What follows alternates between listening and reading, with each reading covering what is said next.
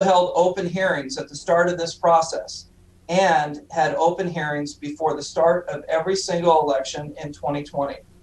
For the first time ever in Maricopa County, we published detailed elections plans. And after every election, we had post-election analysis through the canvass, including for the canvass after the November 3rd election. In fact, the Board of Supervisors had a 2.5-hour hearing discussing in detail the integrity and security of that election. And I'm pretty sure that you received a copy of that canvass. I hope you all had a chance to watch it, because I think some of the questions you might have for me today could have been answered in that canvass, I hope. I want to be clear. The Maricopa County Board of Supervisors respects the Arizona legislature and its constitutional powers. Allegations have been made nationally about last-minute changes that were made because of COVID, and that those changes were not consistent with other states' elections laws. Some have alleged that in doing so, those states' elections were rendered more vulnerable to fraud. I am not here to testify about the veracity of those allegations, but I can tell you that those things did not happen in Maricopa County. When changes were needed, we went to the legislature. And in fact, you did make changes this year. For instance, the changes made concerning electronic adjudication. That was the first bill that went through the House, the Senate, and signed by the governor. It was that important. The Maricopa County Board of Supervisors knows we do not have this authority to go outside of Title 16. Now, because of COVID-19, we did have to make some changes so that all Maricopa County residents who wanted to vote could vote securely and safely. But all those COVID-19 related changes were already within the legislative structure. Indeed, we directed our election department staff to design a model that could respond to COVID and stay within legislative parameters. If a legislative change was needed, we would have asked. There's been a lot of discussion about conducting a forensic audit on Maricopa County's equipment. First, I can assure you, security and transparency are paramount to Maricopa County elections. Last week, in the federal case that was dismissed on Wednesday afternoon, the judge could have required further discovery under short deadlines related to the election. I directed staff to research and prepare for a forensic audit if that occurred. Maricopa County invited a federally certified independent auditing team to Arizona in preparation for a potential forensic audit if the federal judge ordered it. This team arrived in Arizona on Wednesday night. Those team members have now returned to their headquarters because an appeal was filed in that case, and other litigation continues contesting the results of the general election. Election equipment would be considered evidence in any of these lawsuits. Until election litigation is completed, we cannot engage in any audits of the equipment unless ordered by a judge to do so. But when appropriate, and as the law permits, I am committed to supporting a forensic audit. The people of Maricopa County have ample reason to have confidence in their 2020 general election. The county's tabulation equipment is not connected to the internet. The hand count audit we are statutorily required to conduct showed 100% accuracy of the tabulation equipment. And this hand count audit was performed by members of each of the political parties. The logic and accuracy testing of the machines that we are statutorily required to perform before and after the election revealed absolutely no anomalies. I want to be clear. I have complete confidence and trust in the results of this election, and I am committed to further verification of this election so that others can learn about our process and have the same confidence that I have. Thank you for the opportunity to speak to you today. I'm looking forward to continuing to work with the legislature and all the stakeholders as we continue to ensure and maintain confidence in Arizona elections. And before, that's my statement, and I think anybody on my board could have made that statement. We talk a lot as a board. I'm privileged to be chairman right now for another 23 days and 1 hour. looking forward to seeing what the next chairman has. Ms. Eugenia Rita will be in charge of your committee that you chaired so well. And we'll have a new chairman to talk to her about that. But it's a complete, total privilege to be a leader this year with that board. I have found this board to be made of people with integrity, people of vision. I'm so happy to lead them, and I'm ready to take any questions you may have. And last but certainly not least, I want my questions to be answered in a passionate way. I want it to be viewed that they are in a passionate way, but in no way are they defensive. This is where your job comes in. So I want you to know we're working with you, and I am here voluntarily. I did not need to be subpoenaed. I've talked to you, Senator Farnsworth. I've talked to many members, especially in my own district. Happy to be here. And some of the questions that you might have in the setting up of this hearing, Speaker Bowers had questions and concerns. Representative Ben Toma had questions and concerns, and I view this as the ability to speak to both houses of the legislature and hopefully get some questions answered or seek direction on which way to move forward. So with that, I'm ready. Thank you, Mr. Chairman. We'll go to the Vice Chair, Rick Gray. I think you had your hand up. Yes, thank you, Mr. Chairman. And I just want to acknowledge that Mr. Hinkman is actually my supervisor, and we've had a lot of conversations, sometimes through text at 5:30 in the morning. If I remember one conversation we had. And so I want to thank you for your openness, your availability. I'm also thankful to hear, and I understand the constraints you have on when you have lawsuits in action that hinder you, but I'm glad to hear that you're looking at doing a forensic audit, as I've encouraged you to have, and 100% hand count, just so that our voters have a certainty that we know that this election was valid, because that's one of the concerns we have. So many people out there have so many concerns about the validity of this, and so I think it behooves us as elected officials to try and help them see that it was valid. And so I look forward to, after these lawsuits getting over, to seeing that done. So thank you for your involvement, your accessibility, and your work with this. Good, Rick. Thank you. Thank you. And I will confirm that Maricopa has been very receptive to our inquiries and have met multiple times with leadership, and we've had very good discussions. Mr. Leach, did you have questions? Thank you, Mr. Chairman. I have a number of questions, but I'm going to let it flow, because I'm sure Senator Eugenia Rita has questions, and I'm sure the Vice Chair has questions also.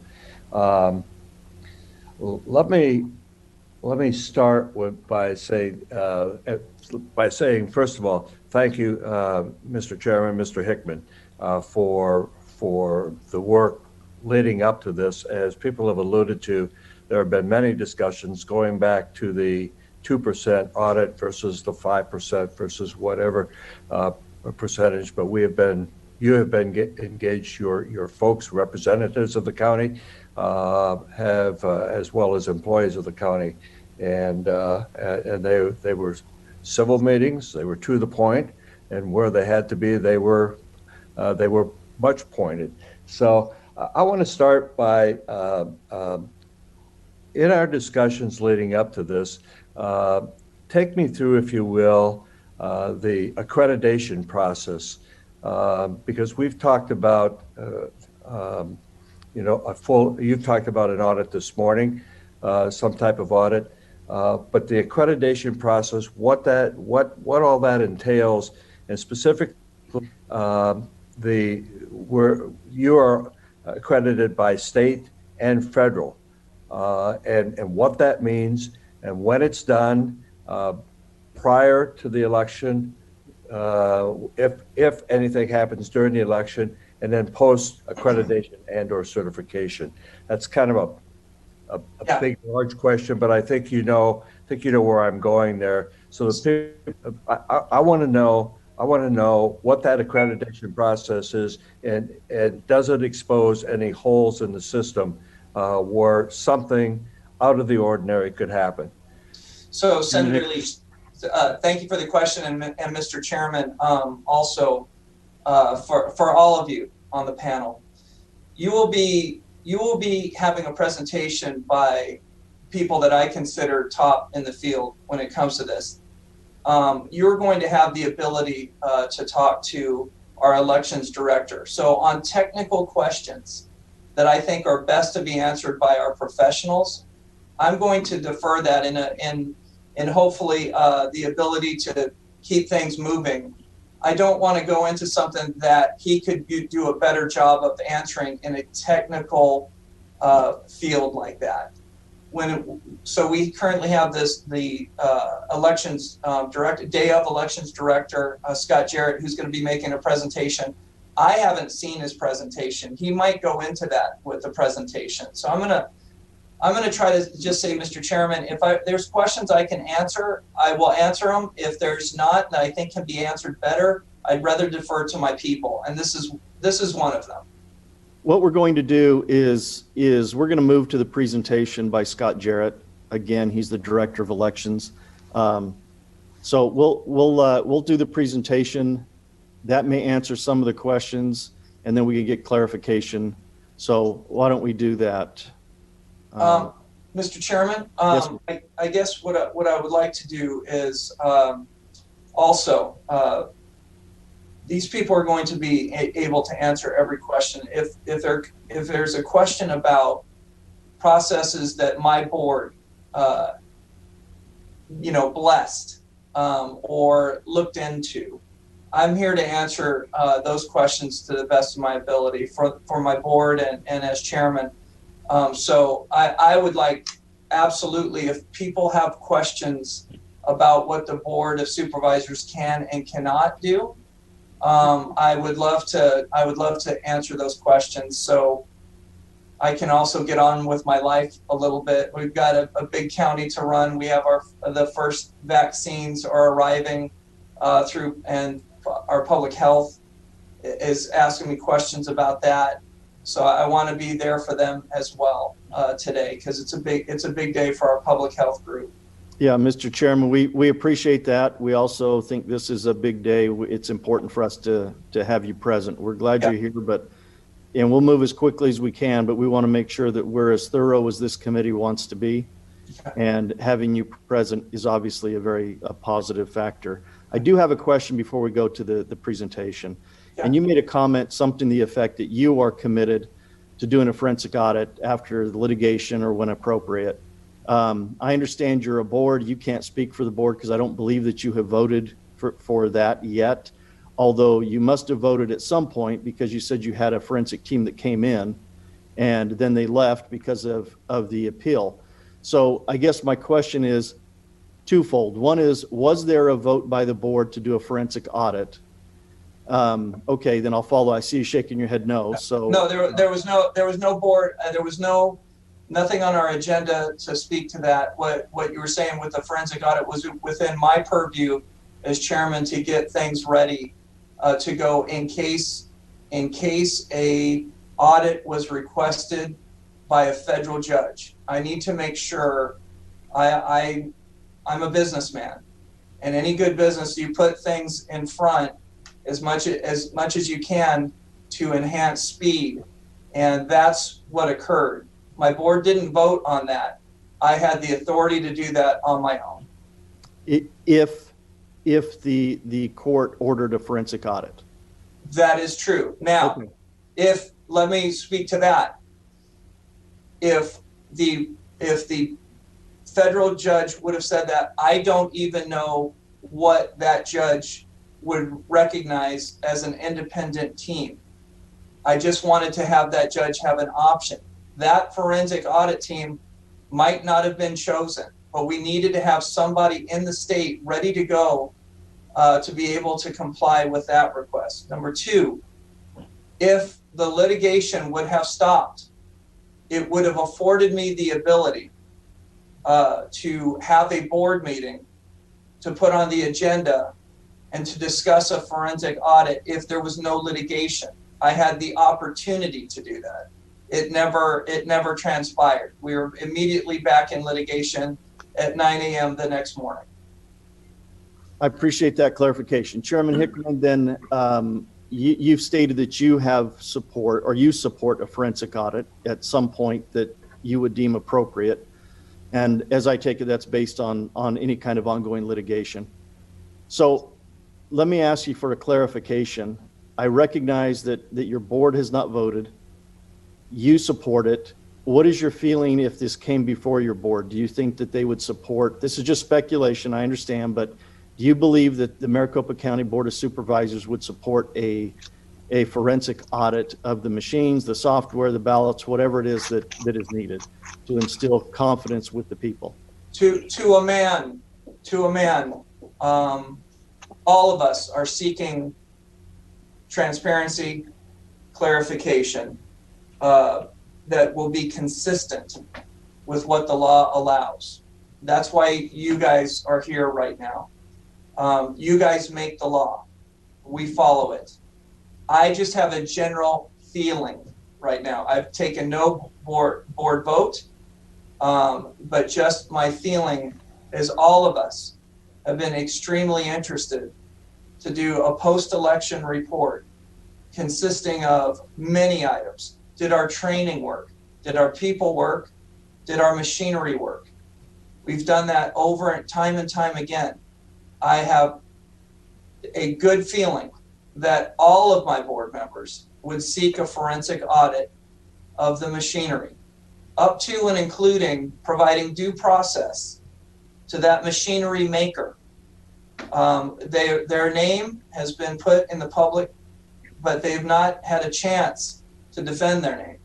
So if that is a part of it, if that's a part of a hearing that we do, if that's a part of a hearing that the state legislature wants to bring, if that is a part where the U.S. Congress wants to bring, this company is the, I believe, I read somewhere, so I can only believe it partially because I just read, I haven't researched, but the company that provides the machinery and the software is, I believe, the second largest company that provides this to many states and many counties around the United States. So I am looking forward to see what Congress decides to do to bring clarity to this election. I appreciate that. Okay, let's go ahead and move to the Mr. Leach, do you have something to that point? I want to get to the presentation, I do, but on this particular issue, go ahead. I do, Mr. Chairman, and thank you. Mr. Hickman, how long would that ought to take? If the appeal was dropped today, and taking travel out, if the auditors were on the ground, today is Monday, and if they started Tuesday morning, how long would it take? Mr. Leach, it depends on what the legislature is asking for, and it depends on what the county is asking for. An independent forensic audit, I have been briefed that, and this is another question for Mr. Jarrett, but I have been briefed that an audit of the nature that we were assuming would occur if it occurred, if the federal judge saw evidence that compelled her to request a forensic audit, we were thinking that audit would take to look into their system and to make sure that it was counting and tabulating votes correctly with no anomalies. With the what we had in hand, we thought it would take about 16 hours. Thank you, Mr. Chairman. Okay. Thank you. Were there other hands? Senator Ugenti Rita? Yes. Please. Yep. Really quickly. Thank you so much. You talked about the audit not being agendized for your board meeting. Does that include executive session? Was an audit in any capacity talked about? No. What we talked about were current election issues that were going on and where we were within the litigation and what steps that we could bring either to, basically to to be a part of it with the county or not. There were lawsuits, I believe. I don't know if we've even intervened in all of them. One of the lawsuits, and again, that is what I'm going to allow our legal Tom Liddy to talk to with any questions. I don't want to get outside of my scope of executive session and what my board hears. No, I appreciate that, and I do understand that. I was just wondering if it was agendized and discussed, not what specifically was discussed in the executive session, but if the conversation ever came up about an audit in executive session, just generally speaking. I will, Mr. Chairman. Mr. Liddy? Yeah, thank you, Mr. Chairman. I think as everyone understands, executive session, the content of those cannot be revealed by the chairman or any member, but the question by the senator was specifically about the agenda, and we can make that agenda item available to the committee. It's a public record. Okay, and to that's wonderful. So was an audit not on that agenda? Like, no, I mean, the agenda item said what the chairman said it was. There was going to be executive session to discuss the election-related litigation. Okay. Great. All right. Any other questions, Senator Genti-Rita? No, I'm good. Thank you, Mr. Farnsworth. Okay. Anybody else before we go to presentations? All right. Let's go ahead and move to the presentation by, I believe, Scott Jarrett.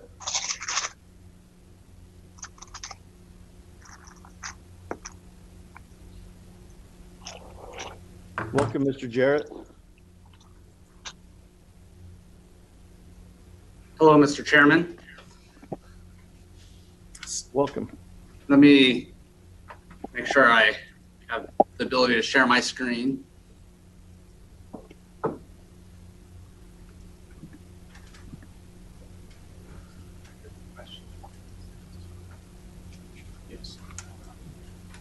Mr. Chairman, can you see my presentation on the screen? I can. Members, you can see it? Yes, I can see it. Great. Please proceed. Okay.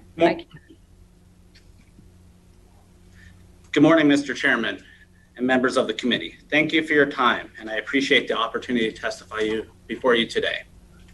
The Maricopa County Elections Department welcomes this scrutiny, and I welcome any opportunity to describe the incredible work of the Maricopa County Election Department employees.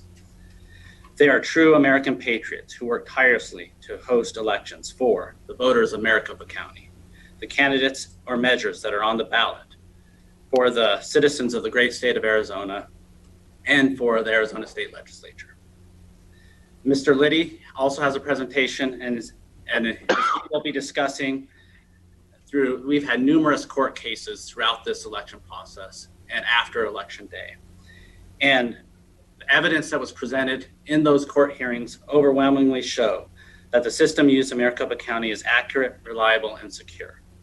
And I am absolutely confident in our processes and know that we conducted a reliable, accurate, and secure election with integrity. I prepared this presentation that covers our election processes and describes in detail the steps that Maricopa County took to secure our tabulation process and equipment. With your permission, I would like to proceed with this presentation and answer any questions the committee may have for me during the presentation or afterwards. Please proceed. I would ask members maybe during the presentation to mute your microphones unless you have a question, please. Mr. Jarrett, please proceed. Thank you, Mr. Chairman. So in Maricopa County, in the face of a pandemic, we hosted an election with turnout percentages that had not been seen in 40 and 50 years. We had nearly 2,090,000 voters participate in the election with over 80% turnout. 991,000 of these voters or ballots were returned to us by mail. 209,000 of these ballots were voted in person, and 714,000 of these ballots were dropped off at a vote center or a drop box. And as I go through the presentation, I'll be describing our central count tabulation proceedings as well as our how we tabulate votes at each vote center. And those ballots that I just described, there were 1.9 million of those went through our central count tabulation processing. We also had 167,000 ballots that were tabulated at vote centers on election day. And it took a lot of effort, a lot of resources. I want to thank the Board of Supervisors for all the additional resources that they provided this election department. But I also want to acknowledge that it wasn't just the additional resources that help us have a successful election. In many ways, it was the laws that were established by the legislature and some recent laws. And I want to take an opportunity to thank some of the members of the committee and yourself, Mr. Chairman, on some of those recent additions to legislation. So in 2019, Senator Ugenti Rita sponsored 2 bills that were instrumental in our success. SB 1054, this legislation allowed the counties to start tabulating ballots 14 days in advance.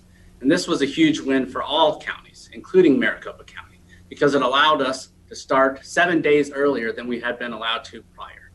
And this enabled us to be able to release results faster than we ever had before in Maricopa County.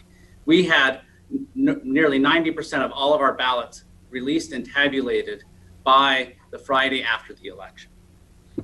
Also, Senate Bill 1090, the legislation allowed the Board of Supervisors to approve emergency voting locations.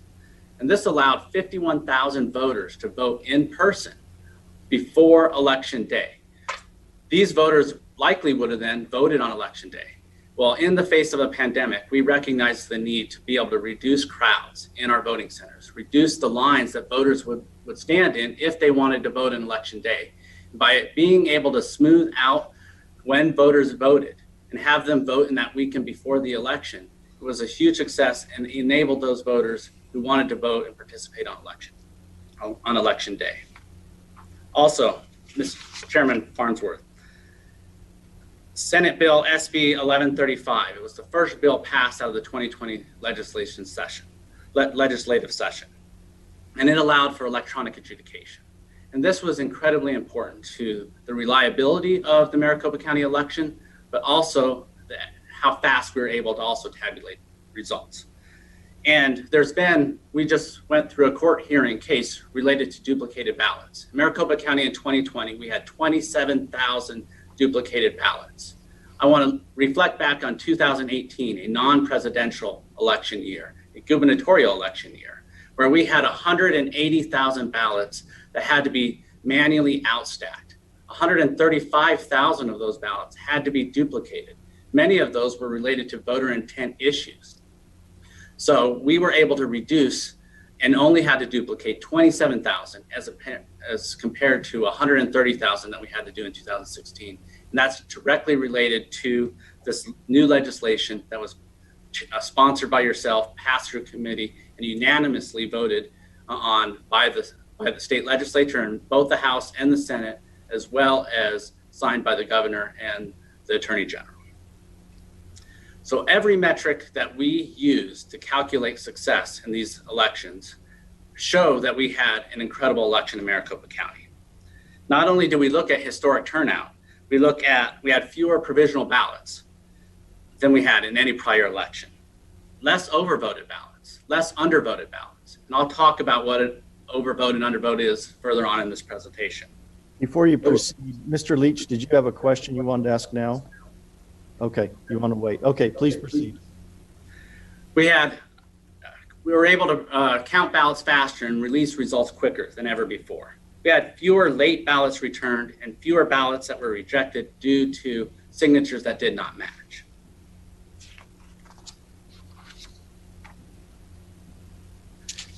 And as I discussed on the prior slide, we had 1.9 million of our ballots were early ballots. And that means that we need to establish a robust set of controls to ensure that only valid early ballots are counted.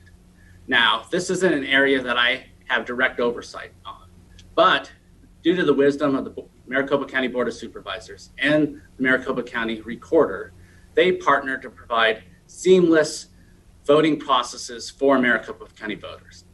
And through that, I've become aware and been able to see firsthand many of these controls that are implemented for early ballots. So I can speak to them at a high level, which I'll describe now. And the first step of an early ballot process is making sure that we only send ballots to registered voters. So we are required by state law to ensure and to compare any voter that registers with government systems, vital records.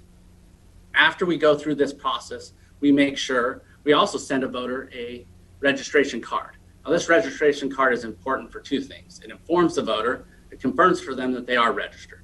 It also shows them what precinct they're registered in, confirms the address that they're registered at, confirms the name, the party that they're registered with. But it also serves another purpose. It serves a purpose for the recorder's office and the elections department to do one more security check before allowing that voter to vote. We send it to their address.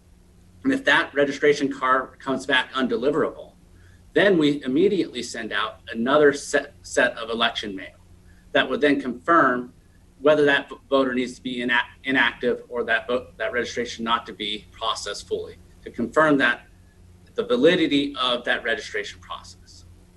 The next thing that we do, and this is before any election, is we send out a 90-day notice through the mail to any voter. And this, again, the 90-day notice it allows the voter to confirm this is their the party that they're registered with, this is the address that they're registered at, and other information that is important to the voter. But it's also important as one of the security checks for the election process. This is what the county uses to identify if that voter may have moved. And if they have moved, again, similar to that voter registration card, we will send out within 2 days, a second piece of official mail to start that process to try to identify where that voter moved to, if they changed their address, or if they've moved out of state, and then that would inactivate their voter registration. We also, with every piece of our early ballots that go through the mail, we have a barcode, an intelligent barcode tracking system. This allows us to track that barcode to the voter's home. If a voter can call and they haven't received it on time, they're expecting it, they've gone on to our Be Ballot Ready tracking status, it shows that the ballot's been mailed. We can trace this to and find out exactly where it is in the post office delivery process. But it also allows us to be able to cancel a ballot. There are many times that a ballot can be lost or a voter damages that ballot and they need a replacement ballot. Well, then we can cancel that first ballot using that barcode and then issue them a new ballot. Or this is also how we track if an in-person voter, an early ballot recipient, they're on the Pebble, they decide that they want to go and vote in person. We can use this barcode then to cancel that ballot that was sent to them in the mail so they can then have that ballot that they voted in person be their live actual ballot that gets counted and tabulated. We also perform a 100% signature check on every single early ballot. So this signature check process is a robust process. There's many different redundant layers over this process. So we have entry-level staff that go through a 4-hour plus training of how to verify signatures. They are reviewing these signatures. They're trained on how to validate those signatures. They look at many different things in addition to the signature. They're looking at the phone numbers that are put on there, how the handwriting matches what's on record. They have a whole history of signatures on file. Due to legislation and the Elections Procedures Manual, we're able not only compare the initial registration that the signature they use to register, we can look at any other affidavit. In some cases, 10, 15, 20 different affidavits are available to our reviewers when they're performing that review. Now, none of that entry-level review process, they are not able to make a signature bad. They can only, if they have a questionable signature, they think that signature may not be a match, they send that on to a secondary review process. These staff members are trained by the same training that goes into the FBI forensic signature review processes. Those are the individuals that then can make one of those questionable signatures bad.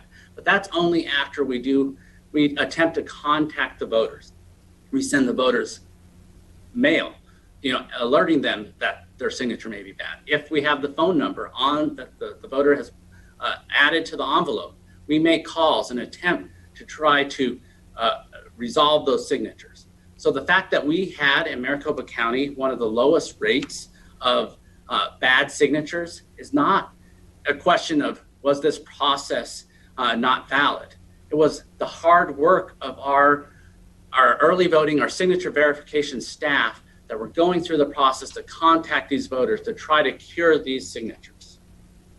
And then after every ballot that is, Mr. Chairman, I think Mr. Leach may have a question. I see him raising his hand. Mr. Leach? You're on mute, Mr. Leach.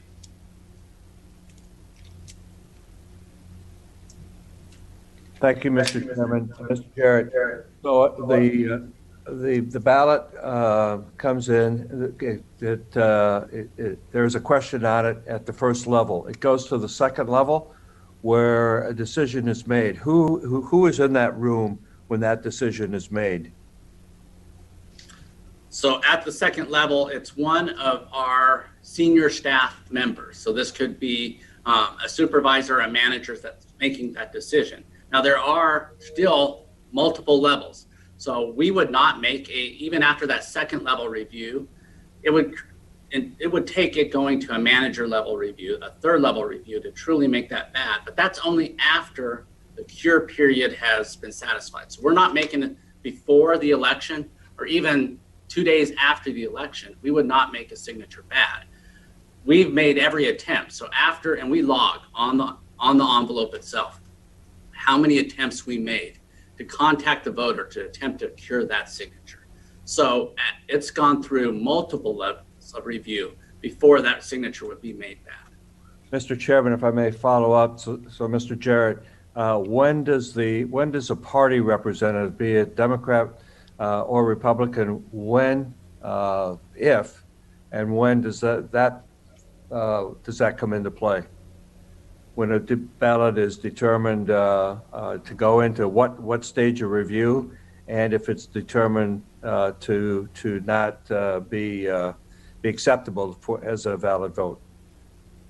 So, Mr. Chairman, Senator Leach, the party representatives observe the process. They are not involved. So the political parties are able to assign observers to the signature verification process, the early voting process. I'll be discussing this in a little bit more detail further in the presentation, but also during the ballot tabulation center.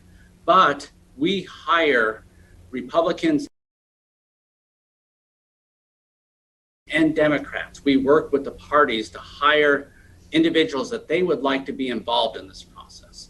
So the individuals performing these reviews are Republicans, Democrats, independents, performing the signature review process, but the political party observers, they're just there to observe the process. Now, if they have a question, they can alert one of our managers, one of the supervisors over the room, and then discuss that with them and leadership within the elections department. Mr. Chairman, if I could change just for a second, Mr. Jarrett, talk to me about the barcode and how that's unique. And from the other side, how can that be replicated, duplicated, forged? I think I've heard in discussions it referred to as an intelligent barcode. I'm not sure what discussion that came up into, but there's concerns that there were additional ballots put in, particularly in the mail-in system. Would you address that concern / allegation? So, Mr. Leach, again, this area is under the recorder's office. However, I can talk to that specific barcode, and it is unique to each individual voter. And if we had to issue a subsequent ballot, we could cancel that first ballot and then issue a new ballot, which would have a different barcode. Thank you, Mr. Chairman. Thank you. Mr. Jarrett, I have a couple of questions going back to your answers. One of the concerns that has been expressed by those who were supposed to be observing is that some were not allowed into the room, and I don't know what the protocol was for making a decision on who could and who couldn't be in the room. And then the other allegation is those that were allowed, they were kept so far away under the guise of COVID, they were kept so far away from the actual counting that it really wasn't an observation. So can you respond to that? So, yes, Mr. Chairman. So your first question about us not allowing individuals in the room, and that's not true. We had more observers involved in observing the election process than ever before. We had members from both parties through in every room, pretty much the entire process. And we worked with the parties. So we met with the parties in September, early September, to describe all the different opportunities that they would be allowed in which they could participate in observing through the selection process. So we had observers in every stage of the process at the vote centers, following our couriers when we're picking up ballots from the process, or picking up ballots from those vote centers or drop boxes. We had observers in the EV processing rooms. That's where we separate the ballots from the envelopes. In the we had 2 rooms where signature verification was occurring. We had observers from both parties in those rooms. And then we also had observers in our ballot tabulation center. So it is not accurate, or those rumors are not true that we were not allowing observers into the process. Now, under COVID-19, we asked that observers maintain 6 feet of physical distancing. This was to keep our staff members safe. Well, the observation process, so those observers could see the screens. Now, they may not have been able to see every screen in the room, but they can overhear conversations between managers and supervisors. They could view many of the screens in the rooms. They could also hear us making calls to hear signatures with voters. So observation is not just a visual process, it's also what they hear, what they see, interactions between staff members and supervisors. And they were able to observe all of those. But we did also allow observers to bring binoculars if they wanted to get even a closer up view of what was on those signature verification screens. And then one last thing I'd like to say is we've had many court hearings where observers have provided testimony that they were able to observe. In that testimony in court, that they were able to walk through the process. They could view any computer screen they wanted. They could view 20 computer screens in one sitting. So in testimony in court, observers have stated that they were able to observe the process. Well, I understand that, but there are also a lot that have said they haven't been able to. And by your own testimony just now, you stated that they were able to observe some of the screens, but not all of the screens, but they could listen. Listening is fine, but if you don't see the actual underlying ballot, how do you confirm just because you hear 2 people speaking? I don't understand that conclusion. So Mr. Chairman, they were able to get a very good sampling by the screens that they could view to see if there were any issues or concerns through that signature verification process. Well, and I understand that. I think that's a faulty conclusion because when you're talking about anything that may be a misdeed or even less than fraud, just mistakes, if you can't verify all of the screens, if you can't verify all of the processes, then it leaves some doubt as to whether the validity of this process was uniform. Again, I'm not making any allegations of fraud, but I am suggesting that if the entire process could not be observed by somebody who's independent or representing a party, both parties, this is not just one party, but both parties, then I think we have at least a little bit of a flaw in the system. So, and Mr. Chairman, I'd like to also discuss, we also went through a recent court hearing where a sampling of ballots was reviewed. And in that court hearing, the expert testimony from both parties said that the signatures that were reviewed through that process they did not identify a signature that would have resulted in a ballot not being counted. So even in a court hearing, the signature review process in Maricopa County, the evidence proved that we were doing our role and our job correctly. With all due respect, as to that one particular provision, you've talked about all of the provisions that are in place, and so that testimony is referring to one particular provision of the process. Okay, please continue your presentation. To that point, Senator Michelle Ugenti-Rita. thank you. Is it muted? Nope. Oh, We okay, can- good. Oh, okay, excellent. Sorry, I can't tell. To Mr. Farnsworth's point, Could you tell me where, either in statute or in the elections procedural manual, it outlines the authority to change the protocols for poll watchers? So in other words, I know you made some adjustments because of COVID-19. Did you have that discretion?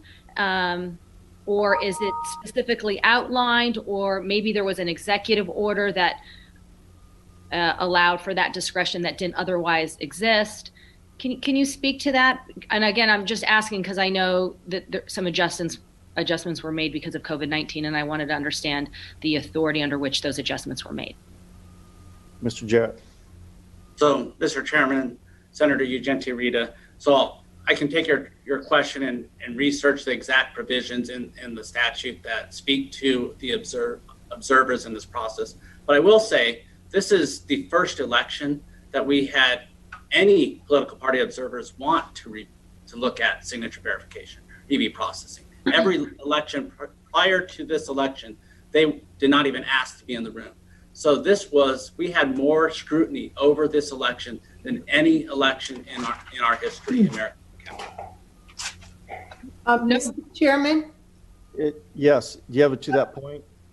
Yes. I'm sorry, I had my hand raised. This is D'Alessandro. Isn't it true that the judge threw out the claim pertaining to observers not having a meaningful opportunity to observe? Didn't the court say if those problems happen, it should have been brought at the time of the issue rather than after the election canvass? And I know, sir, that might not, the legal court decisions might not be part of your expertise, but is that not true that happened? Mr. Chairman, members of the committee, I believe you're correct, but Mr. Liddy is here and he will be providing a presentation as well. I believe he gets into those specific details. Thank you so much. And I look forward to hearing from Mr. Liddy, but based on what was just stated by Senator D'Alessandro, that would be a procedural issue of having missed a time rather than the actual merits of the question. So with that, Mr. Jarrett, and I apologize to everybody, I can only see 5 people because I'm not controlling the screen. So I'll try to monitor better. Mr. Leach, do you have a question? Do you have it to that point? Your hand is up on the screen. Oh, no, Mike, that was from before, Mr. Chairman. Sorry. No the problem. Electronics are eating me up. I'll get rid of it. Okay, I already did. Senator Ugenti Rita, do you want to continue? I have other questions, but they're on other ID issues. Jared, Okay. Are you going to keep going with? Yes, we'll continue with the presentation until people have questions. So Mr. Jarrett, please continue. Okay, thank you, Mr. Chairman. So in the last piece and really the last step after we go through that signature verification process is then bring those envelopes into, and we use bipartisan boards, Democrats, Republicans, Independents, separating those ballots from the envelopes, putting them in the batches of 200, and then creating logs and these custody transfer slips that transfer them to our ballot tabulation center to where they would be tabulated. So the next step of the process is voting in person. And this actually covers early voting in person as well as election day. So all voters, and this is a recent change as well out of the 2019 legislation, that all voters, whether they vote early or on election day, must show a valid ID. So in Maricopa County, we've established a site book check-in station to help expedite the check-in process. This is what really allowed us to manage the flow in our vote centers for the November election. We could have 9 to 15 people checking in simultaneously. However, there's a control process. There's a stopgap. Voters can scan their ID, but they can only progress so far until they have to show that ID to one of our poll workers. The site books do not let them progress until a one of our poll workers comes up with a unique badge. They scan that badge. They are then required to log the type of ID in the site book that that voter showed before they're allowed to progress through and then have a ballot printed for them. We also, for this election, we went to a vote center model. Maricopa County, we have over 5,400 ballot styles. And we had to purchase ballot on demand printers to be able to provide that voter their correct ballot style. We use control slips that are printed from our sitebook check-in stations along with the ballot style to marry those up and to ensure that we give the voter their correct ballot style. Then, I think, Mr. Chairman, Senator Ugenti Rita has a question. Okay, I don't see her hand up in here, but sorry. Senator Ugenti Rita? Okay. Yes, thank you so much. Scott, what do you do to make sure federal-only ballots have a signature, or not a signature, but a ID check? So, Mr. Chairman, Senator Ugenti Rita, so for federal-only voters, actually there's additional steps and security measures for a Fed-only voter. So if you are a Fed-only voter, you cannot have a ballot mailed to you for your first election. You have to vote in person for the very first time. Okay. And then they would follow a very similar process as any other voter. They would have to show an ID, a valid ID, as required by state law to progress through the process and get a Fed-only vote, a Fed-only ballot. However, we had, I think it was right around 700 Fed-only provisional ballots that when a voter in this election came in and they said no, they demanded to vote a full ballot. They said that they were not a Fed-only voter. Well, because that status, because through that control slip, we knew that they were a Fed-only voter. They had not proved citizenship yet, that we printed them that if they demanded to vote that full ballot based on HAVA, we have to let them vote that full ballot. However, we do it through a provisional process. So we let them vote provisionally. And then that gives them the opportunity to cure that ballot. If they were able to come back and prove citizenship through that cure process, then that full ballot would have counted. If they did not prove citizenship, then we would have to duplicate those ballots and duplicate that ballot onto a Fed-only ballot. So yes, a Fed-only voter has to prove identity through the same process that any voter would through that check-in process. Wonderful, thank you. That was helpful. Do you know offhand how many of those provisionals ultimately ended up being validated and voting a whole ballot? Mr. Chairman, Senator Ugenti Rita, I don't know the exact number, but I know that there were 700 or so that we had to duplicate onto a Fed-only ballot. So those were provisionals that the voter did not come in and provide us sufficient identification or proof of citizenship. Okay. Thank you, Mr. Chairman. Thank you. Mr. Leach. Thank you, Mr. Chairman. Mr. Jarrett, you referred to the voting centers and the need for on-demand printing ballots because of the number of unique ballots. Who's in control of printing that? And is that printed in conjunction with the Dominion voting machines? Is that separate? How is that handled? And then follow-up question to that would be, there are allegations out there that ballots came in from across state lines. There's been discussion about an audit of the cast vote record and whether or not that cast, cast EVR. Yeah, okay, thank you, Mr. Chairman. Would that show up? In other words, where I'm going, Mr. Jarrett, is a ballot printed in Arizona, does it have special watermarks or something that would identify it as only an Arizona printed ballot and would eliminate the question of out-of-state ballots coming across state lines?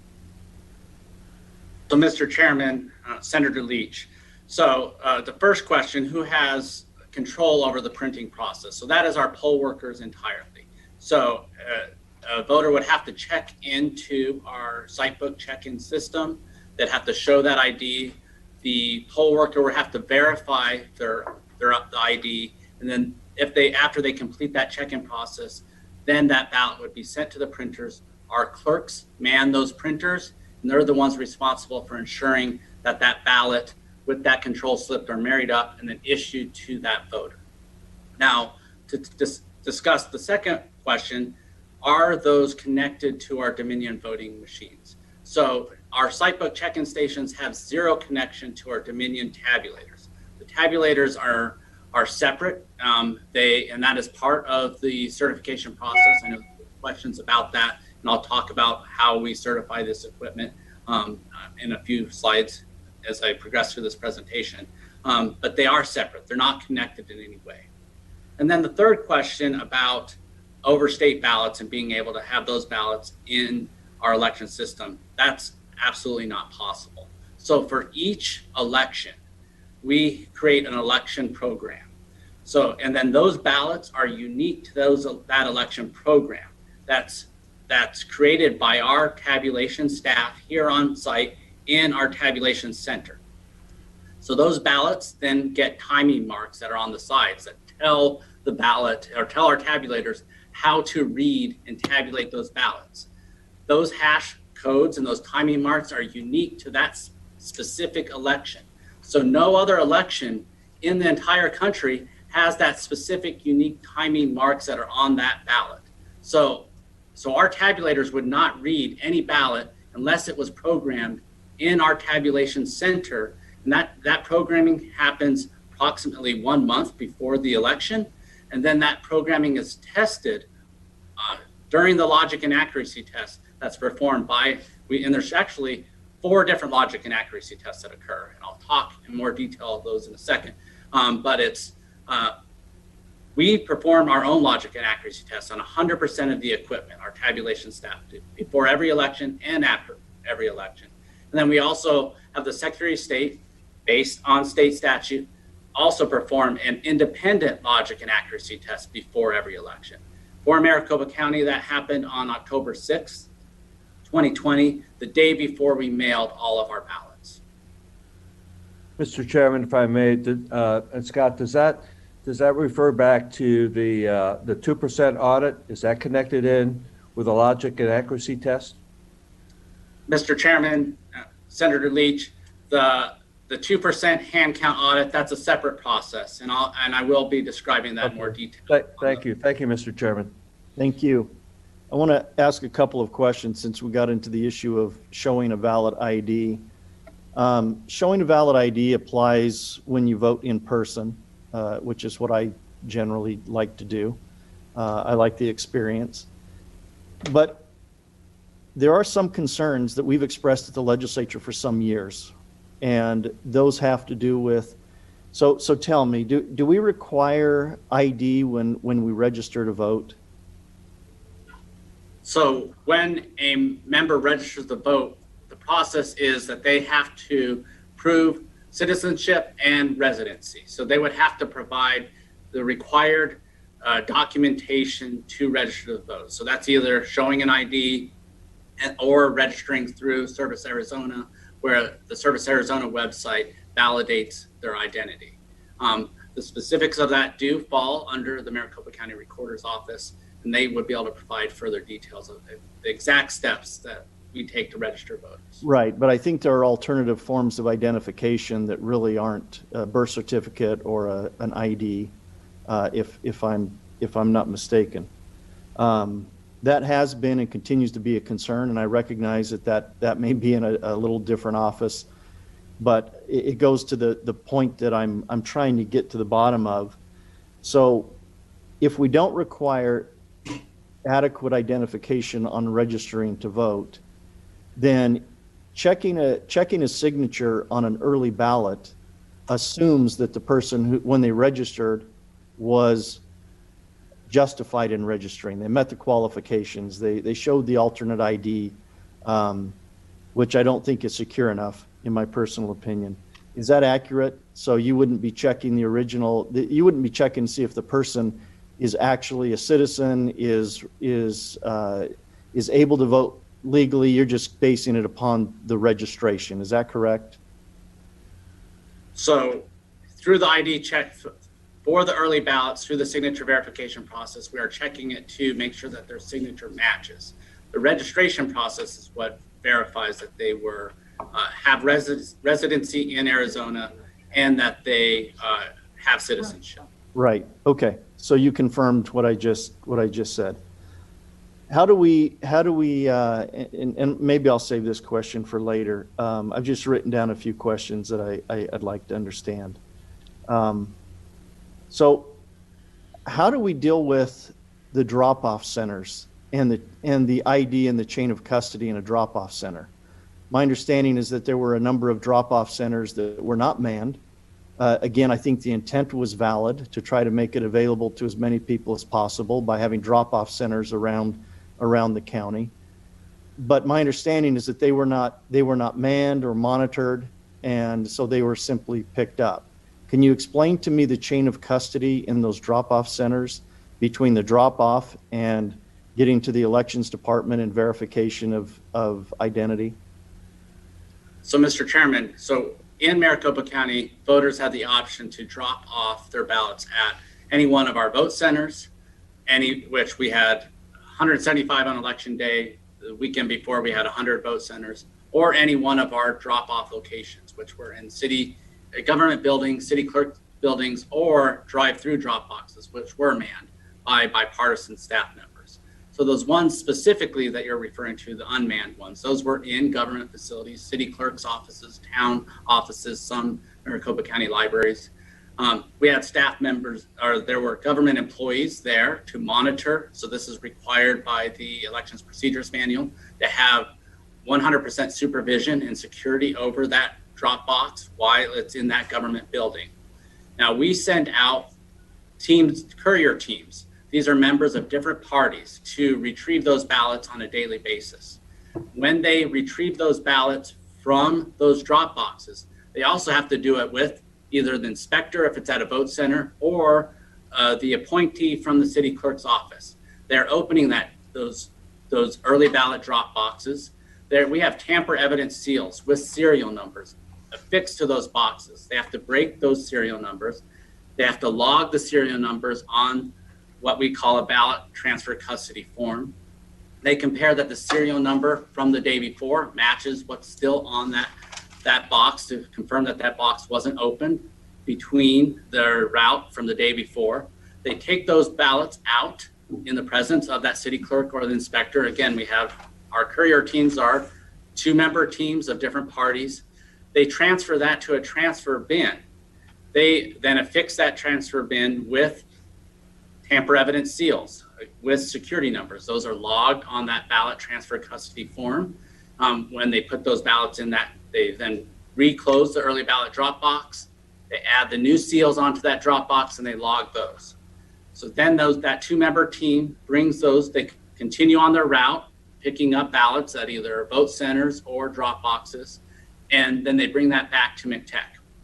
For this election, again, I mentioned one of the first times that we've had observers partnered with this process. We had political party observers following our couriers as they went through and performed these pickups. And then when they followed them all the way back to our department headquarters here, our McTech Tabulation Center.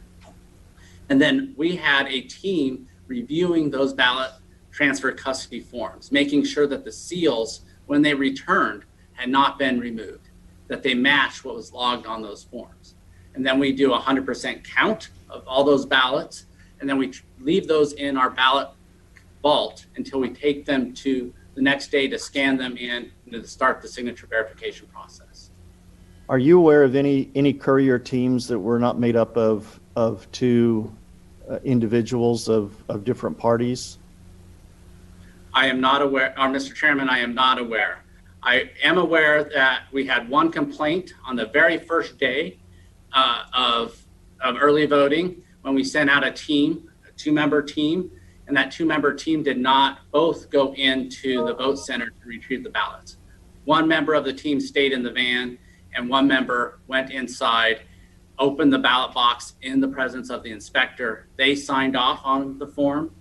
That was not in accordance with our training. However, we corrected that for every future date after that first day of early voting. And that was only one member team.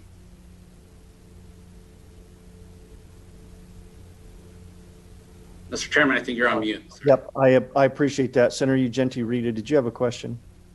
Yes, thank you so much, Mr. Chairman. Scott, you already went over, and if we could just go back for a moment, the signature verification process. And I just wanted to get a little clarity. Tell me if I've got this right. So there's like a first round, and that's done by individuals who have roughly 4 hours of training. And if there's an issue with that signature, it goes to what we call like a second round, where someone else, a manager of some type, maybe even with more training, would then look at the issue and make a determination on what happens next. But on that first round, can you speak to how many signatures are okayed at that initial first round with the individuals who have the 4 hours of training? So, Mr. Chairman, Senator Ugenti Rita, I don't have the specific numbers. I do know that about 1% on average for most elections go through and require a second round of review. But I do also want to add a little bit more clarity to that first round. Okay. So they can make a signature good, but we then do a 2% audit of every single signature that goes through and is basically determined as a good signature from that first round. And that's done by our manager level staff. And they're doing that to confirm that that first group, that first tier, is doing their jobs correctly. They can identify if there's any trends or patterns that are happening that that first tier would not be doing correctly. And then they could then address that through training or identify if maybe we need to make a staffing decision. And through that audit process, we did not find any concerns within this election. Okay, thank you, Mr. Chairman. So I just want to sum up. So the vast majority of signatures are, for lack of a better technical term, okayed or deemed sufficient at that first level. There's a process if for whatever reason there's a process to manage the signatures that are not okayed, and then you have the backup of auditing a random sample of 2% from those individuals for quality control. Is that right? Mr. Chairman, Senator Ugenti Rita, that is correct. There are, and as I described on the prior slide, there's still many other front-end controls that we use over this process, from the form of sending out those 90-day postcards to make sure that those ballots were sent to the correct address. Every time we mail out a ballot, we do an address check verification to make sure that that is going to that voter. So and then voters add those phone numbers, and we can compare that phone number to the file, and we can even compare the handwriting on the phone number itself. But the vast majority are being okayed at that first round. That's just what I was getting at. Mr. Chairman, Senator, you're correct. Okay, wonderful. Thanks for your clarification. Mm-hmm. Thank you. Mr. Leach, your digital hand is up. Do you have a question? Thank you, Mr. Chairman. Mr. Jarrett, let me switch a little bit. There have been allegations around the country regarding that the power was shut off at some of the voting centers in some of the states, or the ballot. I shouldn't say voting centers. I should say the ballot tabulating areas. Did that happen in Arizona at all, to your knowledge? Mr. Chairman, Senator Leach, no, it did not happen in Maricopa County, to my knowledge. So the follow-up, Mr. Chairman, Mr. Jarrett, we saw spikes in the vote, what people are reporting as spikes in the vote counts. If there wasn't, in fact, any shutdowns, what would you say about the spikes, and why are we seeing the spikes in the vote counts? So, Mr. Chairman, Senator Leach, Maricopa County, there were no spikes. And in fact, once you go through the analysis, and actually Mr. Liddy will include some of this in his presentation, every single data reporting after Election Day describes the opposite of what those spikes are saying. They're saying that there was unusual spikes in the favor of Biden. In Maricopa County, actually nearly every single report subsequent to Election Day favored President Trump. And I can just tell you most likely why that was. So in Maricopa County, the vast majority of our early voting, especially those first few weeks of early voting through mail and in person, Democrats were turning out in much higher numbers than Republicans were. But as we got to the tail end of early voting, we had Republicans started coming out, and they actually surpassed the early turnout for what Democrats turned out for. Now, when we reported results at 8 p.m. on election night, those were just early ballots. And at that point in time, we were through the Friday before the election. So that's what the ballots that we reported at 8 p.m. on election night were everything that we had received by early morning on Friday. Well, the vast majority of those include more Democrats than Republicans.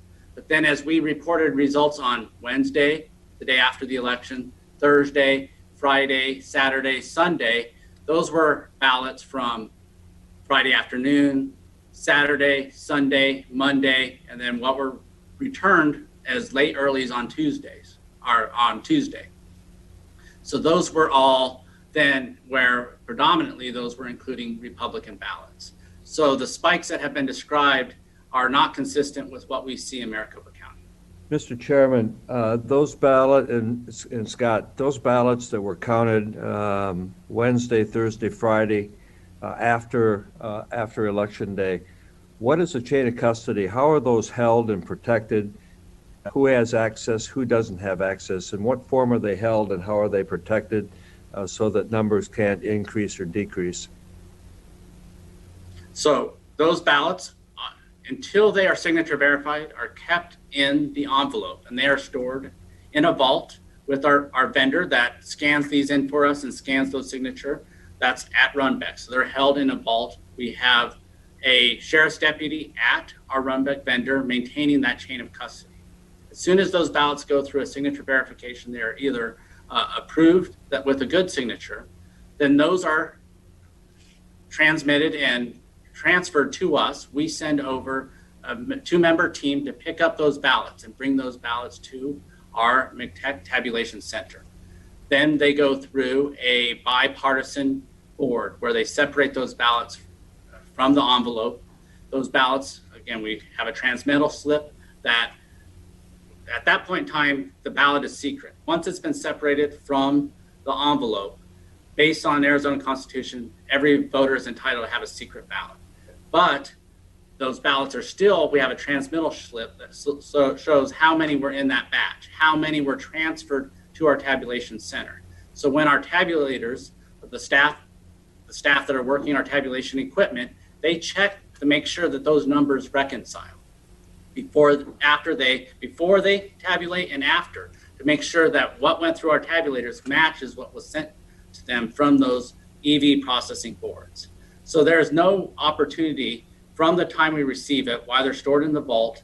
Every single step of the process, we have transmittal slips to check and verify that the numbers in those batches stay the same through that entire process. Now, there are opportunities when those EV processing boards are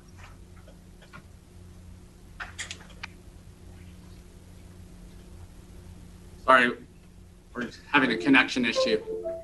Can you hear me, Mr. Chairman? I can. So when those EV processing boards are doing their inspection of the ballots, so they're separating those envelopes or separating the ballots from the envelopes, they're also looking for damaged ballots. So a ballot that might be torn.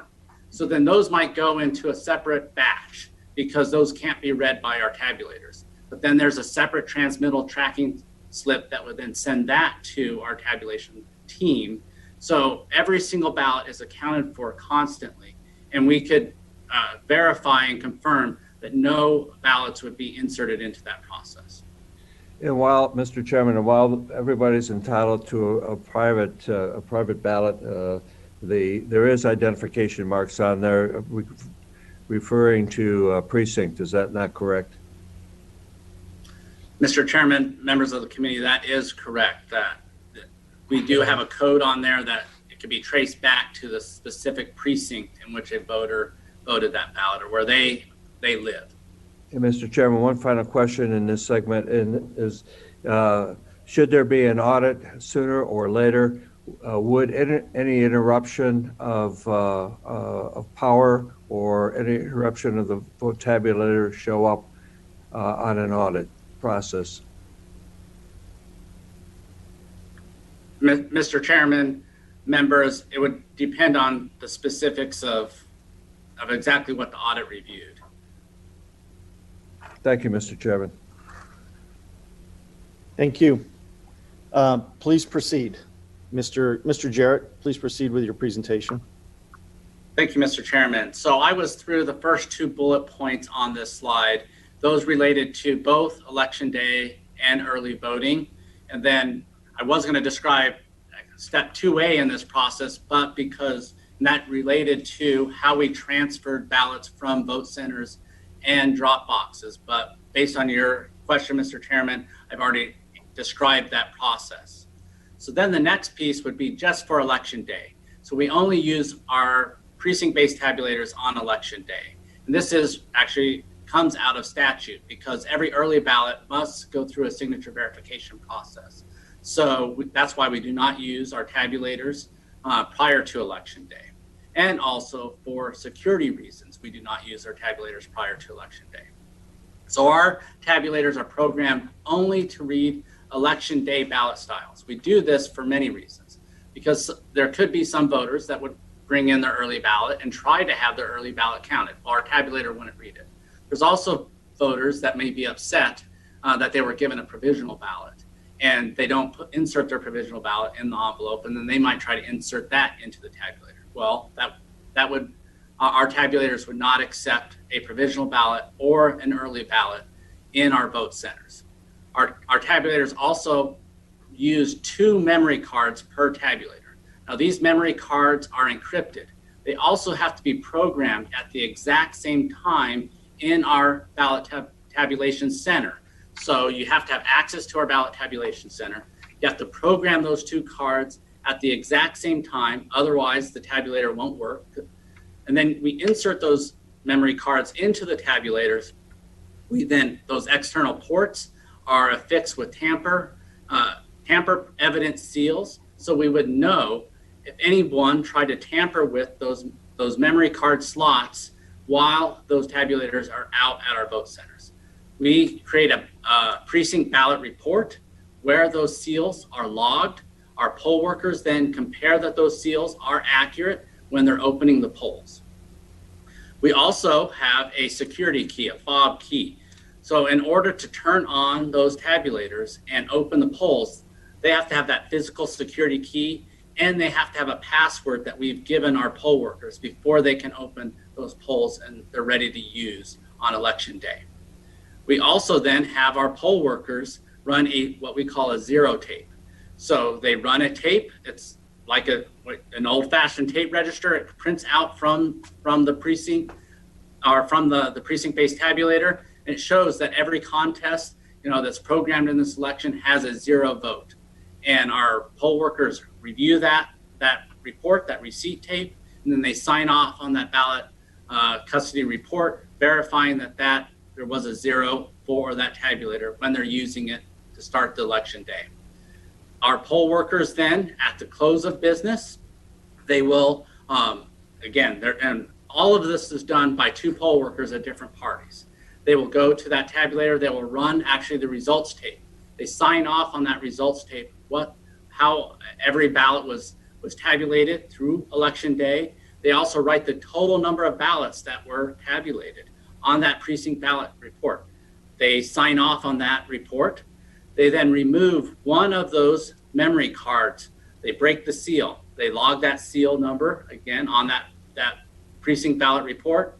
They take that memory card, put it in a little container that we provide them, put it in a bubble pack, and then we have 2 members from different parties transport the ballots. So they have to have a key to open up that ballot box. They take those ballots out, they put them in a black canvas bag, they seal that black canvas bag with a tamper evidence seal. That tamper evidence seal, that number is logged on that ballot custody report. So those ballots, that one single memory card, and any other critical documents that we need, like that ballot custody report, are then transferred to one of our receiving sites in Maricopa County. Our receiving sites are staffed with members from different parties. In this election, we used actually county employees from any one of our 50 county departments, and we made sure that they're from different parties. We also had MCSO sheriff deputies providing security over every receiving site. When those trucks left that receiving site and came back to McTech, our tabulation center, they were escorted by 2 sheriff's deputies' cars, sheriff deputy patrol vehicles with patrol deputies in those cars, ensuring the chain of custody all the way from the receiving site to McTech. Once those cards and those ballots are received by McTech, we do an inventory, we confirm that the seal numbers match, we bring those into our tabulation center. There's political party observers that were here present through that entire process, observing how we read in those memory cards on election night. So, Mr. Chairman, any questions before I move on to the next slide and talk about the tabulation process? Any questions by the committee members? Mr. Borelli. Unmute. Let me see my notes here. Were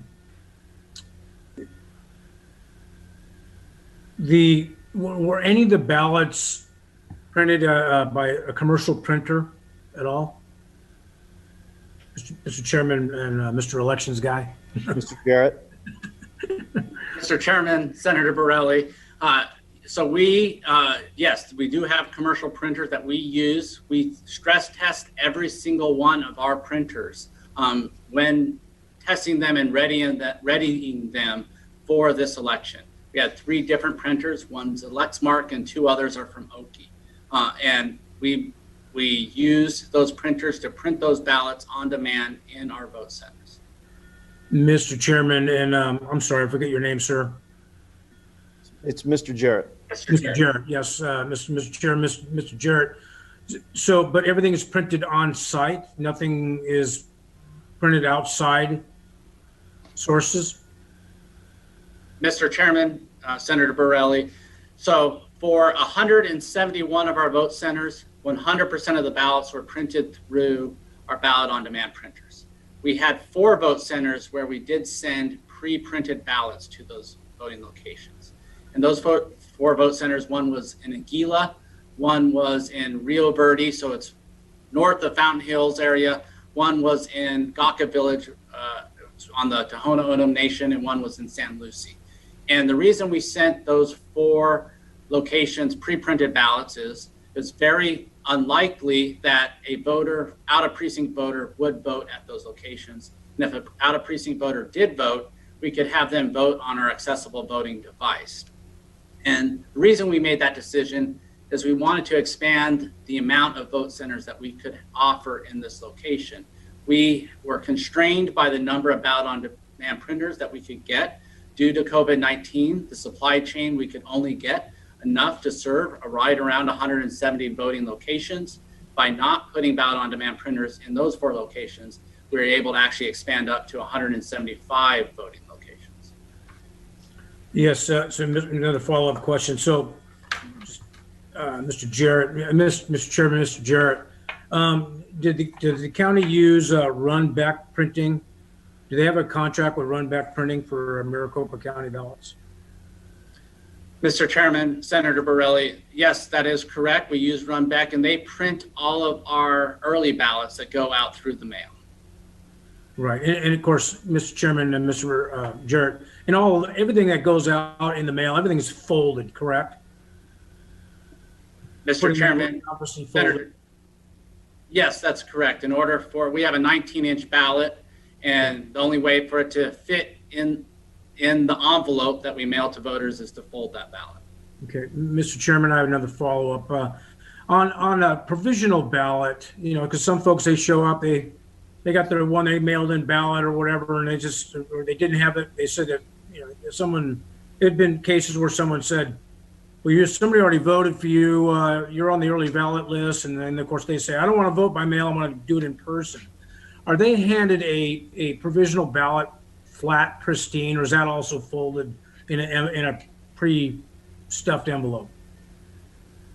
So, Mr. Chairman, Senator Borelli, if they have not returned their early ballot, and we can confirm that through our sitebook check-in station, that voter would be issued actually a regular ballot, and we would cancel that early ballot. So and that's one of the reasons we have so few provisional ballots in Maricopa County, in addition to the vote centers that we use. Yes. So, but if a voter, any provisional voter, comes into our voting location, that ballot is printed using one of our ballot on demand printers, and a provisional ballot envelope is also printed. And our poll workers are trained to guide them on how to fold the ballot so it will fit into the provisional ballot envelope. Right, okay, so either way, they're gonna have a folded ballot going in an envelope. Nothing is pristine, flat, and goes right directly into a machine, because everything is put in an envelope and sent to the tabulating center, correct? So, Mr. Chairman, Senator Borelli, so if you vote using election day ballot, those are not folded, but any ballot that does go into an envelope is folded, Okay. Thank whether you. that be an early ballot or a provisional ballot. Well, because if they show up at the polling center, they're gonna show an ID, they're gonna be given a ballot, but if there's one, a provisional that needs to be, obviously, later on, gets stuffed in a ballot. So my next question is on the adjudicated ballots, where, there's a coffee stain on one ballot that gets sent in via mail, however, and they have to do adjudication and obviously, swap vote for vote, and it's all observed. Is that ballot also folded, or is that run through pristine, non-folded? So, Mr. Chairman, Senator Borelli, so yes, we have a variety of reasons why we might have to duplicate a ballot. And so I think that's the process you're describing. And that's when we have, and those reasons could be because they are uniform overseas and military members, right? They return ballots to us through a secure portal. We had about we had just over 27,000 ballots that we had to duplicate for this election. Okay. A little over 9,000 of those were those UOCAVA ballots.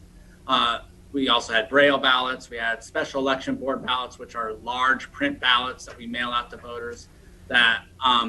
But they then could be those damaged ballots. So they're torn. There's a coffee spill on those. So those could come from the vote centers and maybe would have a fold, or they could come back to us through an envelope, through the mail, and they are torn or have that damage. Yeah. So when we duplicate those ballots, the original ballot may have folds, but the actual duplicated ballot does not have a fold. Those are printed at our vendor runback, and they're returned to us as a straight ballot without a fold in it. And of course, then it's documented that it was adjudicated and there's witnesses and so on and so forth. Thank you, Mr. Chairman. I have no more questions at this time. Thank you. Okay, any other questions? Senator Ugenti Rita? I appreciate that. Thank you so much, Mr. Chairman. Back to the mail-in ballots. What do you do with ballots that look like the seal's been broke or it hasn't been, properly sealed? There's a tear, things like that. So the ballot itself is legible, but it doesn't look like perhaps it was securely put in the envelope. What's the process for dealing with those mail-in ballots? So, Mr. Chairman, Ms. Ugenti Rita, or Senator Ugenti Rita. So as long as they're sealed appropriately, so the voter has an opportunity. If they made a mistake on the envelope, they can request a new one, or they could go vote in person.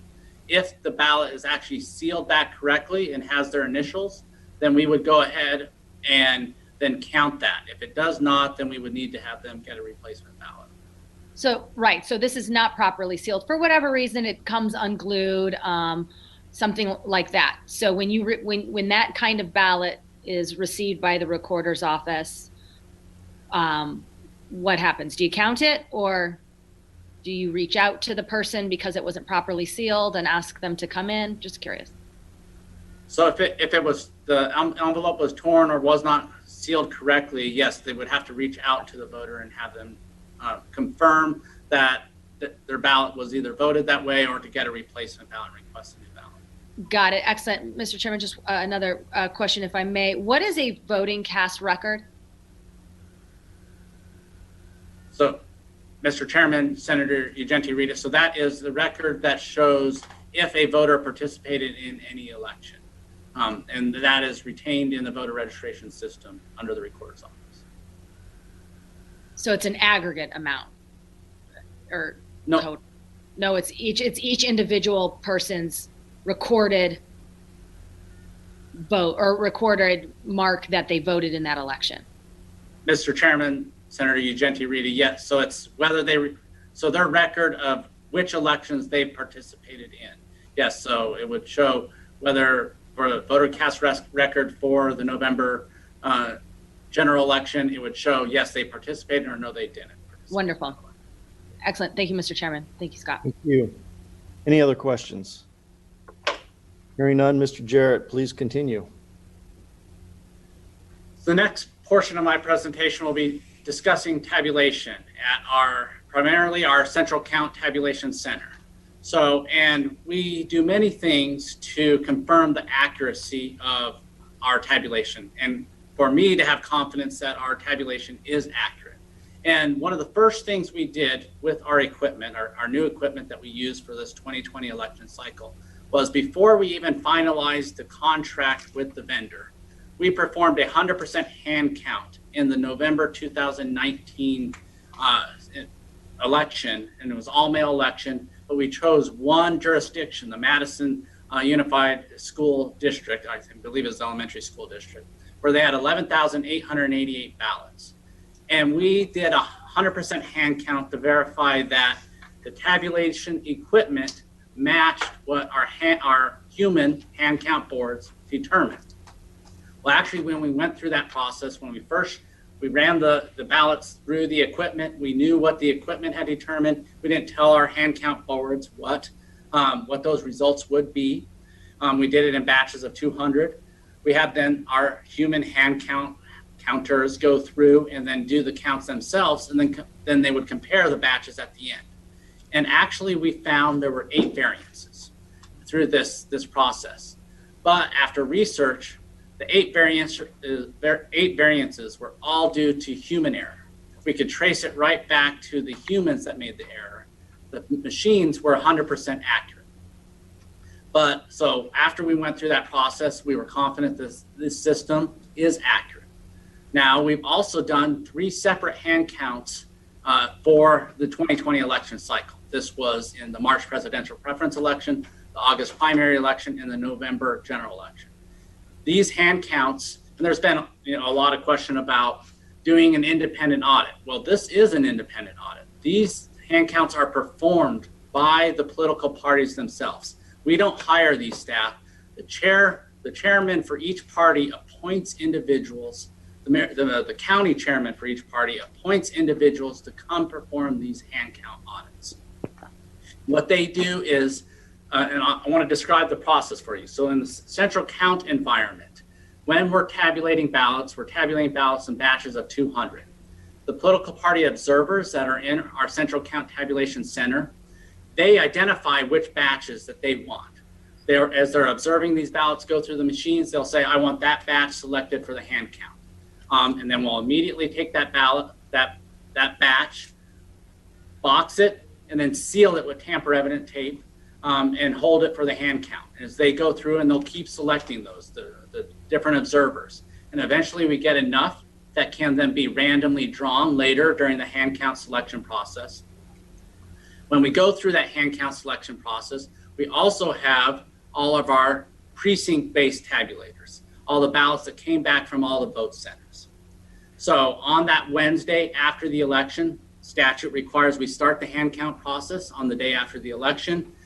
The political party chairs come in, and then they are part of a random draw of which ballots will be selected to perform a hand count. So all 175 vote centers are put into basically a hat in which they draw 175 are there.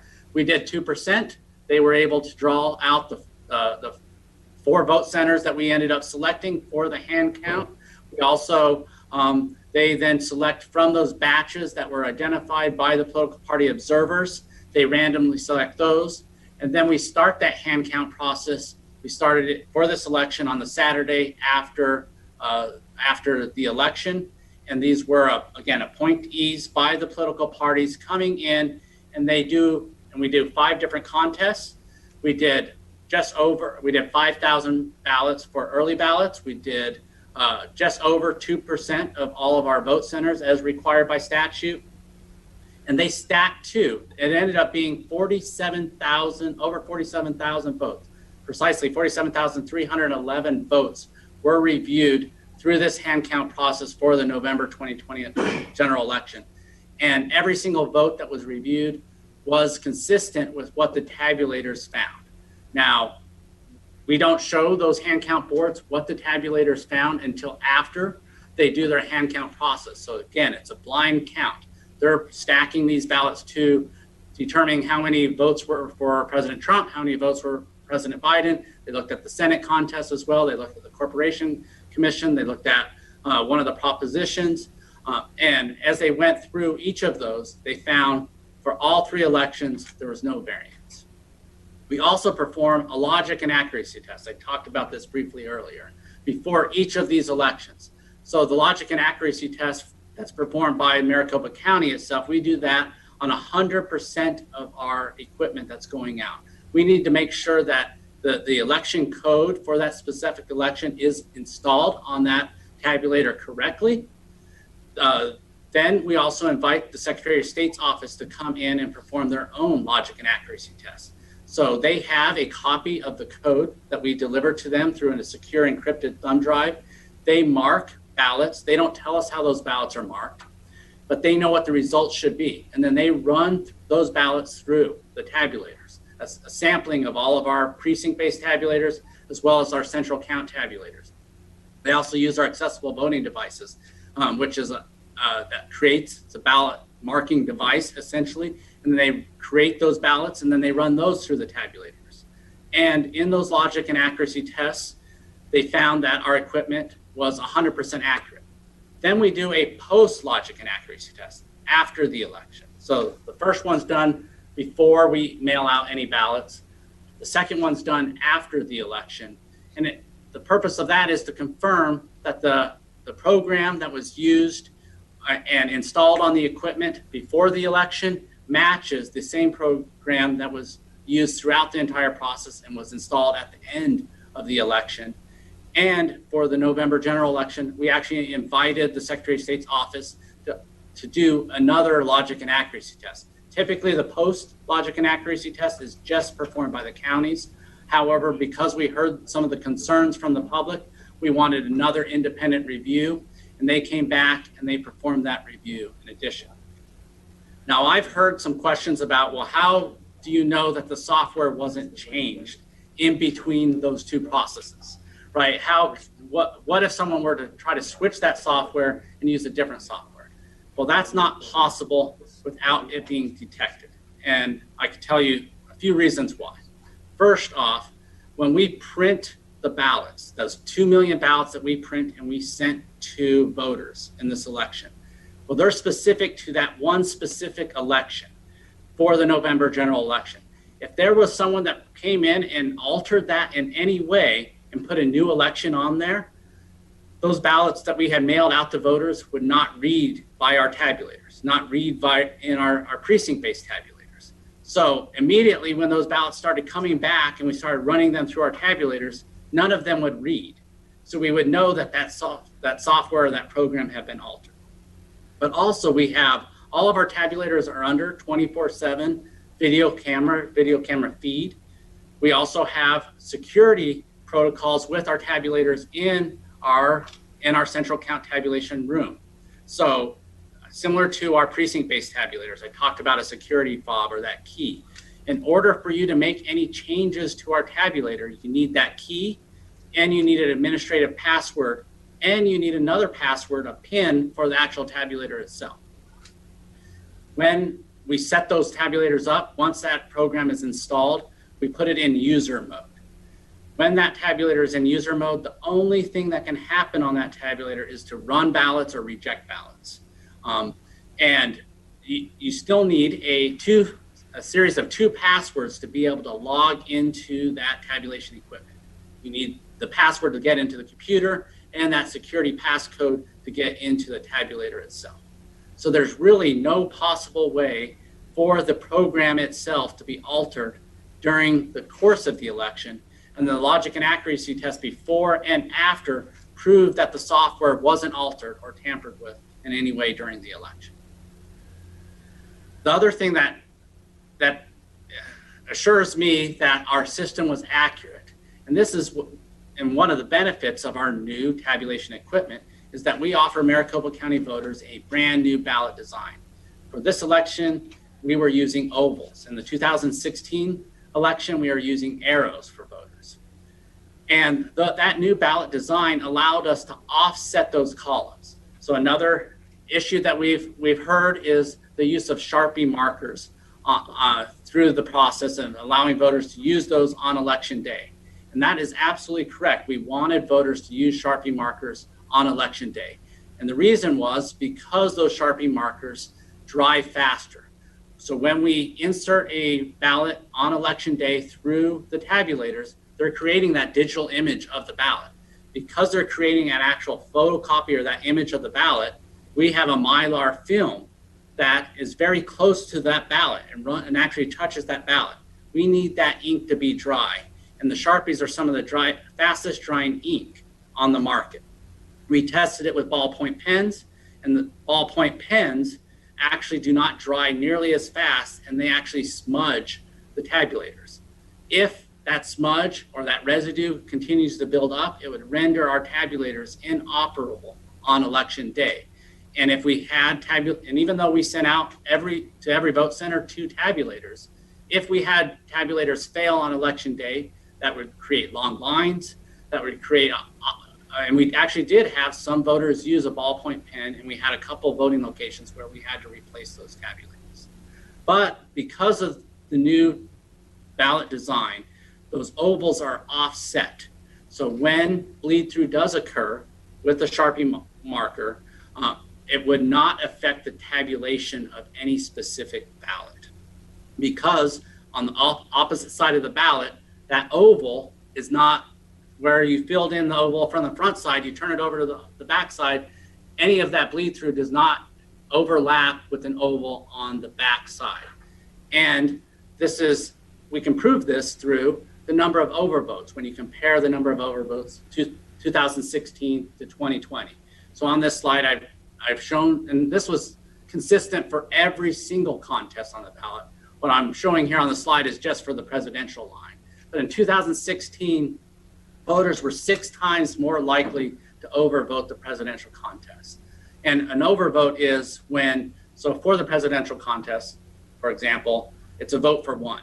If you fill in one oval in that contest, that would not be an overvote. But if you filled in 2, you voted for both Trump and Biden, or both Trump and Jorgensen, or one of the candidates and the write-in, that would create an overvote situation. Except for if the voter voted for one of the candidates, say Biden, and then they also wrote in Biden's name, and then they filled in the over for Biden, that would create an overvote in the precinct. However, because 100% of write-ins go through electronic adjudication, we train our electronic adjudication boards to look for that specific situation and then remove the vote in the write-in candidate, which would then no longer allow it to be an overvote, and then that would have been awarded to the candidate that received that vote. The other thing that we look at is undervotes. So this is when voters leave a contest entirely blank. And this does happen even on the presidential line. So in 2016, voters were 3 times more likely to undervote the presidential contest, leave it completely blank. So not only did we have higher turnout in this November general election, the voters that actually cast and voted their ballots, more votes were actually counted as well in this election.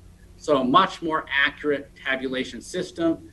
And this is a result of not only our new ballot design, but the legislation that Mr. Chairman Farnsworth, that you sponsored, the electronic adjudication, allowed us to use that process to ensure that we are counting more votes for voters in this election than any election that we've had in the past.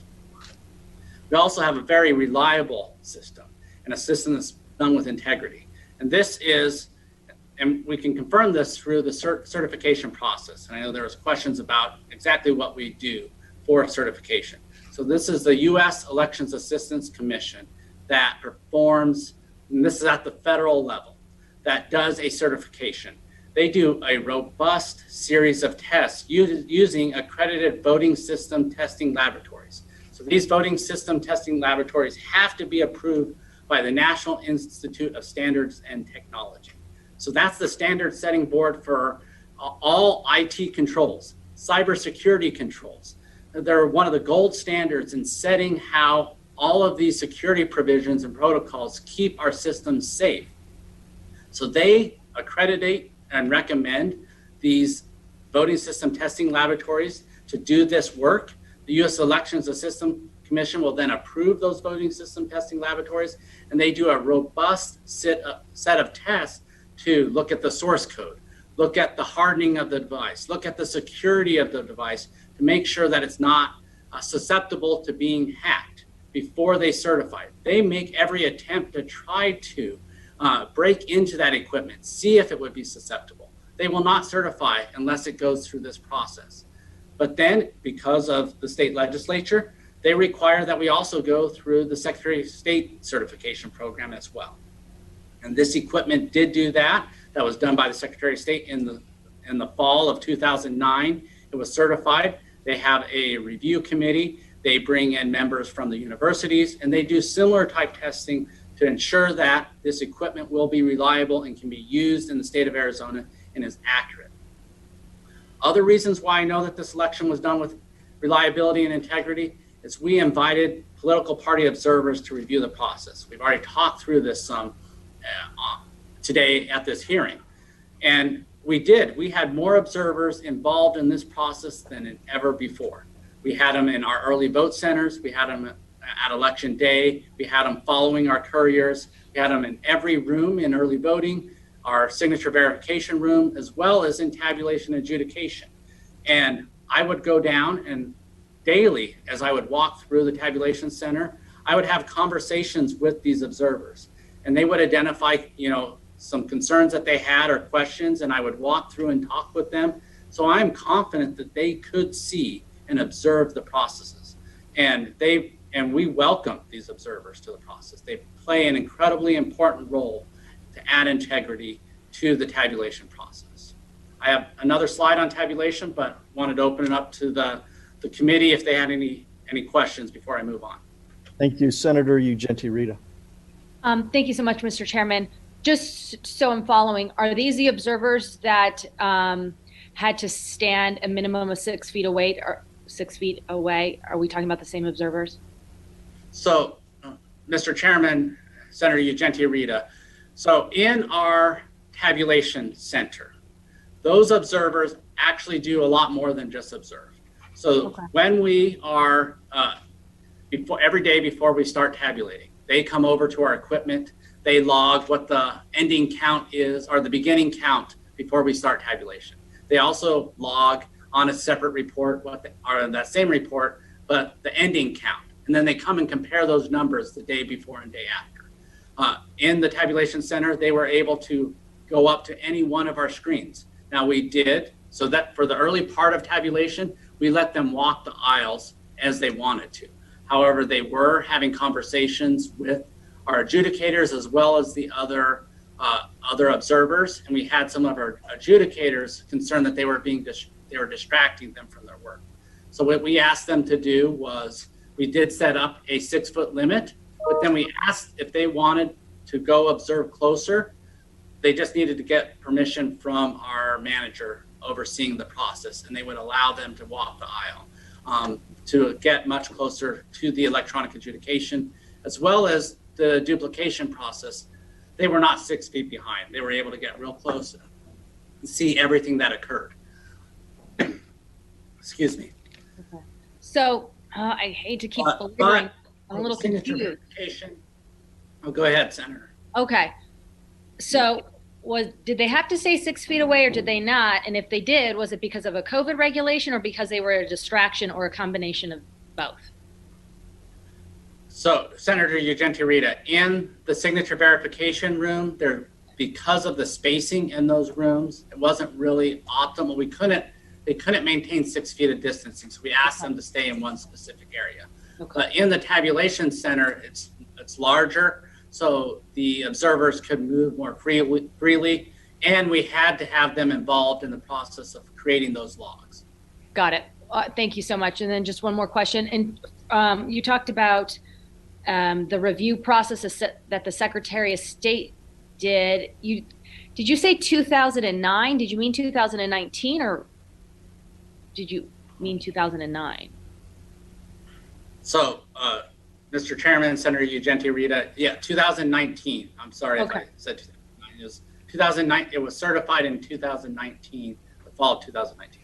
Okay, yeah, that's what I thought you meant. Okay, wonderful. And then also, the new equipment, it's my understanding, is recently leased. Can you speak to why the decision was made to lease it versus buy it outright? And what was the decision process there? And then do you have the contract that you could share with the committee members? Mr. Chairman, Senator Ugenti-Rita, yes, we do have the contract that we can share that as a public record. Great.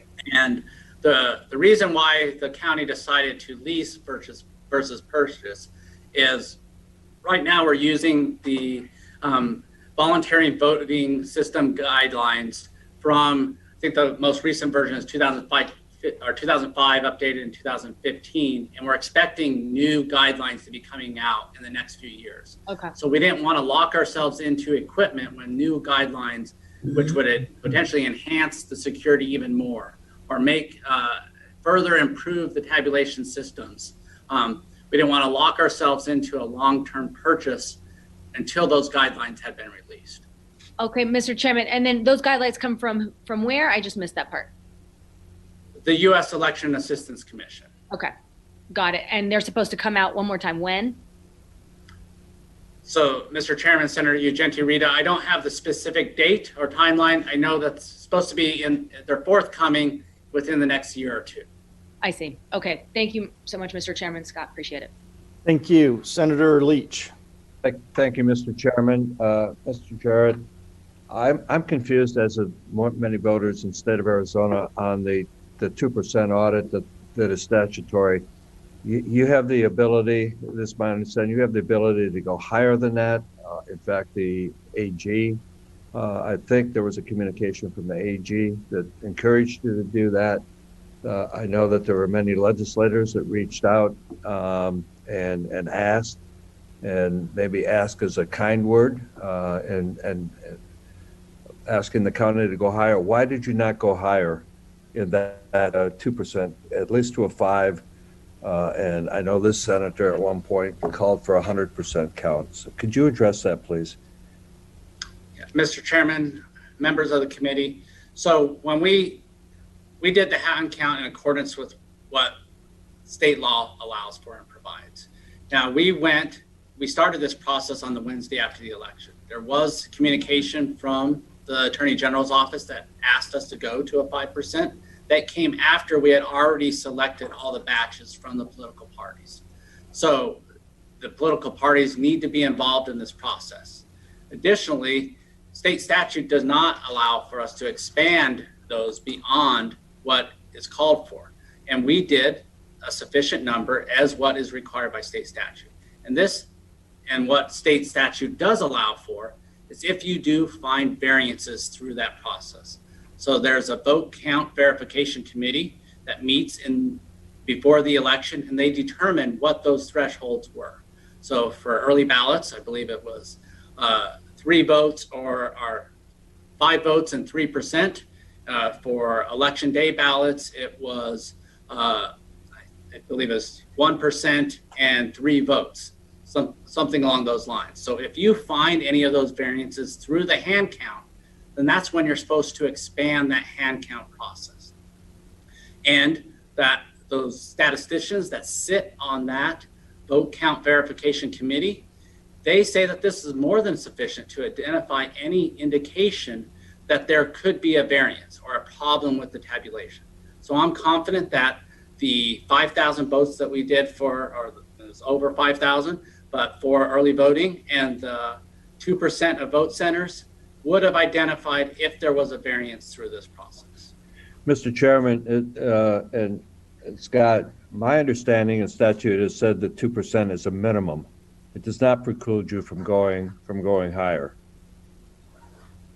So, Mr. Chairman, members of the committee, once we've started the process, so I believe you're correct. If we had raised that to 5% before we started, we could have had a higher amount. But once we had started the process, we had selected 2% with the parties. Based on our advice from legal counsel, we needed to stay within the 2%.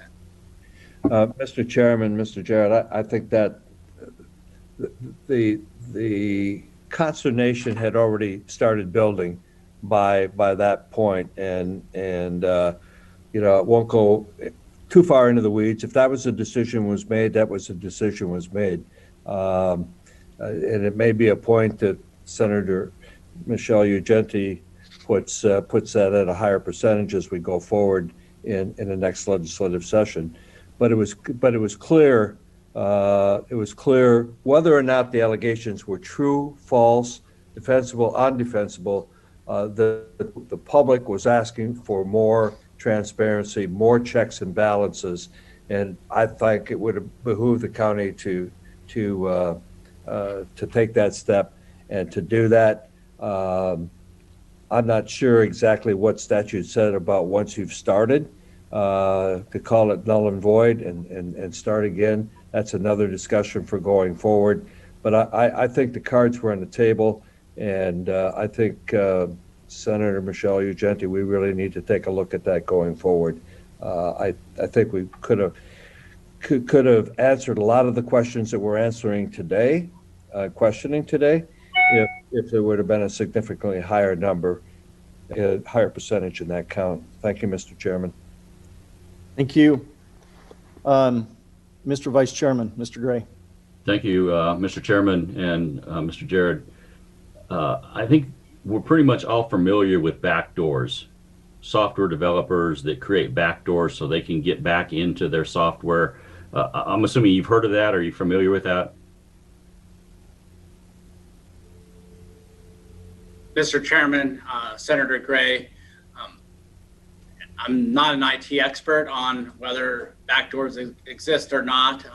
But I know that in our system, how any software engineer would access the system is through an administrative password. Okay, and thank you, Mr.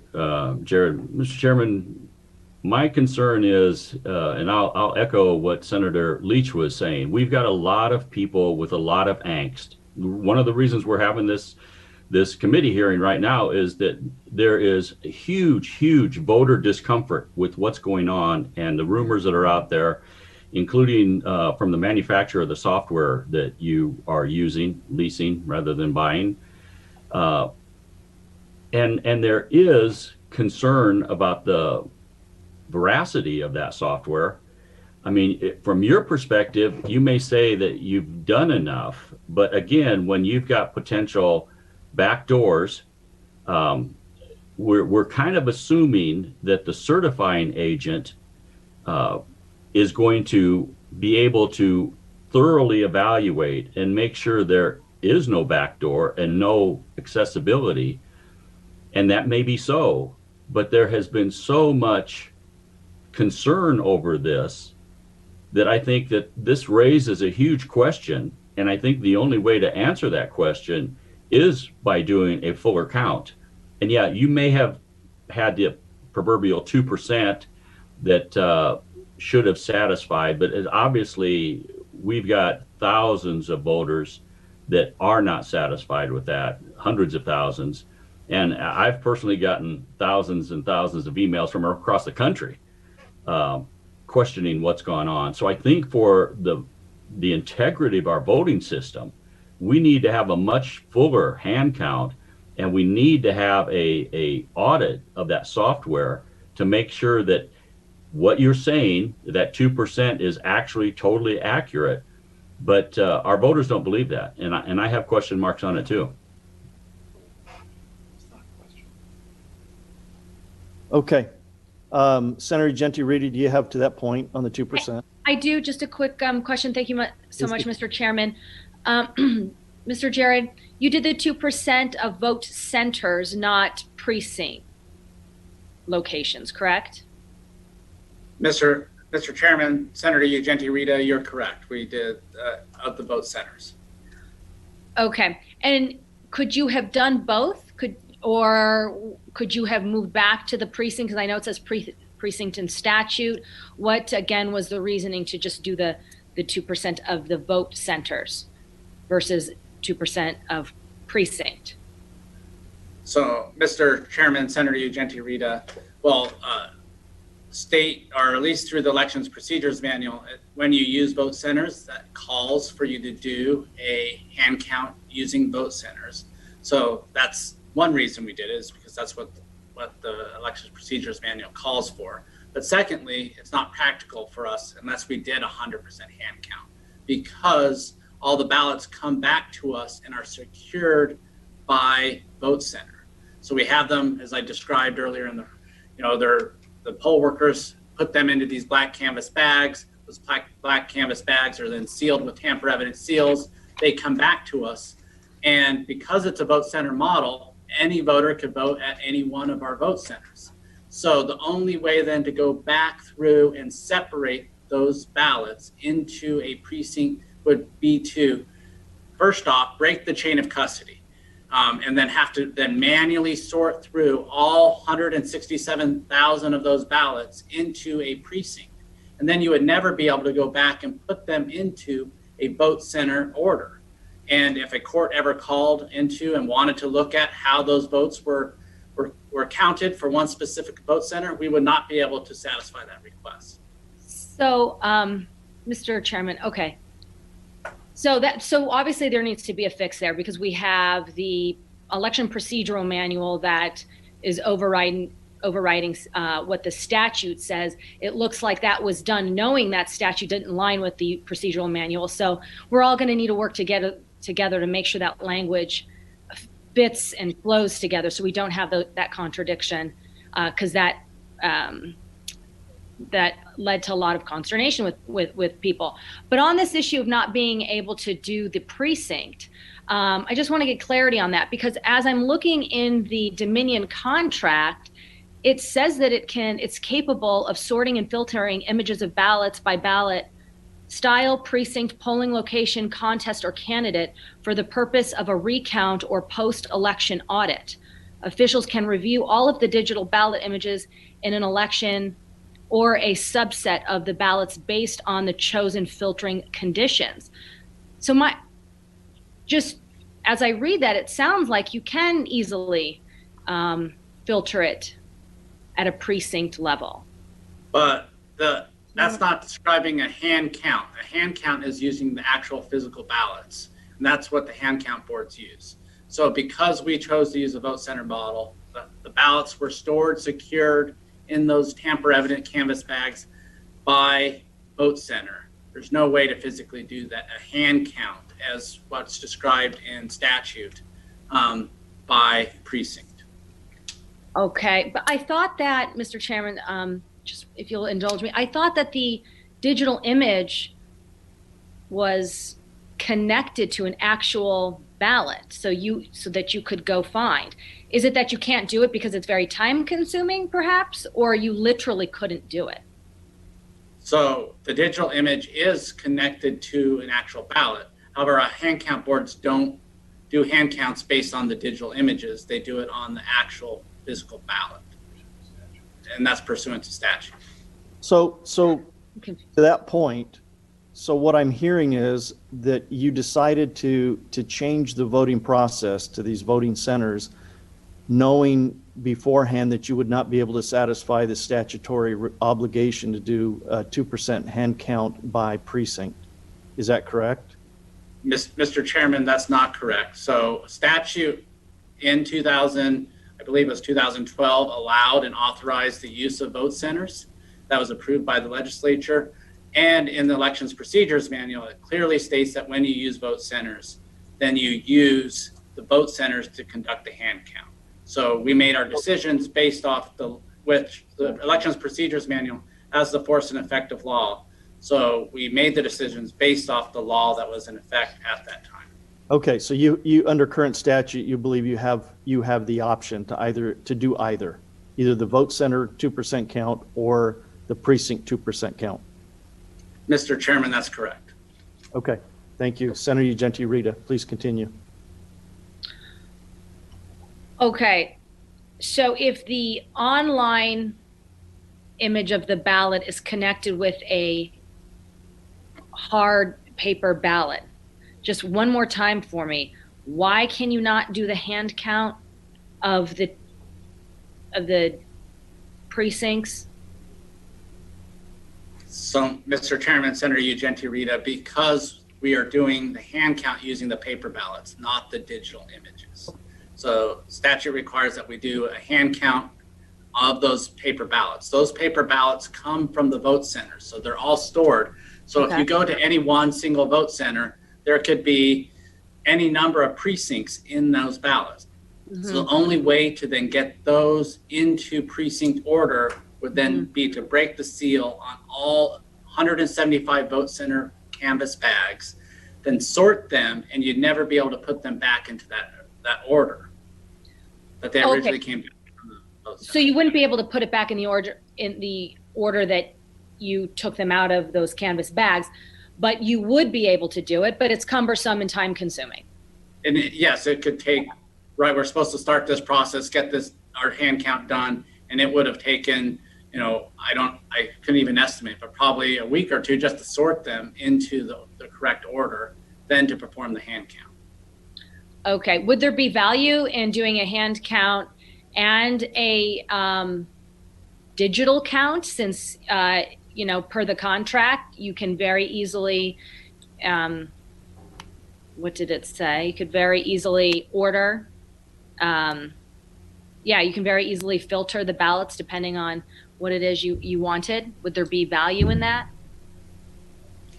So, Mr. Chairman, Senator Ugenti Rita, anything could have value. I believe that the current processes that we have in place through the logic and accuracy testing, that tests the functionality of the system, the certification process of the system, as well as the electronic adjudication piece to this. When those boards are performing electronic adjudication, they are creating manual logs, logging every single action that they take.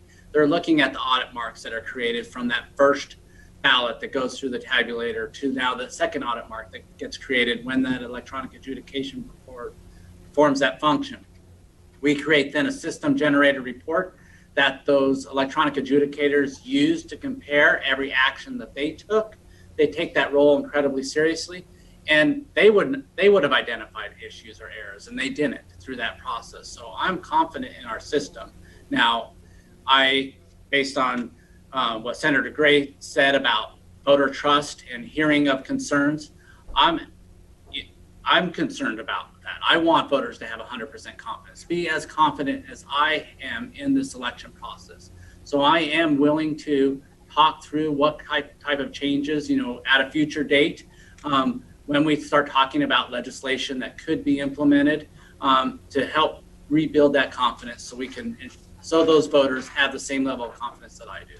I appreciate that. And Mr. Chair, and the reason I bring that up is I'm just trying to take advantage of the technology that you guys are leasing. So if we're going to have these digital images and store them, then perhaps we could put them to use other than just adjudicating. Thank you. Thank you. Senator Borelli, did you have a question?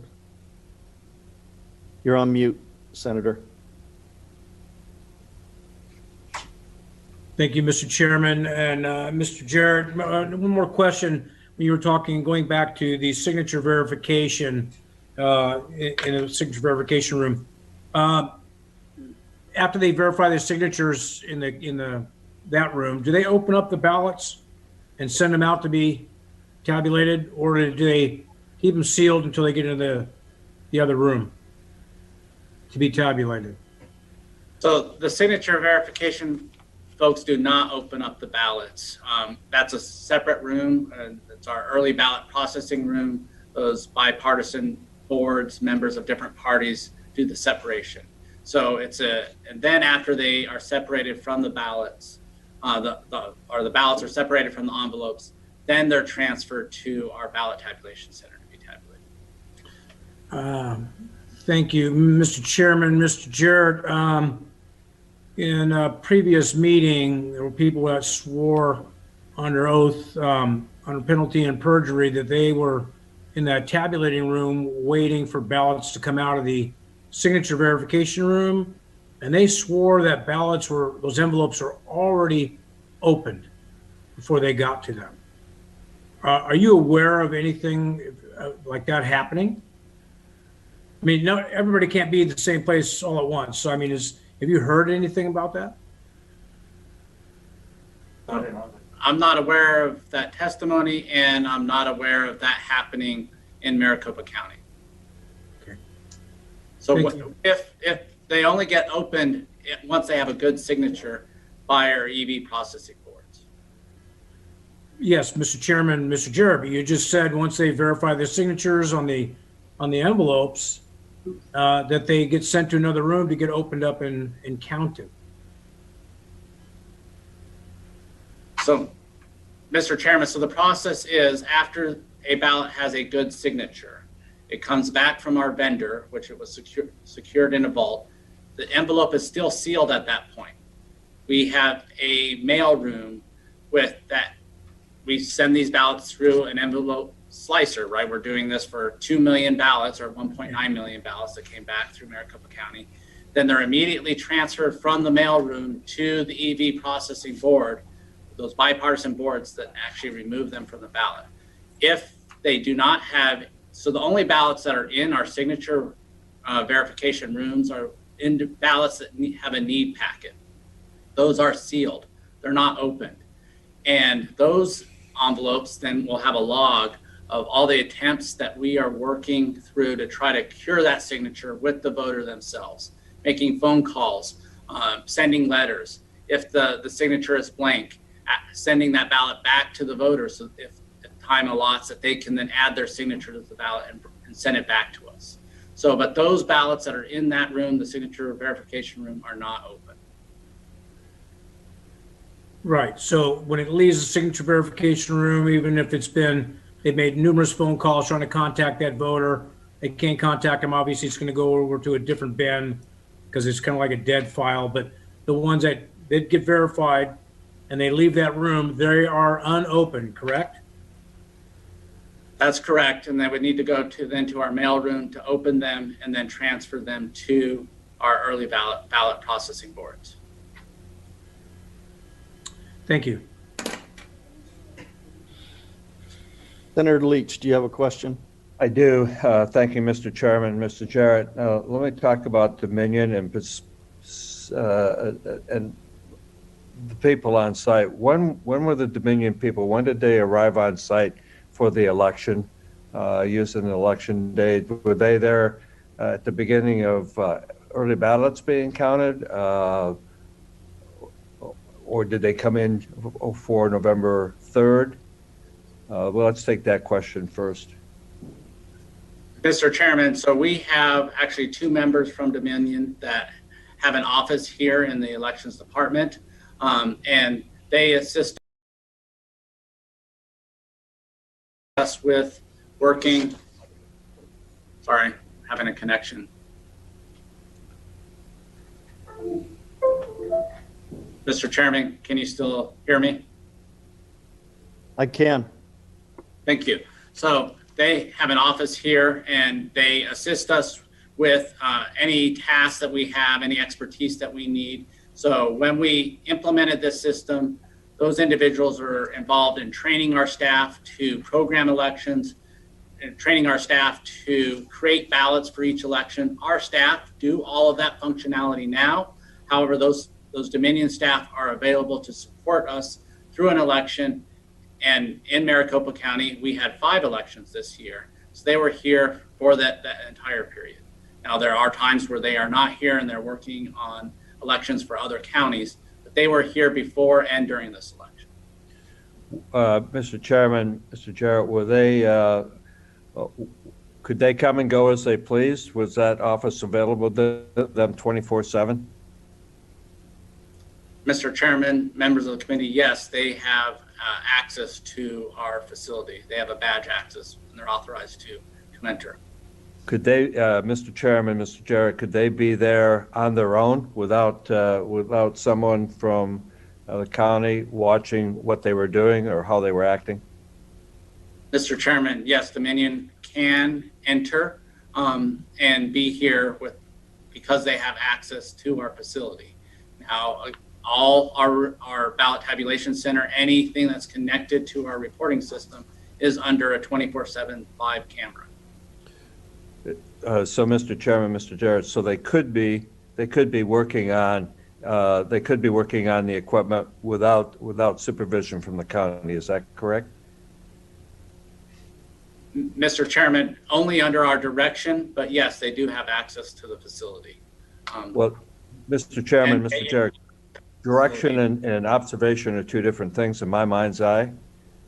Is that correct, Mr. Jarrett? But you are, as you described, they do have the ability to access the facility when we have staff members not here. And Mr. Chairman, Mr. Jarrett, being under camera, as we've already discussed with the distance that poll watchers and poll workers had to be, and submitting the approval of using binoculars, might that camera have the same problem, being a substantial distance away from what the Dominion workers were actually doing?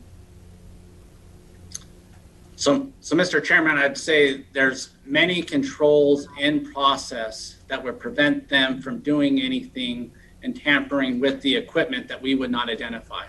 First is that logic and accuracy test that's done by the Secretary of State as well as our staff. That confirms the firmware that's installed on the equipment. That's done the day before we mail out any ballots. If there was anything that had been altered on this equipment, we would identify it at that point in time. We do another logic and accuracy test post the election to confirm that it's the exact same software that's programmed on this equipment. And then, as I described before, if there had been any changes or altercations made of the equipment during the process, that would have rendered all those ballots that we sent out, those 2 million ballots that we sent out, any ballot that we print in the vote center, unreadable by our tabulators. So the Dominion staff that are working here could not make any changes during an election without us detecting them. Mr. Chairman, Mr. Jarrett, in an earlier point that I think that you were making to a question that I had, you said it depends on how the audit request or the audit guidelines are written. Would you have any input on how it should be written to make sure that all the above that I just talked about, and not limited to that, could be included in any such audit done by the county or anyone else? Yes, when we are drafting the RFP or the scope of work, I could provide some assistance in that process. Yes. Mr. Chairman, Mr. Jarrett, thank you for your answers, but let me share with you, and it goes back to what Senator Gray said. There seems to be in the part of the county a lot of checks and balances. Maybe some of it just hasn't gotten out to the public. Part of this, the reason for this meeting, I think the chairman's holding it, is to get this information out. But secondarily, we need to know going forward if in fact the lawsuit were to end today, the appeal was end today, and you would go into an audit, I would hope that members of this committee would have direct involvement in establishing parameters for the audit, obviously with expert help. And should the committee have to go forward on its own, certainly we would like to know how to structure that. So that's more of a comment than a question, Mr. Chairman. Thank you for indulging me. Thank you. Mr. Vice Chairman, you have a question? Yes, thank you, Mr. Chairman. And Mr. Jarrett, going back to the Dominion office, what kind of work did they do? I'm assuming they had computers there. Were they using their computers to facilitate what you needed them to do? Mr. Chairman, Mr. Gray, yes, they have computers that our IT staff provide them. And yes, when we have requests for assistance, they assist us. Now, the computers that they're using on a daily basis are not connected to the election reporting system or the Dominion software. These are in their office. We actually have access to that office. It's really a cubicle that they sit in, and there's no way for us to not be able to see what's going on at any point in time when they're in their office work. So, Mr. Chairman, Mr. Jared, you're saying that they have absolutely no connection or capability of having connection with the software at all? Mr. Chairman, Mr. Gray, let me clarify. So in the computers that they're using on a daily basis, those do not. But yes, we give them, and under supervision and under direction, we ask them to assist with some expertise of the election reporting system, especially during election when we're transferring files from batches to the report. They are accessing the actual election reporting system.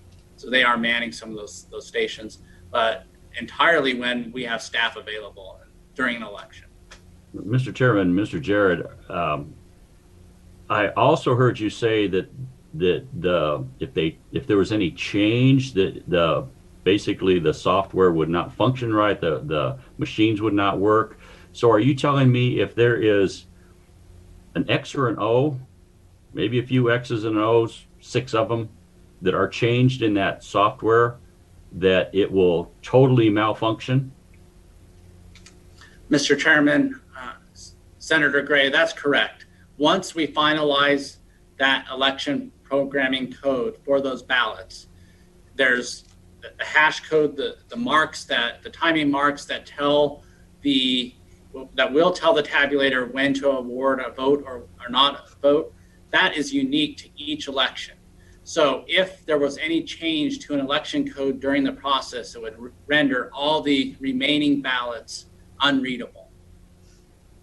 All the pre-printed ballots that we mailed out, or ballots that then would be printed at a vote center on election day to be tabulated. Thank you, Mr. Chairman. Mr. Jared, my concern is that, again, depending on the requirement of change, if there was a major change, whether or not that software would cause that machine to malfunction, or whether or not it was structured to where if there were certain minor changes, that it would, in essence, still maintain its veracity as a functioning piece of software, but it could impact the election. And the only reason I say that is there's huge concern about the reliability and the potential compromise of Dominion software. So, Mr. Jarrett, who is it that writes the code for that software? Is it your office or is it the vendor? So, Mr. Chairman, so our office programs each specific election and creates the ballot style, but the source code is written by the vendor and the manufacturer. So there's two different pieces of code, right? The source code is what goes through the EAC Elections Assistance Commission through their certification process. That is proprietary software. Our staff have no knowledge or expertise in what that source code is involved with the source code. So but a specific election, sorry, go ahead. Are you suggesting that those who have written the source code couldn't modify it at all without invalidating that election? I mean, is that what you're saying? There's no possible way for them to modify the code? So, Mr. Chairman, based on my understanding of the system is that once we program a specific election on using that software, any alteration or change to the software or that election program itself would then render those ballots that we've created not readable. Okay. I'm not a programmer, but I have a hard time believing that the people who are writing the underlying source code could not incorporate the code that has been written in for a specific election, which is layered over the source code, My concern here, Mr. Jarrett, is not that there was malfeasance. I don't know. But I do have a concern that the county is taking the position that it just can't happen. I mean, there is a litany of white collar crimes, digital crimes in the history of this country and in this world from some very sophisticated people, and the victims didn't recognize it until some future time. So again, I'm not making any allegations, but I think it's really, really dangerous for us to say it can't happen. I think we need to be open to the fact that it can. And I'm not just talking about this election, I'm talking about future elections. That's from a personal perspective, I just think that's a dangerous position to take. To that point, Mr. Chair? Mr. Gray, to that point. Yes, that's one of the reasons I brought up the concern about these minor changes in the software program, because they do know their software, and obviously they're selling their product, but they know their software, and when you can go in and you can tinker with something, there's a possibility. And as the chairman said, I'm not saying that that's what happened. Let me be clear. I am not saying that that's what happened. But what I am saying is there is enough concern by our voters in our county that do have concerns about it. And I have questions about that. You are very confident that nothing happened. I hope that's the case. But I think it behooves us, when there are concerns, to verify that. That's why I think it's critical that we have an independent, qualified team of cyber experts that can come in and do a audit of that software and make sure that nobody else has touched that after. And I'm assuming, and I hoped, that you would have locked that down and not had your Dominion employees working on that to be able to make changes to take it back. But I think, again, for our voters' sense of confidence in our voter system, we have to have that type of forensic audit to make sure that what we've got is a viable piece of software that wasn't contaminated, that didn't skew voters. And that's important whether Republican or Democrat. A vote is a protected, people have died for that. Our majority whip, Senator Borelli, has fought for that overseas. So it's a high priority, I think, that should provoke the county to say, we need to verify this at whatever it takes to make sure that there isn't one little piece that was changed that wouldn't have been big enough to completely cause a dysfunction in the software, but could have compromised the voting integrity of those machines. Thank you. Senator Borelli. You're on mute, Senator. I figured you guys like me on mute a lot, so. I'll second that. Yeah. Mr. Chairman, Mr. Jarrett, I agree with the chairman that your position that this is like 100% secure and safe is a little misleading, because even in the owner's manual or the operations manual, the Dominion software on section 8.2, beginning on page 41, it actually clarifies and says how data can be changed and votes switched around and so on and so forth. So now my question, Mr. Chairman, Mr. Jarrett. Now, I remember watching a Board of Supervisors meeting where one of the Board of Supervisors said that, obviously, you just stated it, that Dominion software people have an office space in the county building. You provided them with all that convenience. So you had also said that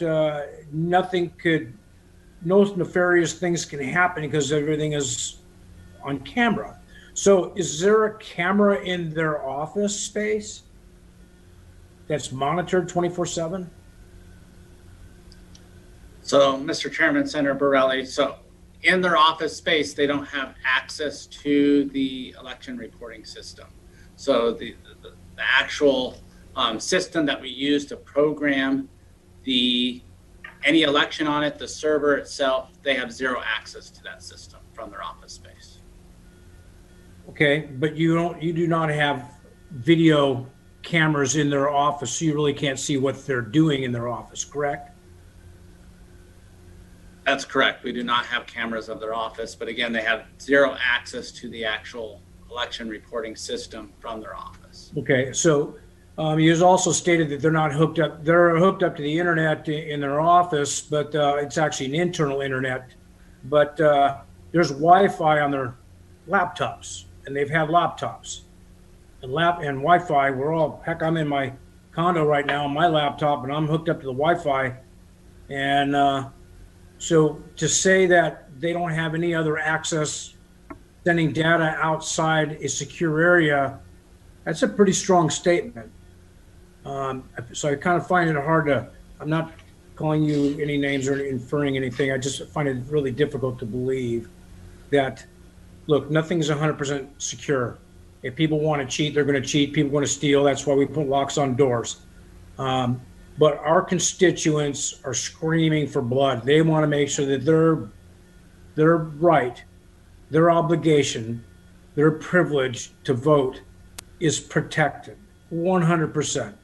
And the integrity has to be maintained.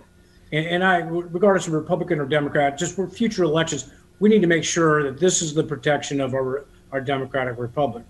So, and anything that can be any computer can be programmed to do all kinds of stuff. They had in Michigan, they had 2 changes that only the audit was able to actually discover. So naturally, you all did the preliminary testing, which is good but a lot of things happen during the performance of the system. So I really think hopefully we can work something out here where we get some continued cooperation from Maricopa County that we can get to the bottom of this. Anyway, I'm sorry, I just made a statement, but I find your statement that this is secure and 100% accuracy and integrity is a little bit hard to swallow. No accusations to you, my friend. Thank you, Senator. Senator Quesada, do you have a question? Yes, I did. Thank you, Mr. Chairman.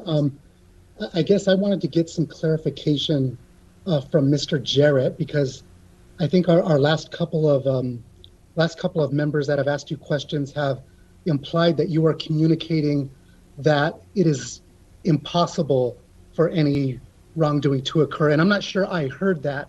What I'm hearing from you through your testimony is that you believe that if there were any type of improper activity,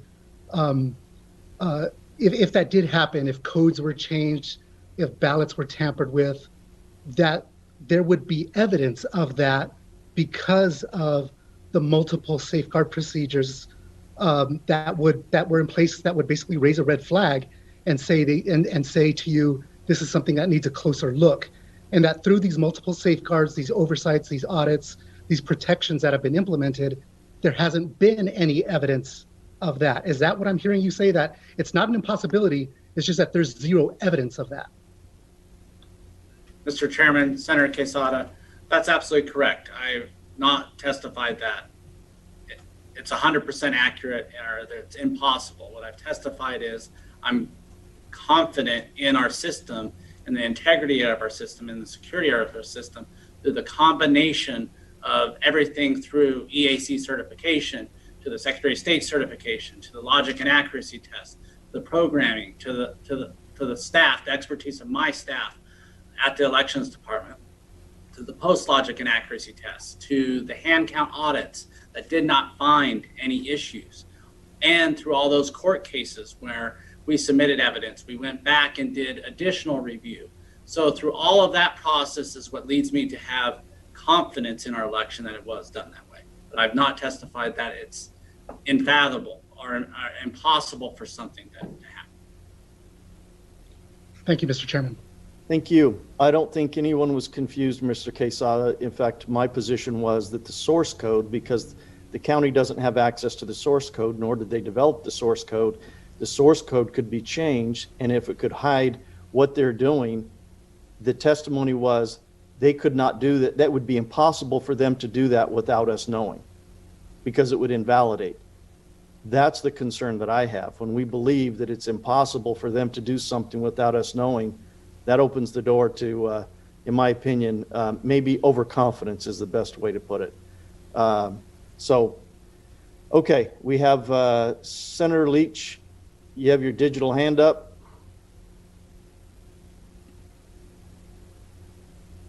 You need to unmute, Senator. It should be up and live now. Thank you, Mr. Chairman, Mr. Jared. There have been allegations of increased internet traffic, IP traffic, from the 3rd of November on. Could you address that and maybe put a fine point on the internet connection? I know that you've said that it wasn't connected to the internet. I'm not sure if there was a stop date on that when it was connected to the internet, and the amount and the direction of this internet traffic being alleged. Mr. Chairman, members, I am not aware of any increased internet activity coming from our election department servers, so I can't speak to that. Thank you, Mr. Chairman. Thank you, Mr. Jared.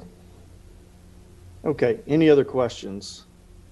Mr. Jarrett, do you have more of your presentation? Mr. Chairman, I do have one more slide. Okay, apparently we have Mr. Gray. Do you want to, okay, you want to wait till after the slide? Okay, Mr. Jarrett, please go ahead and finish your presentation. So the last piece of my presentation just goes over the security of the election, and we've actually talked through many components of this through the questions from the committee. But just wanted to highlight, and there's no way that I can describe every single security protocol that we implement to ensure the security of the election, but wanted to highlight several of them. First is we do restrict access to the ballot tabulation center, the vault, the server, to individuals that have a need to be in there, so a direct job responsibility, oversight. This does include the Dominion staff that do have responsibilities to serve us under our direction. We perform background checks, criminal background checks at the county level, the state level, and the national level of all of our employees. This includes our full-time staff, and we do this as well for temporary staff. We do voter registration confirmation. Now this serves a couple items. First, you can't vote if you have a felony. And so that confirms they don't have a felony on their record. And we need to confirm party affiliation. So when we're assigning members to these boards, these electronic adjudication boards, duplication boards, EV processing boards, but it's also, we verify voter registration information for political party observers. We don't do a background check on the observers themselves. The parties themselves appoint these individuals, but we do a voter registration check before we allow them into these sensitive areas. We have, it's been mentioned many times that our tabulation equipment is on a hardwired, isolated network, and it's not connected to the internet. There was a discussion item made earlier about making this information available to the voters. And we have a BeBallotReady.vote website where voters can go and get a customized dashboard to check their voter registration status, all those types of things. But we have actually several useful videos on that site. And one of them covers tabulation security. And you can actually trace, the video even traces the wires from the tabulators themselves to the server room. You can see many of the security protocols right through that video. Probably does even a better job of articulating what our security protocols are than mine, than I'm doing today. So a very useful video. There's also videos on there on ID, and you need to vote at a voting location, early ballot processing. So those types of things, a lot of good, useful information. Talked about the security fobs and the passwords. So many different layers of security for the equipment themselves. Not only do you need to have a key to access it, you need to be able then to have the password itself to be able to access any system. That includes our central count tabulators, as well as the tabulators that are out at the vote centers. We have different user modes and different security settings on this equipment. I described that we have a user mode. So once our election is active for our central count tabulators, they are put into a user mode where they only can accept, they can scan, accept, or reject ballots. no other activity can be done on those central count tabulators in that user mode. And they stay in that mode for the entirety of the election. So we have an error gap. We do have to report results to our website and to the Secretary of State's website, but we create an error gap. So anytime that we plug a device into our election reporting system, it is only used once. So we immediately open it from a sealed package. We open that device, and then that's when we insert it in to create a copy of those reports, those result reports. And then we take that thumb drive and we take it to a dedicated laptop that's only used to report results. But we never reuse that thumb drive. That thumb drive is then secured, and we keep that in our vault, and it will eventually be transferred to the Treasurer's Vault for the 2 years of record keeping as required by statute. I talked about our encrypted data memory cards, the tamper-evident seals that are on the ports, how those have to be programmed simultaneously together. If you were to remove one of those memory cards from our precinct-based tabulator, that tabulator would not operate. If you were to accidentally exchange that tabulator, mix up the memory cards from that one and a second tabulator, neither tabulator would work. It has to be the two that were programmed simultaneously. Those are encrypted, and then we have a very secure chain of custody process to return those back to the county. We also have robust audit logs on all of our systems. When a ballot goes through one of our central count tabulators or our precinct-based tabulators, there's an audit mark affixed to that digital image of the ballot that shows exactly how that tabulator calculated each contest or awarded each contest. So that is affixed through an audit mark. If that ballot had to go through electronic adjudication due to an overvote or a voter intent issue or a write-in, a new complete audit mark would be affixed to show how that tabulator was going to be read by our reporting system after the electronic adjudicators reviewed that ballot. We also use hard copy original ballots. So voters vote on a hard copy ballot. Those ballots, because of our new system and the digital images that they create, those ballots can be immediately secured. What you're seeing in this photo here on the left is our vault with all the different batches of all of those 1.9 million early ballots that were tabulated in this election. And then everything is on under camera 24/7, 365 days a year. So we have all that's video footage, and that video footage is backed up and available for review. So with that, that does conclude my presentation. I know that we have more presentations, one for Mr. Liddy as well, but if there are any other outstanding questions, I'd be happy to answer those. How long is that video stored? How long is it available? So statute does require us to keep it through the entire election cycle for a November general election, and through the challenge period. And because we have these ongoing court cases, we've extended it, and we do have it all the way through this cycle as a backup. Okay, thank you. Mr. Gray, you had questions? Yes, thank you, Mr. Chair. One question, again, going back to Dominion, when was their last point of contact where you've asked them to do something that would have caused them to interface with the machines and their software? So, Mr. Chairman, Senator Gray, I'd have to go through my records to see when my last specific contact was. I don't know that on the top of my head. If you could get that for us, I think that would be very important. Again, my concern is the integrity of what was done and the feasibility of evaluating that. Another question I have outside of Dominion is, are you familiar with the grant that was given to Maricopa County from the the Center of Tech and Civic Life?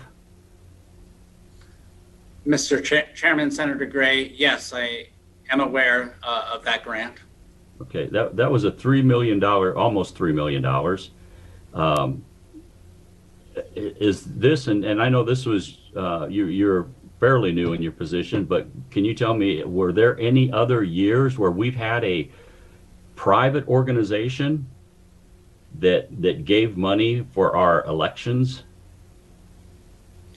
Mr. Chairman, Senator Gray, I can't speak to any prior years or elections. I know that this year was unique in responding to the challenges of COVID-19, needing to purchase new ballot on demand printers, making Dropbox sites available, all of those types of additional things.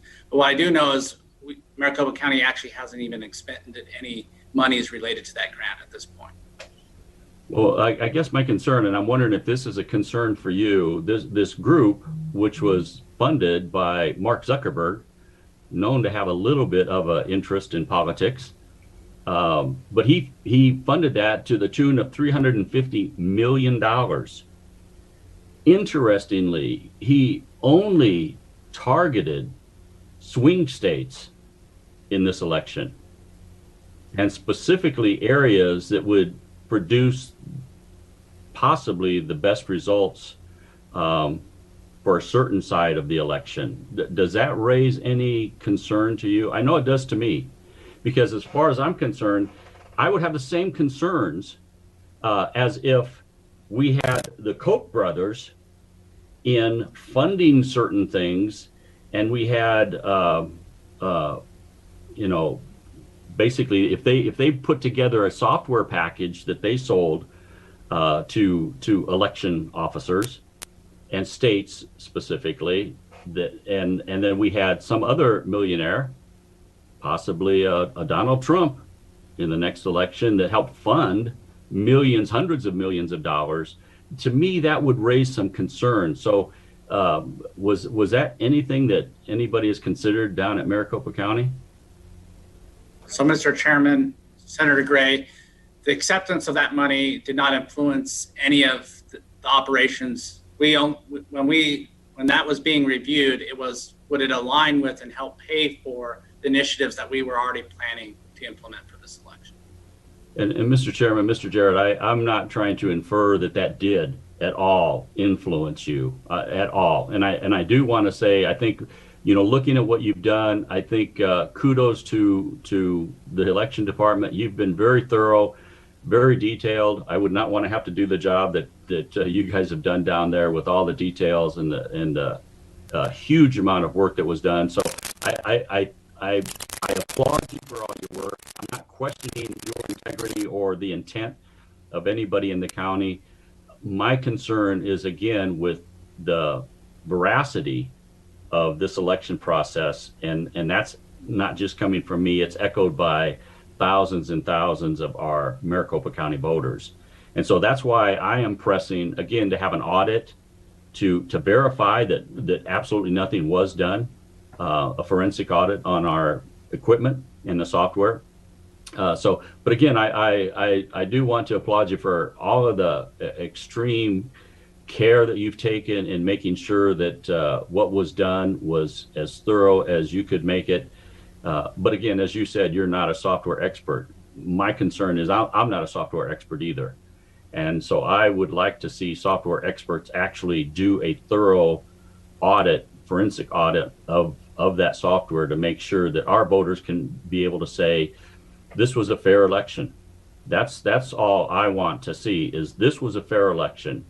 And I think that's what our voters want to see, and it's what our voters deserve. But again, thank you for all the work that you've done in sharing that information, and all the work you've done in making this election process as secure as it was. And I think you're questioning, Senator Gray, of the $3 million is an issue of optics. Even if nothing was done that was nefarious, it still erodes the level of confidence by the voters when they learn that there is private money from either side that has come in to help run the elections department. So I would say that's something that needs to be addressed. To that point, Mr. Chairman, that's why I brought it up. And it's the proverbial, if there's smoke, there's fire. I don't have evidence myself, and there's obviously been a lot of court cases where there hasn't been enough evidence. And as I've told many people, it's easy to argue a case in the court of public opinion, much tougher to argue a case in the court of justice. But again, where there's smoke, there's usually fire, or the potential of it. So yeah, that's exactly why I brought it up, is just to raise those concerns. And to me, it should encourage us to just prove to our voters that we've had a completely reliable election so that they can feel confident that what came out of this is fair and accurate. Thank you. Senator Leach. Thank you, Mr. Chairman. I just want to follow up and maybe make a closing comment on this particular portion of what we're hearing today. You know, it is one thing, and I appreciate the work that the county has done. I've said this before in the opening remarks. Scott, thank you for the detail that you went into, but I am concerned about when we or the county puts themselves in a position that said, you know, this was the best election, the best protected election.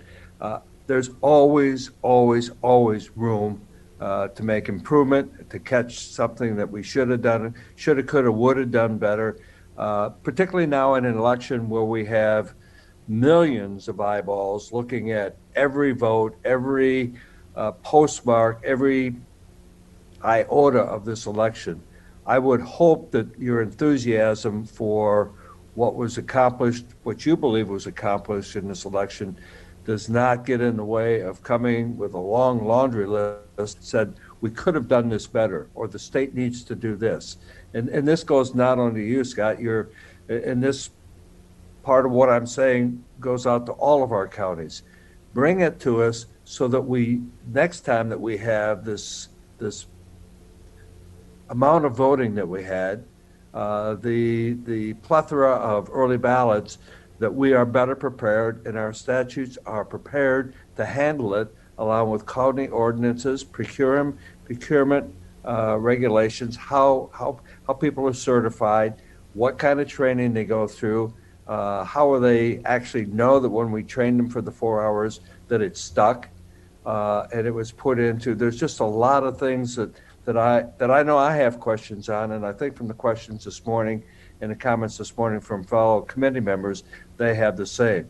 And so, however this all turns out, I would hope that you would have a ready list when Michelle Ugenti-Rita gavels in January of things that we can do better and make better, so we can get the integrity of an election system back in Arizona, which is sorely tarnished right now. Thank you, Mr. Chairman. Mr. Chairman, I just want to say, in our mission statement for the Maricopa County Elections Department is to continuously improve and to evaluate. And absolutely, there were areas that we can improve upon. And we're already working through that with our teams.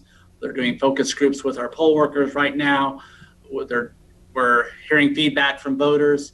So I can make that commitment, absolutely, that we will go through an initiative and be able to put together all the areas where we think that we can improve for elections moving forward. Thank you, Scott. Thank you, Mr. Chair. Thank you. Senator Ugenti-Rita. You're on mute.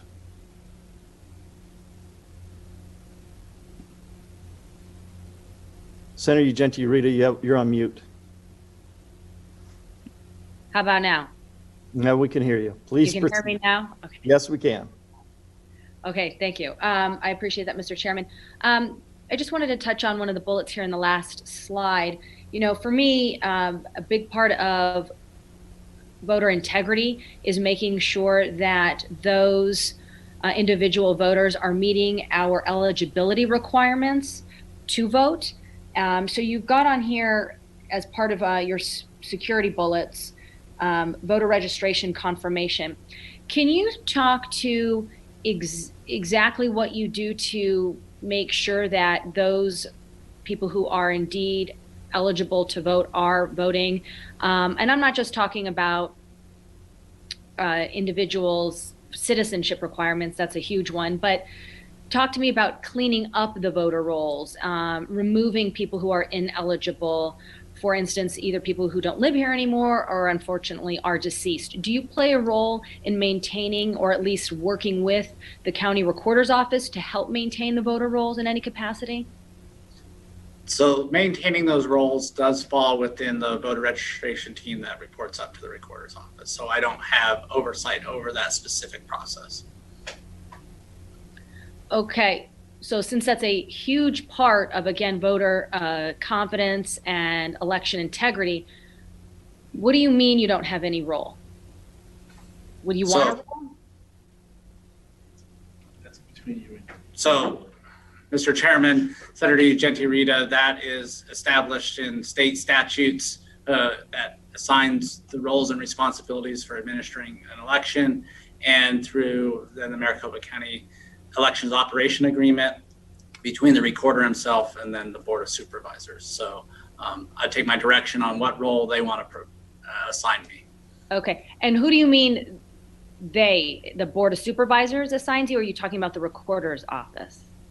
So that would be established in the Elections Operations Agreement that's negotiated between the Maricopa County Board of Supervisors and the recorder.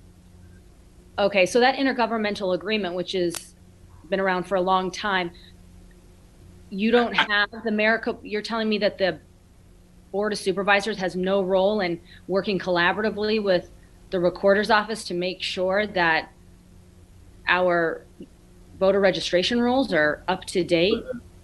Senator Genti Rita, I think Mr. Liddy can probably answer that. Thank you, Mr. Chairman. I mean, these are questions that really are best presented to council, but the statute is what the statute is. Maricopa County does what the state legislature tells us to do.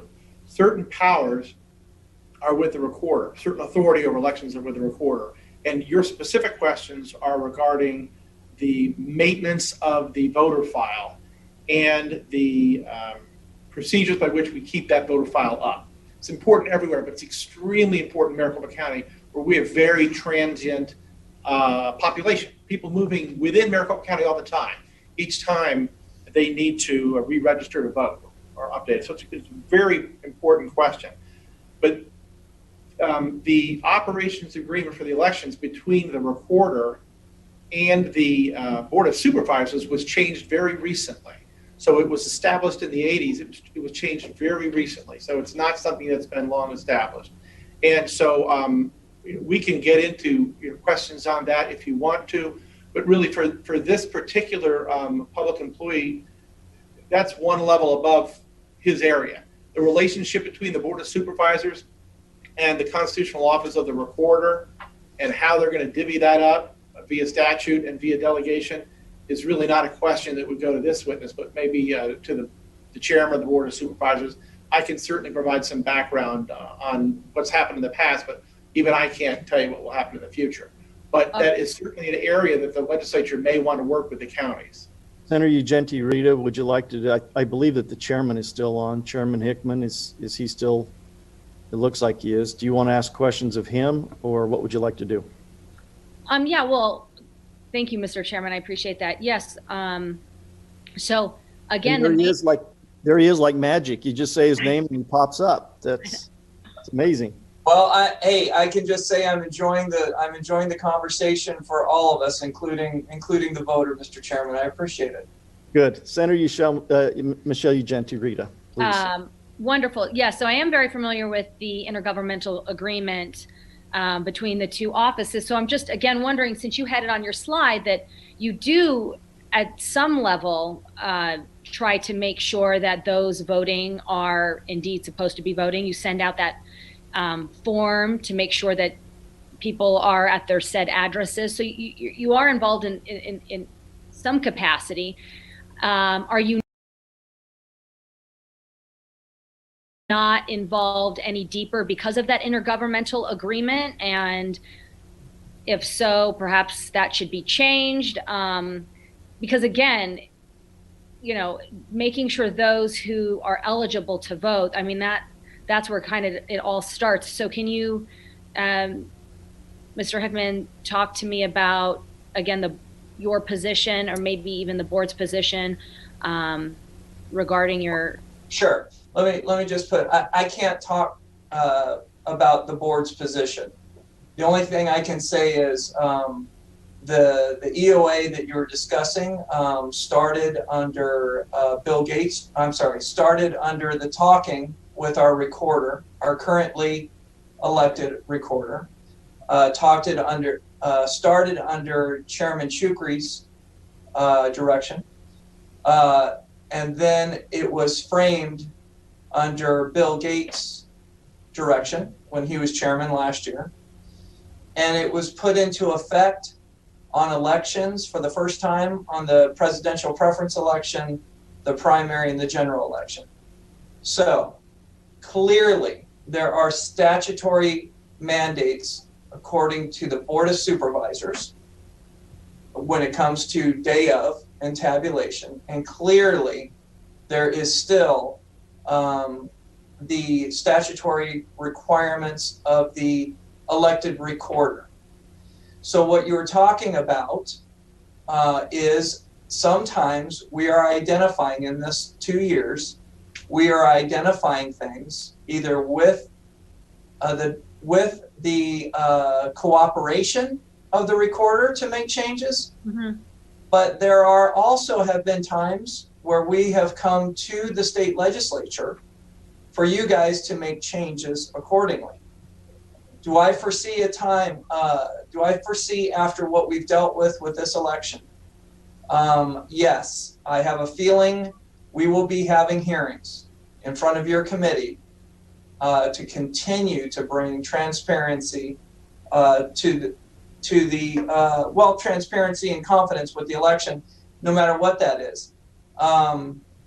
We will have, the voter has spoken, and the voter has hired a new recorder that will be sworn in January.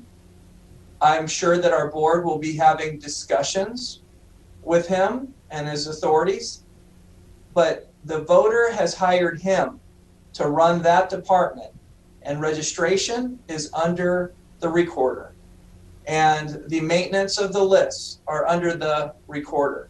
So might we see each other again, or the future chairman? Yes, you might be seeing him along with the recorder if so desired and necessary. I hope that answers your question. It does. Thank you very much. And that's exactly my understanding too, that power is vested, at least right now, and has been with the recorder's office. Now, all recorders, all recorders, yes. all 15 recorders, of all the counties, yes. Yes, that's important. It's not just you guys, it's all counties. Thank you, Mr. Hickman. I think that's important. You guys do take positions on these bills. So it's kind of a mixed message. If I've done bills to try to update the people list, and the counties have taken positions in opposition to that. But here I want to ask questions about maintaining lists, and then we could get to the recorder. But in any event, I think this certainly demonstrates that we probably should look at who's responsible for maintaining these lists, because they are critical to running an election with integrity, because we do want to make sure only those who are eligible to vote are voting. So I appreciate the answers. It's been very helpful. Thank you to both of you. Thank you. And I'd like to clarify that, because there have been bills that have been sponsored in the past to clean up Pebble and some other things, and we always hear that it's a suppression of vote. But I would suggest, and I want to know if you agree, Mr. Chairman, that keeping the voter rolls as up to date and in real time as possible is integral to us having a system that we can have confidence in. Would you agree with that?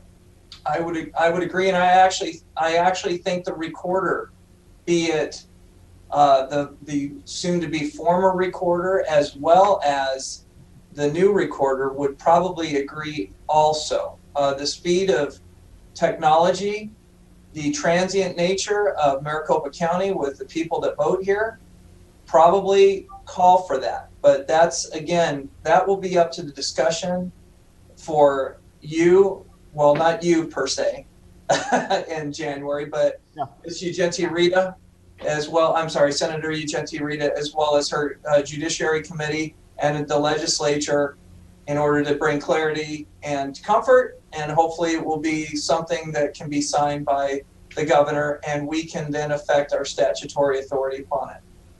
Great, thank you. And just a clarification, she will be chairing the elections committee. Okay. I get confused. There's only 5 of us Right. to have to work things. So. Right, and the committees change every session, or every term, I should say, so we understand that. Okay, Senator Ugenti-Rita, do you have any other questions? And I would certainly encourage that some of the things that we've looked at in the past that were unsuccessful, that those be revisited to try to clean up those roles. I think that's really important. Okay, Senator D'Alessandro. Thank you so much. This is not to the point. I just have a couple of statements. You know, the legislature has failed to adequately fund upgrades to outdated tabulation equipment. And I don't think we should be questioning the Board of Supervisors of Maricopa County or any about accepting money in these times of increased need for cybersecurity and updating. We all want our systems to be efficient and secure. You know, I've been on the ballot every year for the primary in general since 2008, and I can still remember the year when Eric Spencer was the election director, and he called me to tell me that our systems, there were outside foreign interests who were attempting to breach the Secretary of State's website, and that trickles down to, you know, votes cast and things. To another point, you know, I registered to vote in Arizona in 2004, and I actually had to have a, I want to say certified, notarized, and probably both birth certificate from the state of my birth. So I am very confident that only citizens, residents of Arizona are casting votes in our election. And I do have to tell you one thing. I did find someone who was registered to vote who was not a qualified person, and that person never voted. So they didn't break the law, and we did. And that was, you know, the person I found in knocking on thousands and thousands of doors. There was some, not many, more than a handful, but I believe like under 25 cases of voter fraud, and they existed. And a few cases were prosecuted, and the problem was that people, and a couple of them were senior citizens, one older case from Green Valley, people who voted in Arizona as well as another state. And eventually they were caught. Some of them got off because they were confused and because of age, and others were prosecuted. So the rest of our election system in Arizona is very safe. It's very, very secure. Thank you so much, Mr. Chairman and others. Thank you. So, Mr. Jarrett, with that statement, would you agree that you're underfunded and you weren't able to put on a secure election? Mr. Chairman, no, I do not believe that the funding created any sort of security vulnerabilities. We are always looking to be efficient with our resources and to save the taxpayer funds in any ways. But yes, we want to have the utmost security and integrity in our elections moving forward. Thank you. I appreciate that. And with that testimony, it's kind of a segue into one of the... Excuse me, Mr. Chair. Yes. You know, to that point, I was just, I was not, I think what I said was manipulated a little bit. What I said was I don't fault the Board of Supervisors from voting to take money from someplace else. And obviously, I do believe they put it to good use. I wasn't suggesting anything else. Thank you. Well, I appreciate that, but I believe what you stated was that the legislature has not adequately funded the tabulation systems and the election system, and so we should not be questioning the board or Maricopa about taking money to pay for those things. I believe that was your statement. So I just want Yes. to verify. I Yes, just want to verify with Mr. Jarrett, verify that financial considerations have not been a concern in the fairness of this election, the security of this election. So I wanted a clarification based on your statement. I don't think it was manipulated at all. I believe it was actually a direct result of your statement. Okay, Mr. Jarrett, I want to go back and talk a little bit about the federal-only ballots that exist. And I understand that the Maricopa County, that your division, your department does not have anything to do with registering people to vote or maintaining those voter rolls. But you did testify earlier that there was a process when we talk about federal-only ballots, and there had to be proof that they were either citizens or that they were residents.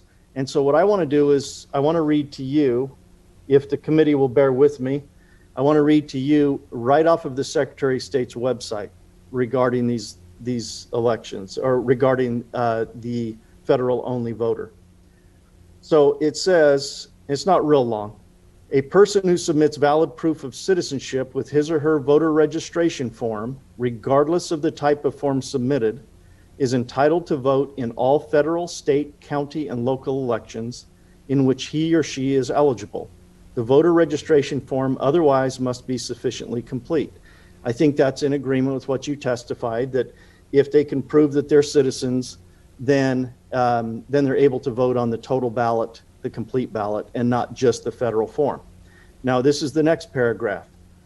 A person is not required to submit proof of citizenship with the voter registration form, but failure to do so means the person will only be eligible to vote in federal elections, known as being a federal-only voter. A federal-only voter will become eligible to vote a full ballot in all federal, state, county, and local elections if he or she later provides valid proof of citizenship to the appropriate county recorder's office. Now, as I read that, that seems to me to say on the Secretary of State's website that if you can prove that you're a citizen, you can vote in a complete ballot.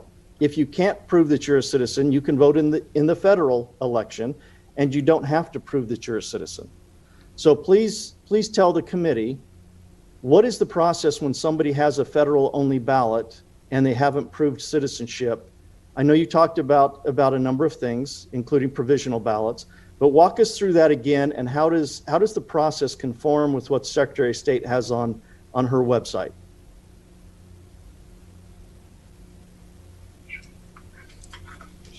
Mr. Chairman, I can't speak on the legalities of the process, but if a Fed-only voter were to show up at a voting location to vote, they would be required to present a valid form of ID to receive that Fed-only ballot. If they did want to vote a full ballot, we would then require them to vote provisionally until they were to submit to us proof of citizenship in this country. So that's the process. And the secondary process is if they're going to vote through mail, they can't vote a Fed-only ballot and receive that through the mail first. They would have to go vote in person. That would prove their residency here in Arizona the very first time they're voting in Arizona. So that's our process for validating their identity. But residency is different than citizenship. I can be a resident of Arizona and not a citizen of Arizona or the United States. So what I'm trying to do is to be perfectly clear for this committee and for the people of Arizona. So let me ask it very directly. Under the current statute and under the current holdings of the court and under the current Secretary of State, is there any way for a non-citizen to vote a federal-only ballot? Mr. Chairman. Scott, that's a legal question for your counsel. So I would defer that to our lawyers I'm happy to do that. I don't think it's a legal question. It's no different than the other questions we've asked on process and what you guys do. But that's fine. We're not trying to catch anybody. I'm not playing a gotcha game. So if your legal counsel can answer the question, I'm happy to talk to legal counsel. So Mr. Liddy, do you have an answer for that? Well, Mr. Chairman, what I do have is my understanding of your question is about the process, and only to Maricopa County with regard to this witness. And I think he can answer that question as you posed it, not interpreting the law or the statutes or what could possibly happen in other parts of the state of Arizona, but specifically with his area of expertise and the training that our employees get.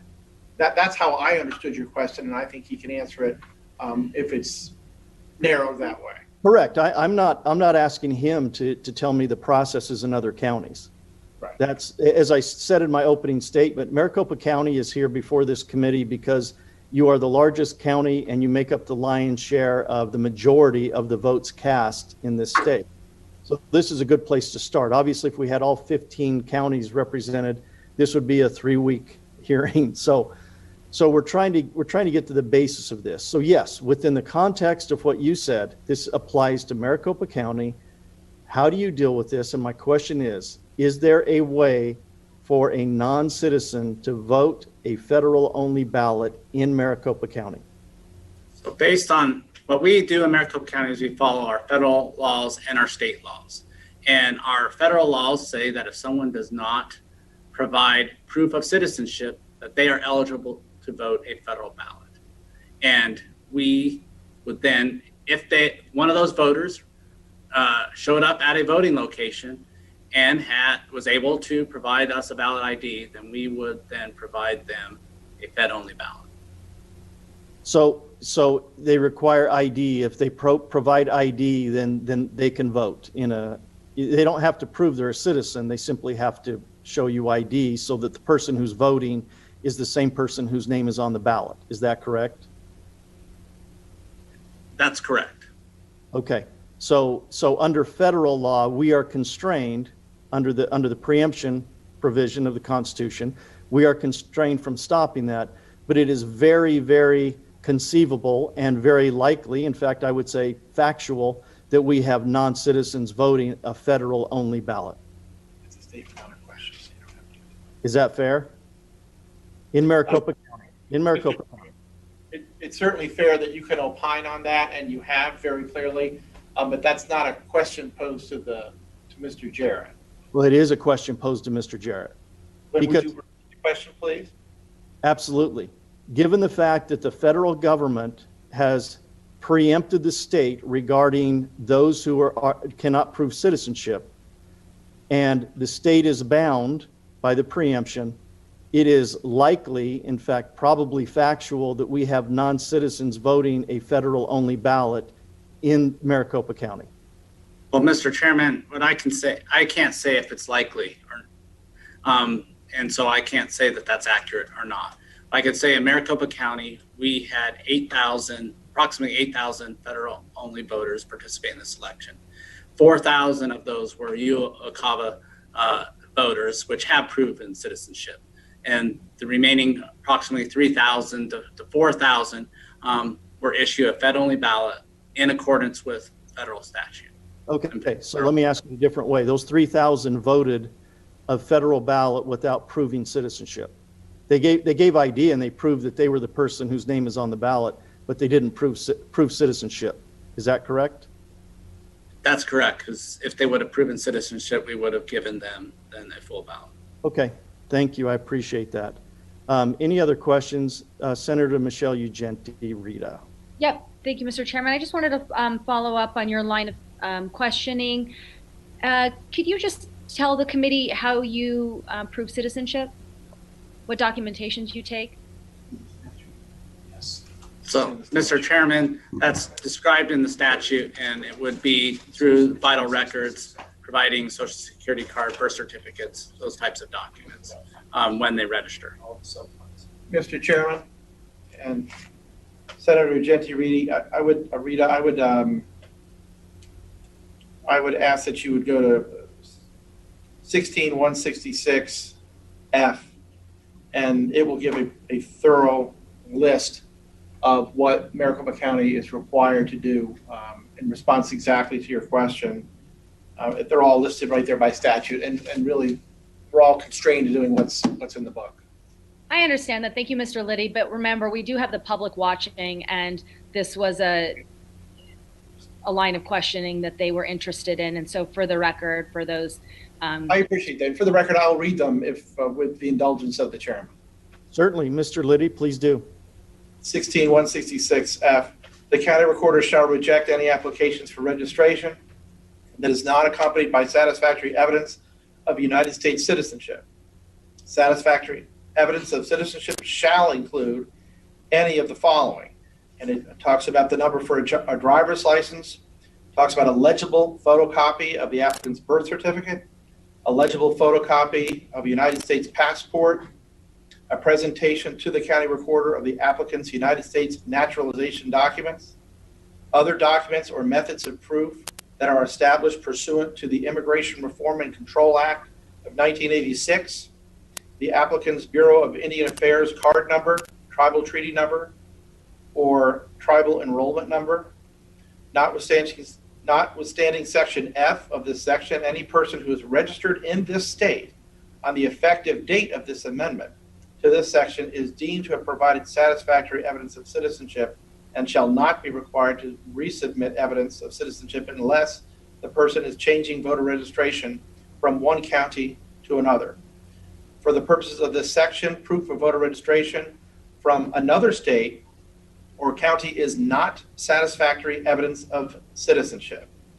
A person who modifies voter registration records for the new residence ballot shall not be required to submit evidence of citizenship. After a person has submitted satisfactory evidence of citizenship, the county recorder shall indicate this information in the person's permanent voter file. I think that covers it, Mr. Chairman. Mr. Chairman, Mr. Liddy, that's great. I appreciate that. And that just triggered one question about IDs. Does a college ID, is that, in your opinion, a sufficient form of ID? To prove citizenship. Chairman, I'm sorry, Mr. Chairman and Senator Genti-Rita, I would ask that he answer that as to the practice of Maricopa County as opposed to rendering a legal opinion. Sure. Mr. Chairman, Senator Genti-Rita, so in the Elections Procedures Manual, it describes what is an acceptable ID, and it specifically calls out that college IDs are not allowed because they do not have, even though they're issued by a form of government, they do not have an address on the face or on the back of the cards. They cannot be used to be an acceptable ID in Maricopa County. That's wonderful. Thank you. That's my understanding. And if a university were to add an address to the ID, would that change its eligibility? So, Mr. Chairman, Senator Genti-Rita, I'd work with my legal counsel to determine whether we would then add that to our programming of the check-in stations to be used as an acceptable ID. And if I may, I think that's really a question for the legislature or the courts. That sort of question, it's an outstanding question and a probative question, would never be unilaterally answered by the Board of Supervisors or the Elections Department on its own. Great. Thank you to both of you. Appreciate it.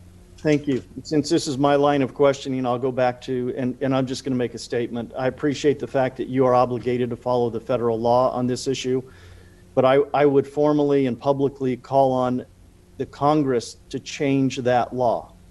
That in and of itself undermines the integrity of the elections that we have when we have non-citizens voting in elections in the United States. That is harmful, detrimental, undercuts, and it is outrageous that we have that kind of a mandate from Congress. In my opinion, actually, it challenges the very sovereignty of this country, in my opinion. Okay, I don't know if we have any more questions for Mr. Jarrett. Are there any questions? Hearing none, Mr. Jarrett, thank you. I hope you'll stand by in case we have any to go back to. But I'm certainly very grateful for your willingness to be here. I'm grateful for your cooperation. I'm grateful for the depth that you went to in expressing the process, the way you try to maintain integrity within the process, and we're grateful for the things that you do. So thank you very much. Okay, I think we're going to move on to a presentation by Mr. Liddy, who I believe is counsel for the Board of Supervisors, Maricopa County Board of Supervisors. So Mr. Liddy, please wow us with your presentation. If I may, I have one question for you, Mr. Chairman, and that is in my desire to give this august body my full attention. I would request a brief 5-minute break so I no longer have to compete with my bladder. Understood. Understood. We will recess for 5 minutes. Thank you.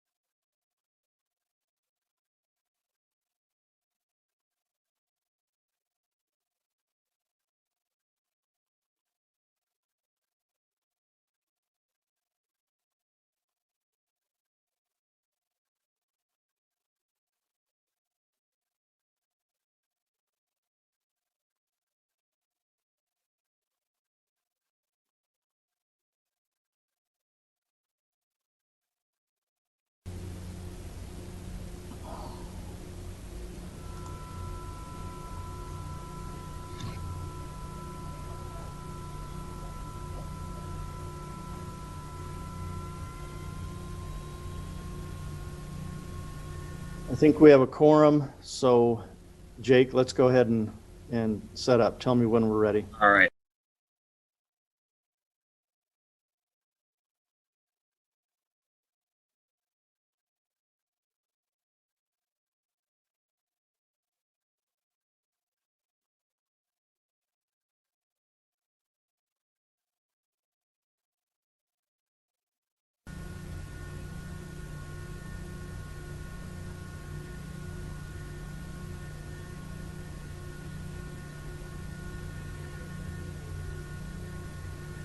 Okay, I'm told we're back live. You can gavel back in, Mr. Chairman.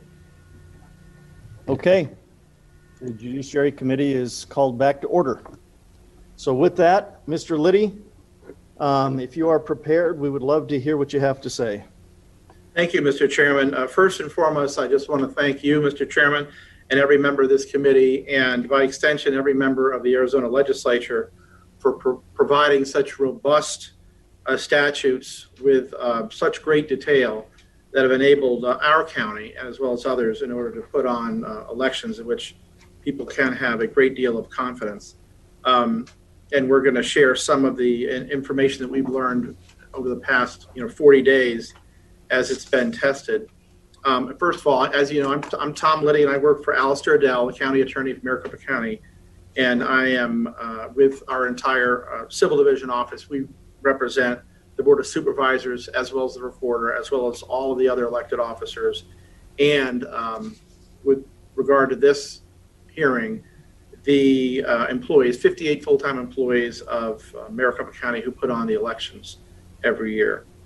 And I've been asked by my client, the Chairman of the Board of Supervisors, to assist this council, as I have been over the past week through a variety of teleconferences, and as we pledge to do in the future, as this body and the future elections committee works to examine past practices to make determinations if they want to make changes to the legislation. And we pledge our availability to assist in that regard.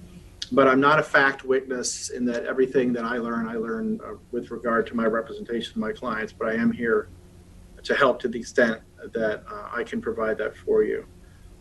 You obviously are very ably represented by your own counsel, and I won't be giving you any legal advice. That wouldn't be appropriate, and you don't need that. I will say, let me just start by saying that I have been working on election law since 1995, when there was quite a change in the House of Representatives, and my particular party, before I was working for the government, took over the Capitol, and I was asked to go up to the Capitol. And I practiced election law in many different states, nearly 20, over the better part of 30 years. And I can say with a great deal of confidence that the statutory framework provided to the counties in Arizona, specifically provided to our county, Maricopa County, is very strong, very robust.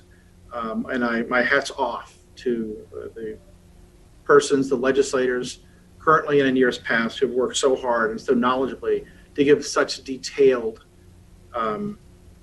directions to the county. So my hat's off to you. And with that, all the county does, all our clients do, is follow the law. We don't decide the best way to run an election. Our employees don't make decisions and, hey, maybe this is better than that. No, we don't do it that way. We do it according to the legislature and for one very specific purpose. Is that it's this great experiment we have in American Republican constitutional framework provided, as it was cited by this chairman at the very beginning of this hearing, Article 2, Section 1, Clause 2. It's very unique. The United States government recognizes the power of the state legislature to write the rules for the elections. Not the governor, not the Secretary of State, certainly not boards of supervisors, not even the Congress, although they dabble around the edges on federal elections, that sort of thing. But it's the state legislature that does that. And we recognize that awesome power and that foresight by the framers. And we take it very seriously. We don't do free form in Maricopa County. We abide by the rules as stated by the Arizona legislature. So as we go through the process, and you've heard in great detail from Mr. Jarrett how we go through the process, in particular this election, November 3rd, 2020, I just ask that you bear that in mind. Every single thing we do is informed by Title 16 as written by this legislature. And our county does not have the liberty to deviate from that. So with that, I do want to say that if the statute allows for criticism, obviously that's fine, and for contests, and there have been contests. It also allows for lawsuits, and they've had lawsuits. And under the Article 3 power, the rules are set by the courts on how those lawsuits run, and they've been tested a little bit in the last couple of weeks, and we're going to get ready to go through some of that. So there are rules for making pleadings in court, and there's rules for admissibility of evidence, and all of that stuff came into play as this variety of lawsuits went through. I think we've had 7 different lawsuits, 8 or 9 different decisions. We have 2 right now before the United States Supreme Court. We expect those to be resolved relatively recently. But I want to touch on some of them because I think it will provide this committee with some additional information that it may find useful as it approaches its constitutional duty to address potential changes in the future. So first of all, we've had 4 different Superior Court judges and 7 Arizona Supreme Court justices and 1 federal district court judge who've all looked at these claims. Every single one of them have found the pleadings, the claims of errors on the part of Maricopa County to be lacking significantly. And that's interesting that it would be unanimous, especially in the Arizona Supreme Court. I ask that you bear that in mind. So in these particular slides, we're going to cover 5 of those cases. And in these cases, we represent the Board of Supervisors, Maricopa County, and the county recorder. So the plaintiffs change from time to time. Let's look over to one of them. So this is Trump v. Hobbs. The allegation was that we've heard a lot about Sharpies. We heard a lot about green buttons as well. The green buttons were a characteristic of the precinct tabletop tabulators we use. But specifically, Sharpie markers were bleeding through the paper ballots and causing a rejection of ballots brought on by alleged erroneous reading of overvotes. I think as you heard through the testimony of in the presentation of Mr. Jarrett, that the ballots were offset so that bleed through would not create an erroneous vote count on the other side, which of course would likely be an overvote. We had a record rate, a very low rate of overvotes in November 3rd, 2020 election. And so that evidence doesn't stand up. But the case, we had testimony that there were witnesses who were worried about whether or not their vote was counted. And one particular witness came forward and she testified that she was fine with the process and very comfortable with it. She got her ballot, she checked in with the site book, voted it, and put it into the tabulator. And she found no indicia at all within the vote center that there was any problem. But it wasn't until after she left, when she spoke to some people, her words, and to some lawyers, and specifically to her father, that she began to get weird whether or not her ballot was counted. And of course, as you can understand, the court wouldn't find that evidence of a problem with the tabulator. She didn't see any problem with the vote center at all. It was outside opinions or suggestions, what have you.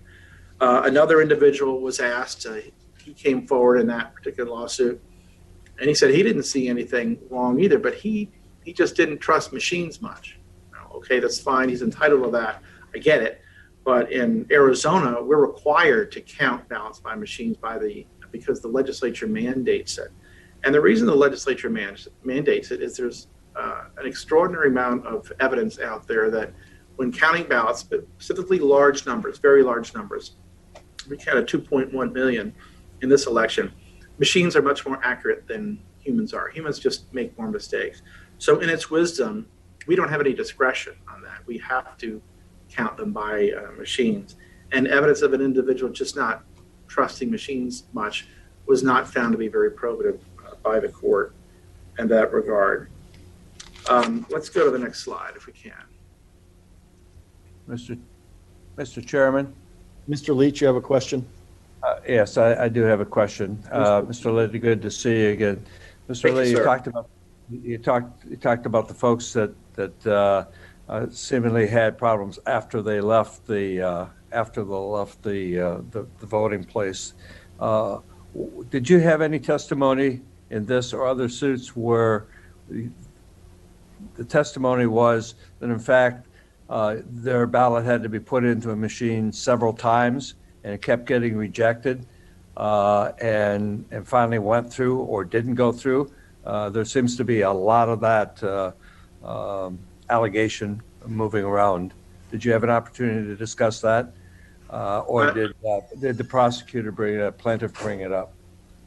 I don't know if in that particular case the plaintiff brought it up. I believe a witness did bring it up, but that is an issue that has come up in a variety of cases and even outside the courtroom.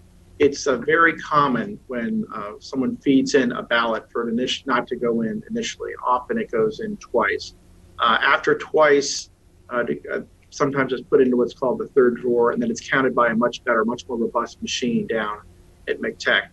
But I would not dispute that on many different occasions when people go on election day to vote and they put in a ballot, that it is not automatically counted the first time. The vast majority are, but it is not unusual for one to not be counted the first time and need to be reinserted a second time and even a third time. But often at that point, if there's the voter would be given an opportunity, there was testimony on this, to look at the ballot, make a determination as to whether that person wanted to spoil the ballot and start again, go back to the site book, check in, get a new ballot, or the ballot could be counted down at central counting. So I think to answer your question, and I don't know with regard to that particular case, I think it was brought up, but it has been something that we've heard.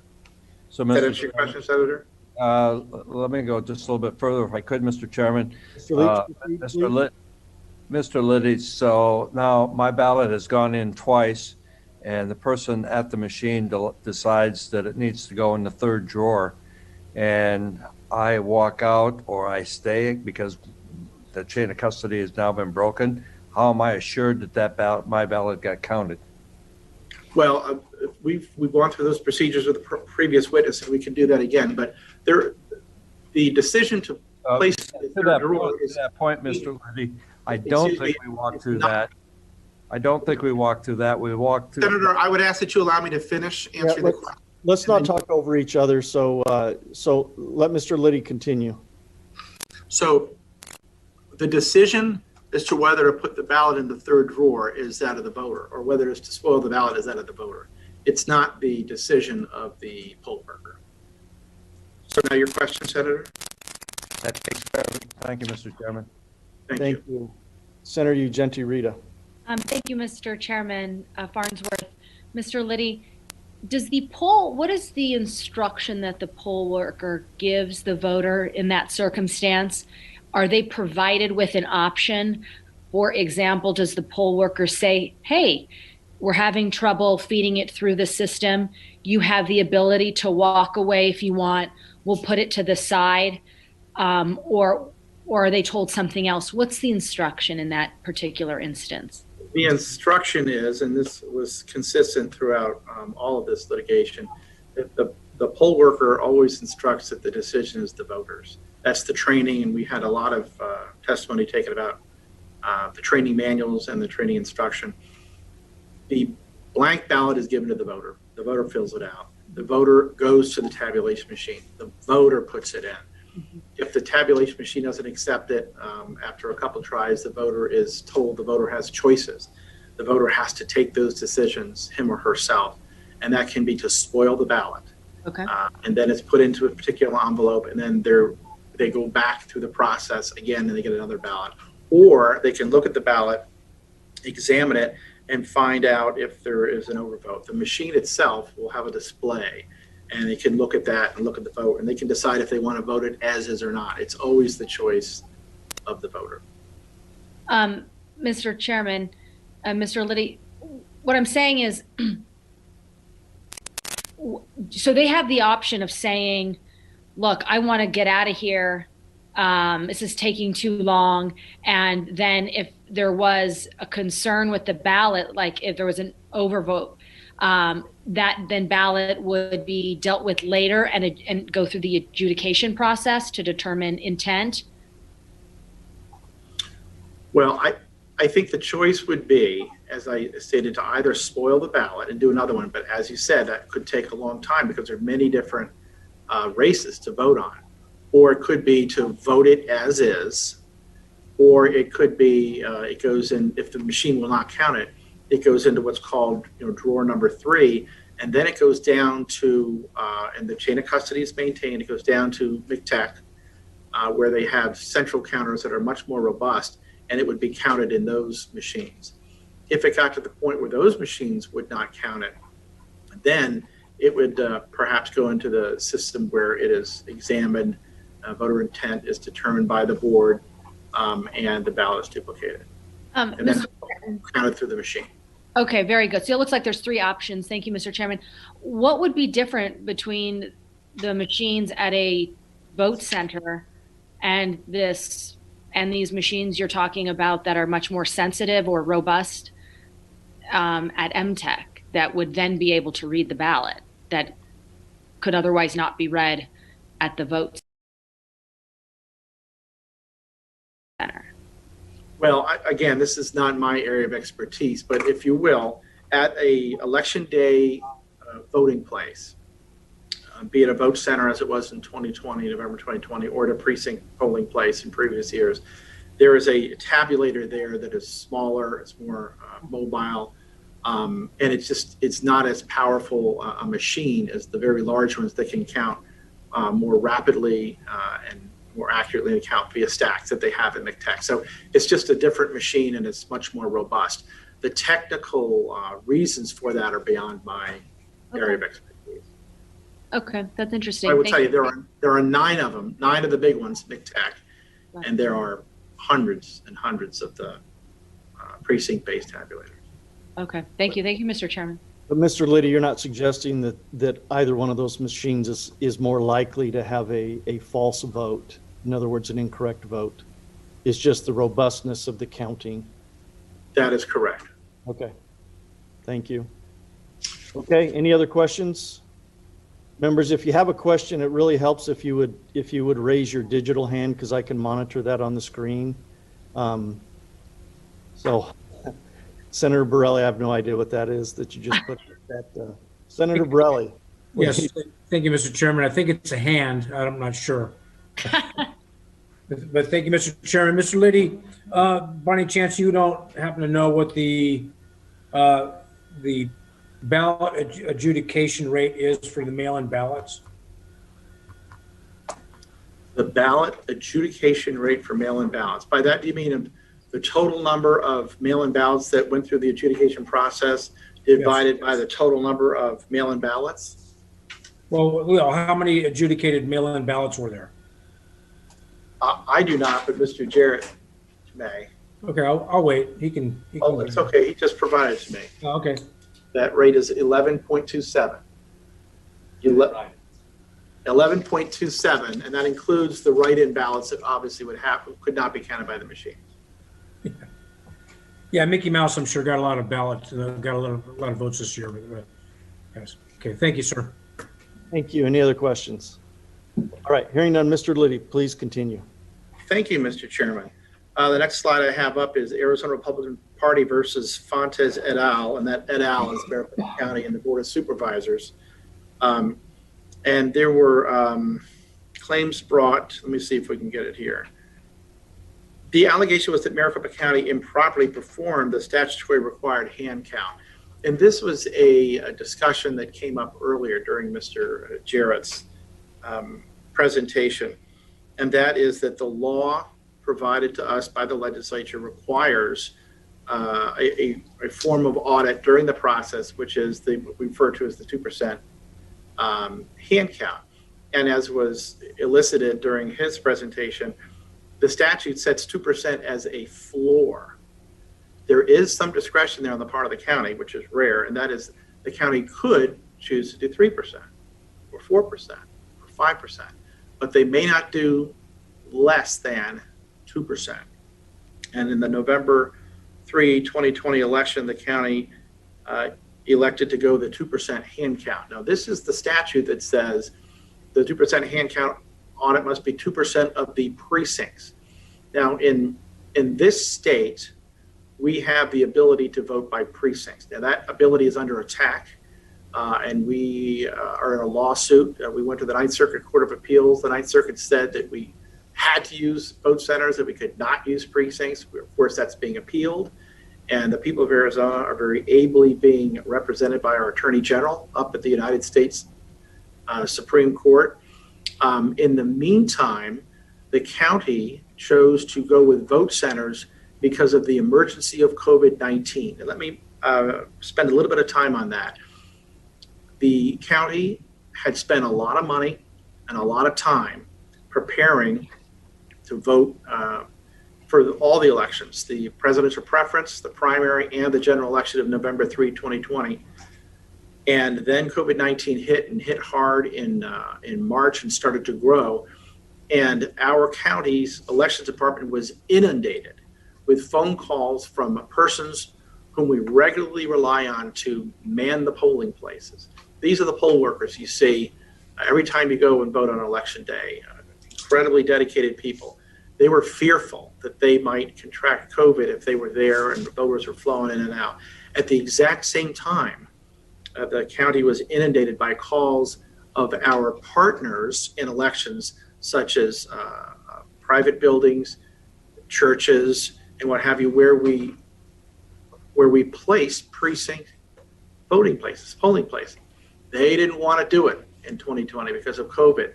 So we had to make a change. And the change was recommended that we go use the technology for vote centers, and that's why that change was done. And so the state statute allows for voting centers. It didn't require a change in the law. I think I have that cite for you. It's Title 16, 411B. B as in Bravo. It authorizes counties to use vote centers. So there was no need to go to the legislature at that time to get specific authority to do it. And the statute also authorizes the Secretary of State to put together the election procedures manual. And in it, it was provided that the 2% hand count could be done polling places at vote centers rather than precincts. And it was that decision, not one made by the county, but that decision that was challenged in this suit. And of course, our defense of it was successful. And the challenge saying that the 2% hand count of vote centers rather than precincts, that was unlawful, that failed in the courts. Next slide, please. Okay. Any questions on that? Mr. Liddy, we're going to pause for a second. Senator Ugenti Rita has a question, I believe. Oh, yeah. Thank you, Mr. Chairman Farnsworth. Could you just take me back? As you made a comment that voting by precinct is under attack. Yes. And what lawsuit are you referencing? It is called, help me out here, team. It's DNC Democratic National Committee versus v. Hobbs. Okay, it's Democratic National Committee versus Secretary of State Hobbs. And where is that in the courts? It's now up at the United States Supreme Court. This case was formerly known as the Feldman case. It's been going on for quite some time, and it's an attempt by the Democratic National Committee to reduce the authority of the people of Arizona and the legislature of Arizona to allow it to run its own elections via precinct. Okay. Thank you. I just wanted to get clarity on if I could take that the one. theory is that right now, the obvious benefit of voting by precinct is a voter lives in one particular place, and there's a certain style of ballot that's custom made for you and your neighbors. And it not only has the president, the vice president, and the federal offices, but also your state legislature, your congressperson, and there may be a school board issues, all that sort of thing. And so we in other states require people to go and vote at their precinct. And there's obvious benefits for that. Well, the downside of that is some folks work far away from home, and they may be hourly employees. And their employers say, okay, it's election day, I'll give you an hour, go vote. And they have to travel quite a distance to get back to the polling place. And if there's a line, they get worried that they're not going to be able to get back to work in time, so they don't vote. That's the allegation that's made by the DNC and others. And so that's the challenge. It's It's access to balloting, ease of voting. If somebody goes to a vote center, you've got these new printers that were referred to in Mr. Jarrett's testimony, that you go in, you go to the site book, you say who you are, you show your ID, they look up where you live, and then they print out live right then and there a ballot that's the style for where you live, regardless of where you're voting. So you could live in Scottsdale and vote in Glendale, that sort of thing. Okay. I thought is this the one attached to the ballot harvesting? I'm sorry, that's exactly right. I was just getting ready to tell you, it's the exact same lawsuit. That's the other side of it, is ballot harvesting. We have a law here in Arizona that prohibits ballot harvesting for election security reasons, and that is part of the exact same lawsuit. Okay, I thought the issue with that was voting out of precinct and whether those votes were counted, not necessarily an attack on precinct voting, but on whether if you voted out of precinct, you could indeed still tabulate that vote. But that is certainly part of it.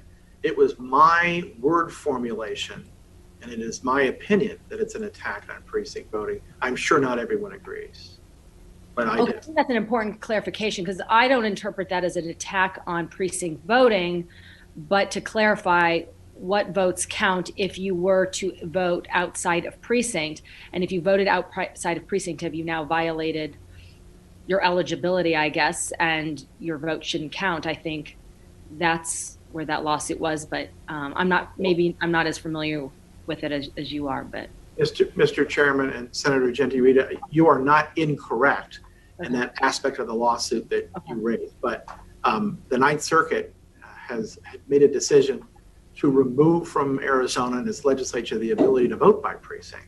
And that is what I consider an attack on our ability to vote by precinct. So everything that you've stated about the lawsuit is correct. It's that additional part that was caused by the Ninth Circuit Court of Appeals that I consider an attack on our state's ability to do precinct voting. If you want to disagree with that formulation, that's fine. No, I'm just getting clarity. So they literally, I read it, but they removed the ability for Arizona to conduct its elections by precinct? They're trying to.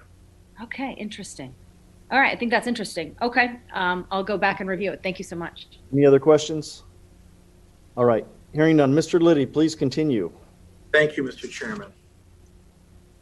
Aguilera et al. Versus Fontes et al. Okay, so that Aguilera is a voter, and there are other voters part of this lawsuit. Fontes, as we all know, the Maricopa County Recorder et al. Would be Maricopa County and the Board of Supervisors and the members. The allegation was the plaintiffs claimed that they voted, but feared that their ballots were not correctly tabulated. And they requested that the court order that Maricopa County allow them to go down to McTech and vote again and watch their votes be tabulated. The court found that the plaintiffs both cast their ballots in accordance, obviously, with the statutes and the procedures, but they would prefer the process to be different. They wanted to observe the tabulation of their ballots, but it's impossible to open the ballot box to identify and locate these plaintiffs' ballots and for review, or to change those ballots, and equally impossible for either plaintiff to cast another ballot, as doing so would be against the law. So that's what that vote was about. And I believe these were two or three issues. One of them, yeah. So one of them was a voter who put the ballot in the tabletop tabulator, the precinct-based tabulator, twice, and then it was put into the drawer number 3, and then it went down to McTech, where those more robust machines would count it. So it did comply with the law. It was machine counted. This particular voter said, but I wanted to watch it be counted, and there's no legal requirement for the county to allow, to provide for each and every of the 2.1 million voters to watch their particular ballot go through the tabulation machine at McTech. And so we prevailed in that lawsuit as well. There was, I will mention this, in this lawsuit, this was the first lawsuit that we had that mentioned Dominion, or the Dominion voting systems. And plaintiffs brought forward a witness who has 20 years of experience in elections in Texas and 5 years ago had done a report on a Dominion system that was used in Texas. And that, of course, that system is not the system that we have. The system we have that machines we're leasing is different than that. And so that report was 5 years old. A different system wasn't probative to the question in front of the court.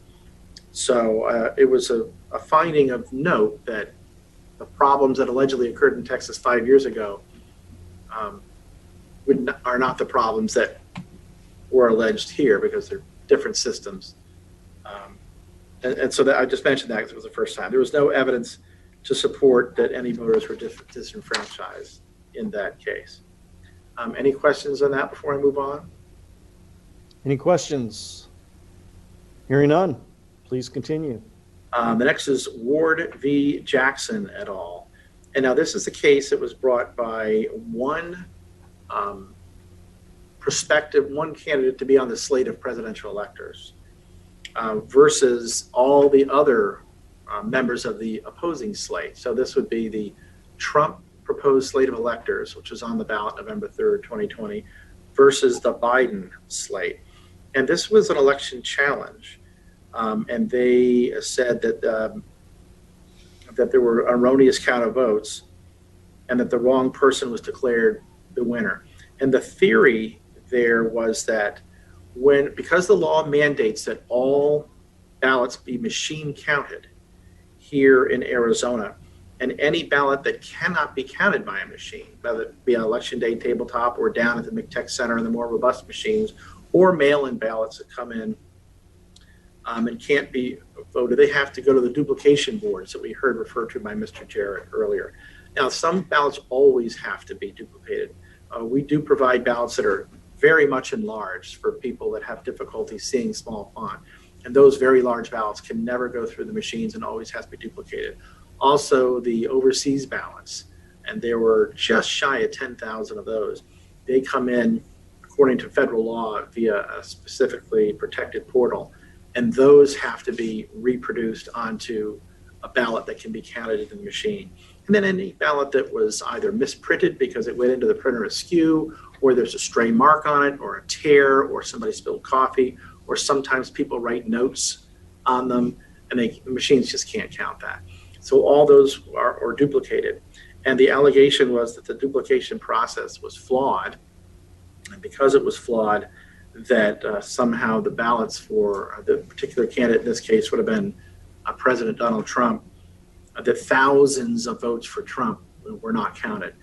And so this is the one where the court ordered us to test, and we went in and we did a random sampling of 100 of those ballots.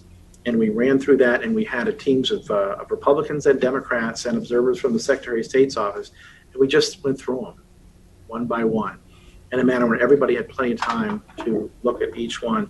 And in that first review of 100, we found 2 ballots in which there were mistakes made, 2 out of 100, so a 2% error rate.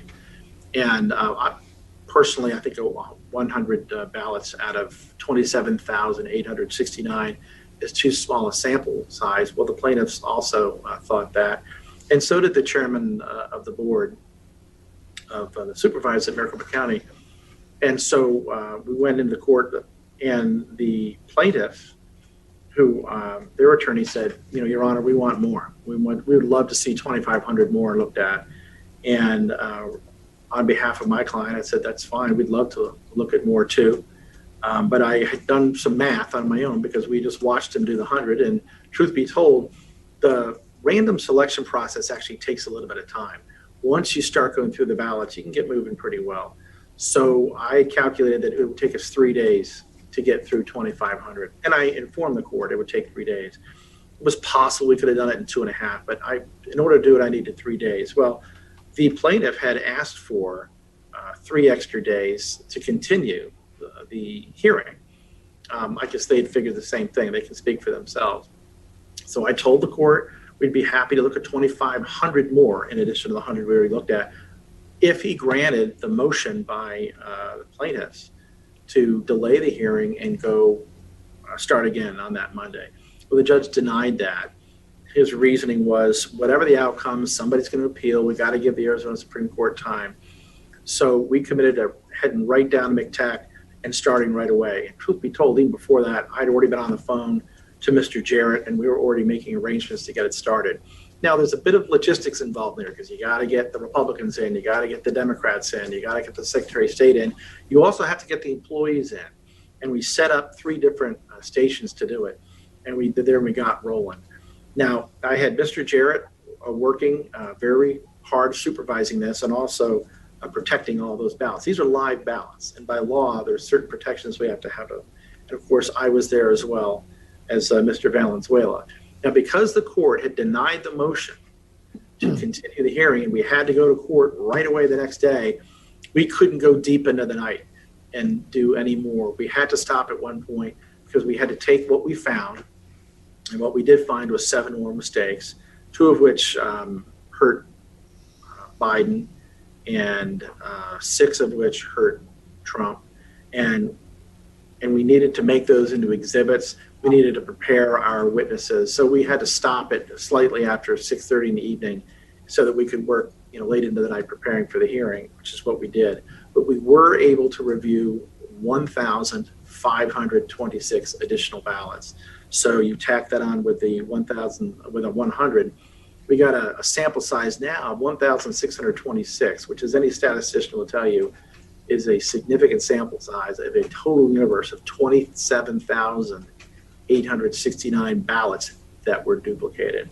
And so we looked at those, and as anyone who's worked on elections or as a statistician will tell you, that what you're looking for, you're always going to find mistakes, human mistakes, but the mistakes should go one way and then the other way, then one way, the other, maybe 2 for one and 1 for the other. And the larger sample you get, the more you're going to approach 0.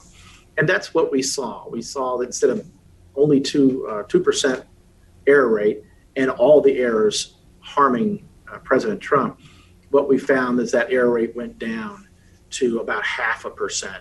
And the 100% error rate for Trump started to decrease. But we stopped it at 1626. I don't think it's good math to do an extrapolation at that frozen part at 1626, but nevertheless, we did that, and we made an assumption that if all of the remainder of the 27,869 ballots had the same rate of errors, it fell to Trump and to Biden at the same way, you would end up with 102.8 ballots, more votes rather, for Trump. Of course, you can't have 0.8 of a vote. So that would be something less than 103. So I think you could say with a high degree of confidence that had we been able to go through all 27,869 of those ballots, you would find no more than 102 additional votes for Trump. And, you could find an extra 60, 70, 80 for Biden. I don't know, because we didn't do it. But in terms of the law for contests in Arizona statute, you have to be able to demonstrate that you find errors, and the theory of the error could change the outcome of the election. And 102 votes, or 103 votes, if you will, could not make up the difference of the 10,400 and some differential between the 2 presidential slates. And so for that reason, the plaintiffs did not meet their burden, and Maricopa County was shown to have complied with the law and have an accurate vote count on that. So if there are any questions on that, I will take them. Otherwise, I'll move on to the next slide. Any questions? Senator Ugenti Rita with the digital hand up and the real hand. Yeah. Both. Yes, I did both, just to cover my bases. I appreciate that. Please, yeah. please ask your question. Thank you, Mr. Chairman. I appreciate your testimony regarding the statistical accuracy of this last election, but there were either, mistakes, errors, anomalies. I'm just really born out of sheer curiosity. What does that look like? Is that mistake on behalf of the equipment reading the adjudicated ballot incorrectly? And I don't even know if we're talking about adjudicated ballots or just the ballot incorrectly, or what would you contribute those mistakes? I know that they're small in nature, but what would they be contributed to? Maybe human error? What do they look like? Mr. Chairman, Senator Ugenti Rita, excellent question. Yes, the answer is yes, human error. Well, through these processes, we found that there were 0 errors in this sample, this 1,626 that were made by the machine. Of the total errors of 9, we found that 1 was made by the voter, and that even if that error had been identified, it wouldn't have changed the tally. But of the other 8, those were made by the humans that were duplicating the ballots in accordance with the statute. Okay, Mr. Chairman, Mr. Liddy, so what does that look like for the adjudicated ballots? I'm thinking, it's my understanding you've got like a Republican person and a Democrat there that both have to agree. So how do they agree to and make a mistake? They're humans, Homo sapiens, Earthlings. That's how, or as one plaintiff said, real humans.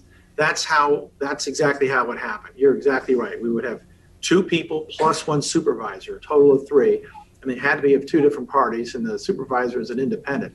And they look at them, and I can describe for you what I saw, and I can't remember all 9 of them, but one of them was a ballot which I believe was for Trump. Okay. And then when doing the duplication process, it looked like just as, I don't know if you can see my hand, but just as my hand is here, if I were filling the oval right here in Trump, I might hit with this knuckle right here, the oval that's 4 below for write-in. And so the voter had clearly voted for Trump. I'm hopeful that you can still hear me. So the voter had clearly voted for Trump. And then it appeared to me that this knuckle here hit and voted and filled the oval for the write-in, but there was no write-in. So when that went through the machine, that was counted as an overvote, right? So the error was made in duplicating the ballot because it was a vote for Trump and then a filled in oval at the write-in, but there was no write-in. Oh, wait a minute. So where is the human error? So the machine kicked it out as an overvote. Well, the human error was when duplicating the ballot, filling in the ovals 2 different places on the presidential slate, where it should have been 1. The voter did not make the error. The voter voted correctly. So it was the human duplication.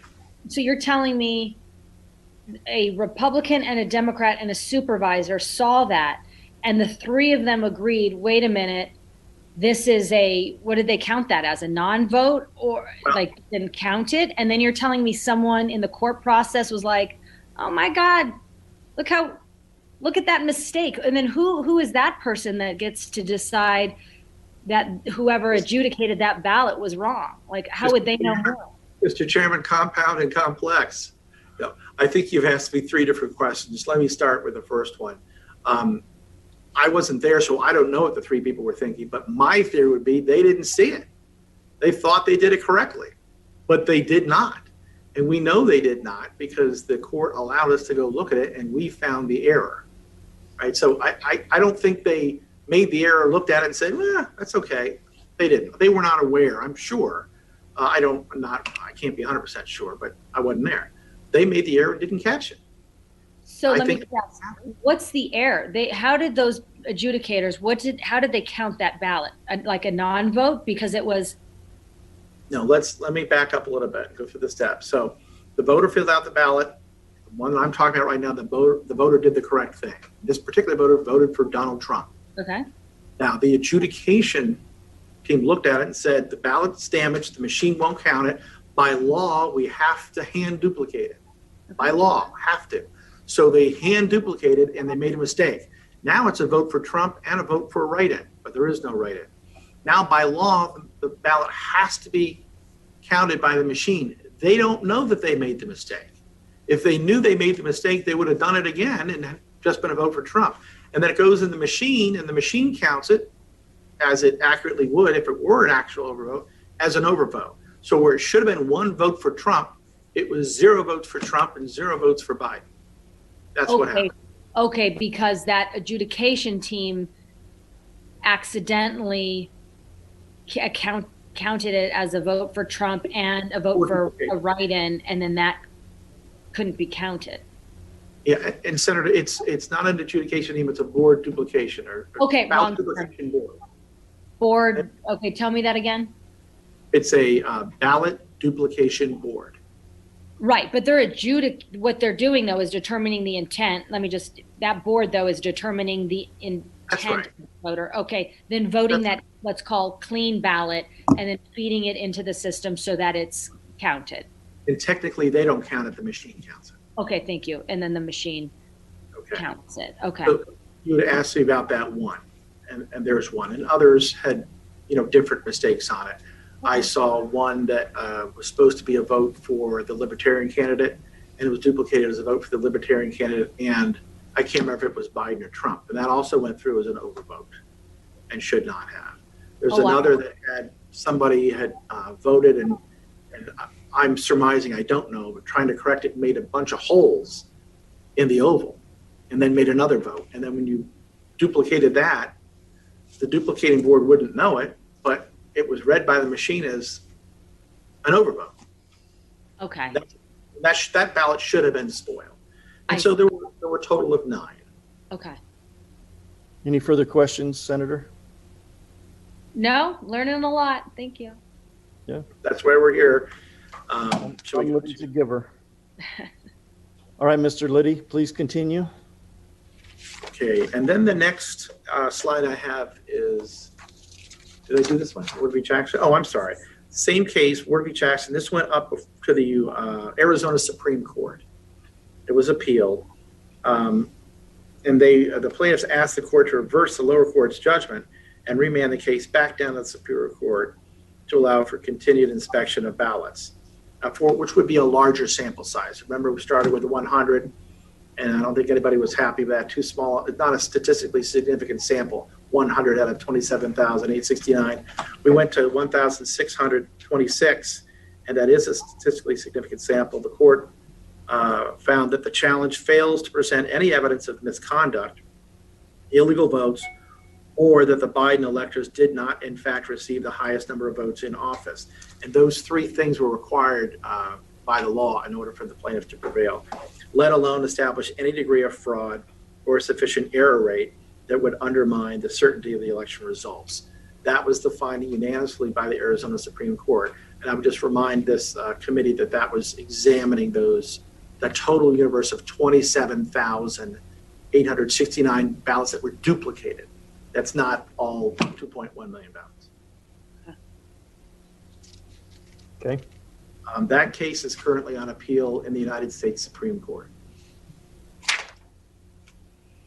And next, we go to Bauer versus Ducey and Hobbs. So this is a lawsuit that was brought by the slate of Republican electors against the governor and against the Secretary of State. And all of the allegations, or the vast majority of the allegations, were about alleged problems, allegations on the internet, what have you, about Maricopa County. So we moved to intervene because, of course, with Mr. Jarrett and the board, we're the ones that have the knowledge of the evidence that the court would need to adjudicate that. So our motion to intervene was permitted. We got into the case, and I mean, this was a federal case. This is the only one that was in the federal court. So the federal district judge ordered us, which is not unusual, happens in every federal case, to get together. And under Rule 26, there's a broad discovery, and we have to start sharing information. This, Perry Mason stuff with a surprise at the last minute, that doesn't happen. That's not real. What's real is that the court's order and the Supreme Court has propounded rules that require lawyers to cooperate and share evidence. So what was really interesting about this case is it was based largely on the claims of an unknown witness. And the witness, in discovery, you have to give the names of your witnesses, and you have to give a witness list, and you have to say what they're going to say. And what we were told by the plaintiffs was that they weren't going to give us the name of one of the witnesses, but they would refer to him by the nom de guerre Spider. And went, wow, that's pretty intriguing, Spider, huh? That's pretty cool, except we, according to the rules of civil procedure, we have a due process right to know this guy's real name. So we actually got kind of contested there. They didn't want to give us the name, but the allegation was that Spider was a military intelligence expert, and that he had looked at the operations, presumably inside Maricopa County, because that's what the lawsuit was about, and he had found all kinds of problems. So I told opposing counsel, we can keep his name under seal, but we got to know who this guy is, because we got to look at his background to find out the veracity of what he's saying. We have to be able to cross-examine this guy, find out, present evidence to the court to weigh his credibility. Well, they wouldn't give us the name, and we weren't too happy about that. We complained about that with the judge and filed a motion to dismiss. Well, it turns out after the fact, and this is actually significant because this claim, we prevailed on this claim as well. But this is also up in the Supreme Court. And turns out that Spider is Joshua Merritt. And Joshua Merritt was a soldier in the United States Army, but he was not a military intelligence expert. He was a four-wheeled vehicle mechanic at an Army base down in Texas. And he had deployed, served his country honorably, had done well, and served as a mechanic. But he wasn't a military intelligence expert at all. And so he'd made lots of claims about how he had examined what was going on in Maricopa County and found out that China and Iran were involved and whole kinds of problems. And we didn't even have a chance to question this guy. But the plaintiffs, the court ruled that the plaintiffs failed to provide the court with factual support for their extraordinary claims, but they have wholly failed to establish that they have any standing for the court to consider them. Allegations that find favor in the public sphere of gossip and innuendo cannot be a substitute for earnest pleading and procedure in a federal court. They most certainly cannot be the basis for upending the 2020 general election here in Arizona. And I think I'd like to make this point, Mr. Chairman, and that we've said all along very consistently that we don't make up our own rules. We follow the rules in Title 16 provided to us by the legislature, who's empowered by the United States Constitution to write the rules for this election. And we respect that awesome power of the legislature. Similarly, under Article 3 of the United States Constitution, the courts set up rules for the admissibility of evidence, the requirements for discovery, the exchange of information, so that we can find justice. And in this particular claim, the plaintiffs wanted to completely circumvent the rules established by the court in a manner in which we can seek justice. And this legislature, in its wisdom, provided for contests in the statute. There are rules. You can't file a contest until the election's been certified, and then there's a window of 5 days. And then these contests get adjudicated in court, but they have to be adjudicated in sync with the mandatory rules of evidence and rules of procedure that are established by the Article 3 branch. And there wasn't even the slightest effort to do that on the part of the plaintiffs. And so that case failed, and it's up at the Supreme Court, and I would expect it to fail as well. So let me go one more. Can we skip? Let's go to the next. Let me, Mr. Liddy, Senator Gray, do you have a question? Well, actually, I'd raised my hand, but I might have misheard, but I thought Mr. Liddy said Bowers versus, and I just wanted, for those that might be listening, that may think that was our House Speaker, that it's actually Boyer.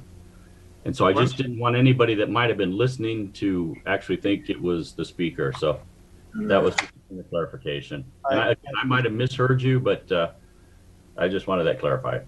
Well, I appreciate your clarification. Mr. Chairman, Senator Gray, thank you very much. It's Boyer, B-O-W-Y-E-R, B-O-W-Y-E-R. And while we're on the point of clarification with your indulgence, Mr. Chairman, there is some concern out in the Twitter sphere that our chairman, Mr. Hickman, referred to Bill Gates. And that, of course, is Bill Gates' supervisor in the in Maricopa County Board of Supervisors, and a fine lawyer in his own right, and an individual who ably served on the Phoenix City Council. It is not billionaire Bill Gates who's trying to buy favor in Maricopa County. That is of great concern over the past couple of hours on Twitter. Yes, and so I appreciate that clarification. That's for those of us who knew who he is, we just know. But I can see if they don't know that absolutely they would confuse it with. Yes, Mr. Chair, it's an Arizona thing. Yes. Okay. I don't even think it's related. So I appreciate that. Mr. Liddy, do you have anything else? I think that you've kind of laid out the foundation here for your position in defending the county. I would say with some success. And I guess my question would be, do you have any sites or any lawsuits that where the plaintiff has prevailed against the county or against the state? No, Your Honor, we have been busy taking on all comers, and we are 8-0, and the court's still ours. I don't mean the court, I mean the basketball court. You know, winner gets the next game. We are undefeated, and we're it's because our clients are so good. They did a great job trying to follow the rules that you set out. I do have one more slide. I'll flip to the last slide that I do want to share with you, Chairman. Go one more. This slide, and the data supporting it is up above, shows the Maricopa County election reports on the night of Election Day. That's November 3rd, 2020. The first one starting a little after the polls closed at 7. The first report was shortly after 8 p.m. And then there's another one late on the night, and then a couple more deep into the morning. I think up to 1, it says up there on the left, 9:45 p.m. I've got on this chart, 10:53, 11:30, then 1:57 a.m. You'll see there entry number 7. And as you'll see, this graph, which we've made, it tracks the lead that Biden had going into election night. And as ballots came in, Trump's voters vastly outperformed Biden's voters. And so there is a lot of criticism, a lot of complaint, a lot of commentary out throughout the country, if not the world, that there were Biden votes being injected in the middle of the night that allowed Biden to overtake the lead. Well, not here, not in Maricopa County. It was Donald J. Trump that kicked butt on election night, and all those votes started coming in. And you can see how Biden's lead just dropped and dropped and dropped and dropped. And I wanted to show you that, to show that all the allegations to the contrary are false. Appreciate that chart and that graph. How many cases do you have outstanding? Did you say 2? Well, if there are 3, Mr. Chairman, there are 2, which I just mentioned, that are at the United States Supreme Court, and there is one kind of an outlier, if you will. What we believe is a resident of Gilbert filed a court in Pinal County. And what that really is a copy and paste job of the federal court that I mentioned earlier. The federal claim that I mentioned earlier was Spider, and that's out there in Pinal County. And we now know she's Pinal. Okay, and she has moved from Gilbert to Pinal, so she is a resident of Pinal. And we argued a motion to dismiss today, or is it 3 o'clock yet? No, we'll be arguing that in about an hour and 15 minutes. And we're confident of that as well, Mr. Chairman. Okay. And then at least one of the lawsuits that's being heard at the Supreme Court, the remedy that they're requesting, is that a forensic audit? Yes. Yeah. Yes, that is correct. It's a bit ironic that one of the reasons why our board cannot go forward with a forensic audit is because the litigation is still ongoing. And one of those pieces of litigation is asking in part for a forensic audit. But we believe that while the conduct of the election is ongoing, and we believe it starts when Maricopa County has to design the ballot style for the election. That would be in late August. And then when the machines are certified, federally certified and state certified, we're hands off. We can't touch any of that stuff. And then we follow Title 16, the rules for the election given to us by the legislature under that awesome constitutional power, by the book up until the election's over. And the election's over after canvass and certification, and then the exhaustion of the contest period, which for this election, the certification by the state, I believe, was November 30th. And the statute allows for 5 days. So anybody wanting to file a contest had to do that by the 5th of December. And then any litigation with regard to those, once it is exhausted, our belief is that the election is over, and then the Board of Supervisors will have much more liberty to examine its machines on its own outside the constrictions of Title 16. But there's still a real possibility that additional litigation could arise. Is that fair? Well, I think it's a possibility. Somebody can sue anytime, but I think it's unrealistic to think any would be successful because the legislature provided for contests, and contests must be filed between the certification and 5 days, and the 5-day time has elapsed. So we believe we're going to be near the end of this election very soon, depending on, knock on wood, what goes on with the Supreme Court. But you could have additional federal claims that are made, which then would, in your opinion, I'm just going by what you've talked about, which is you feel like you're frozen in regards to some kind of an audit or a forensic audit because of the ongoing litigation. So if there is new litigation that's filed, then you would be frozen until that was somehow adjudicated. Is that correct? Well, Mr. Chairman, I would say this, that it's very difficult for the federal court to get jurisdiction over the election in Arizona and the election in, as it was carried out in Maricopa County.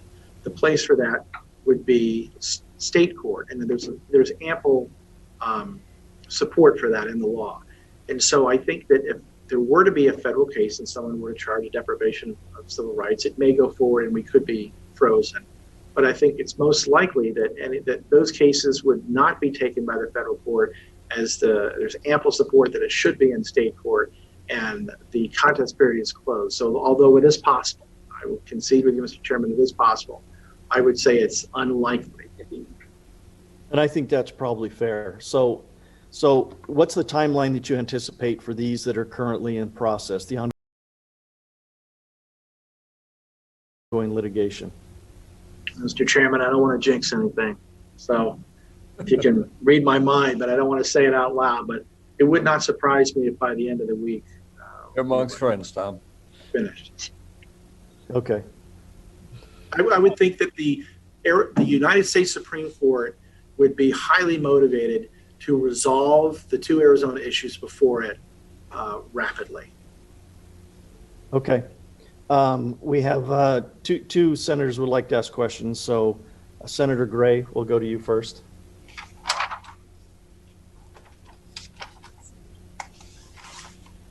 Thank you, Mr. Chairman. And Mr. Liddy, I appreciate your decades of election experience. So I'm going to throw this at you, and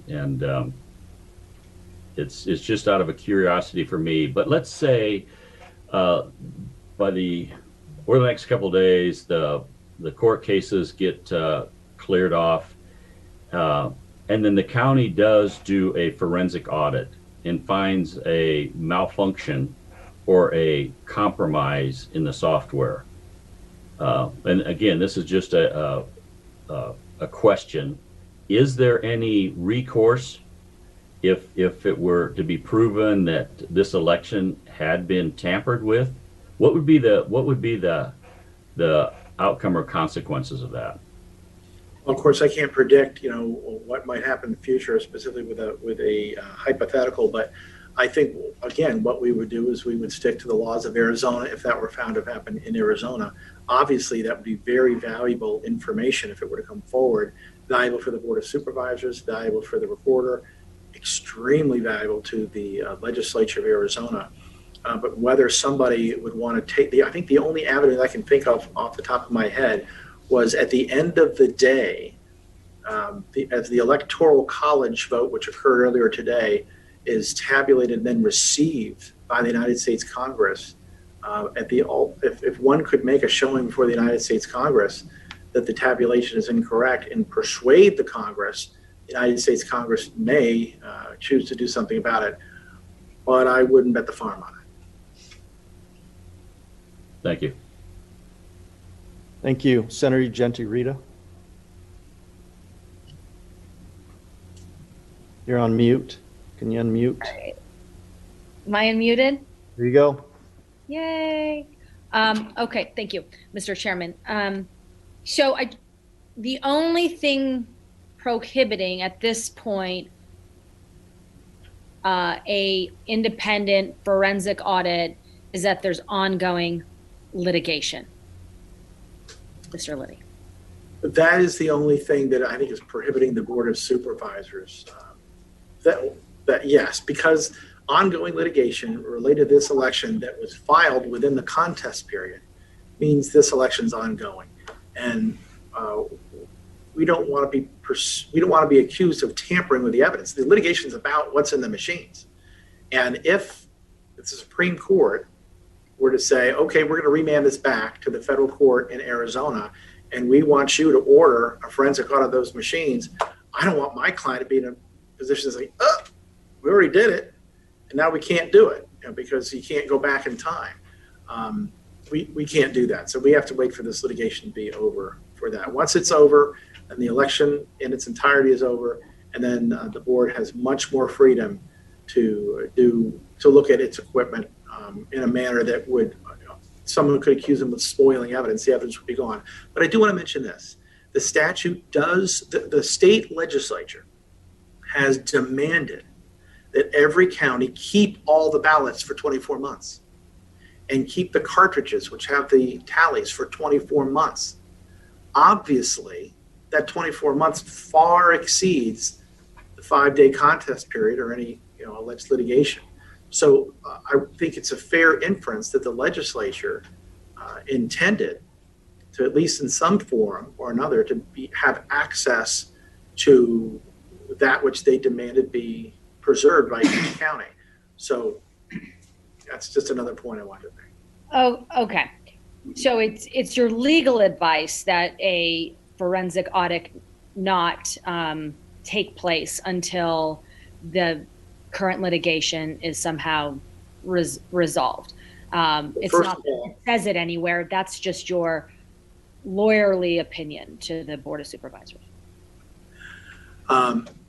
First of all, I want to make clear that, Mr. Chairman and Senator Genti-Rita, that I would never presume to give legal advice to the legislature. You are ably represented by some of the finest attorneys in the state.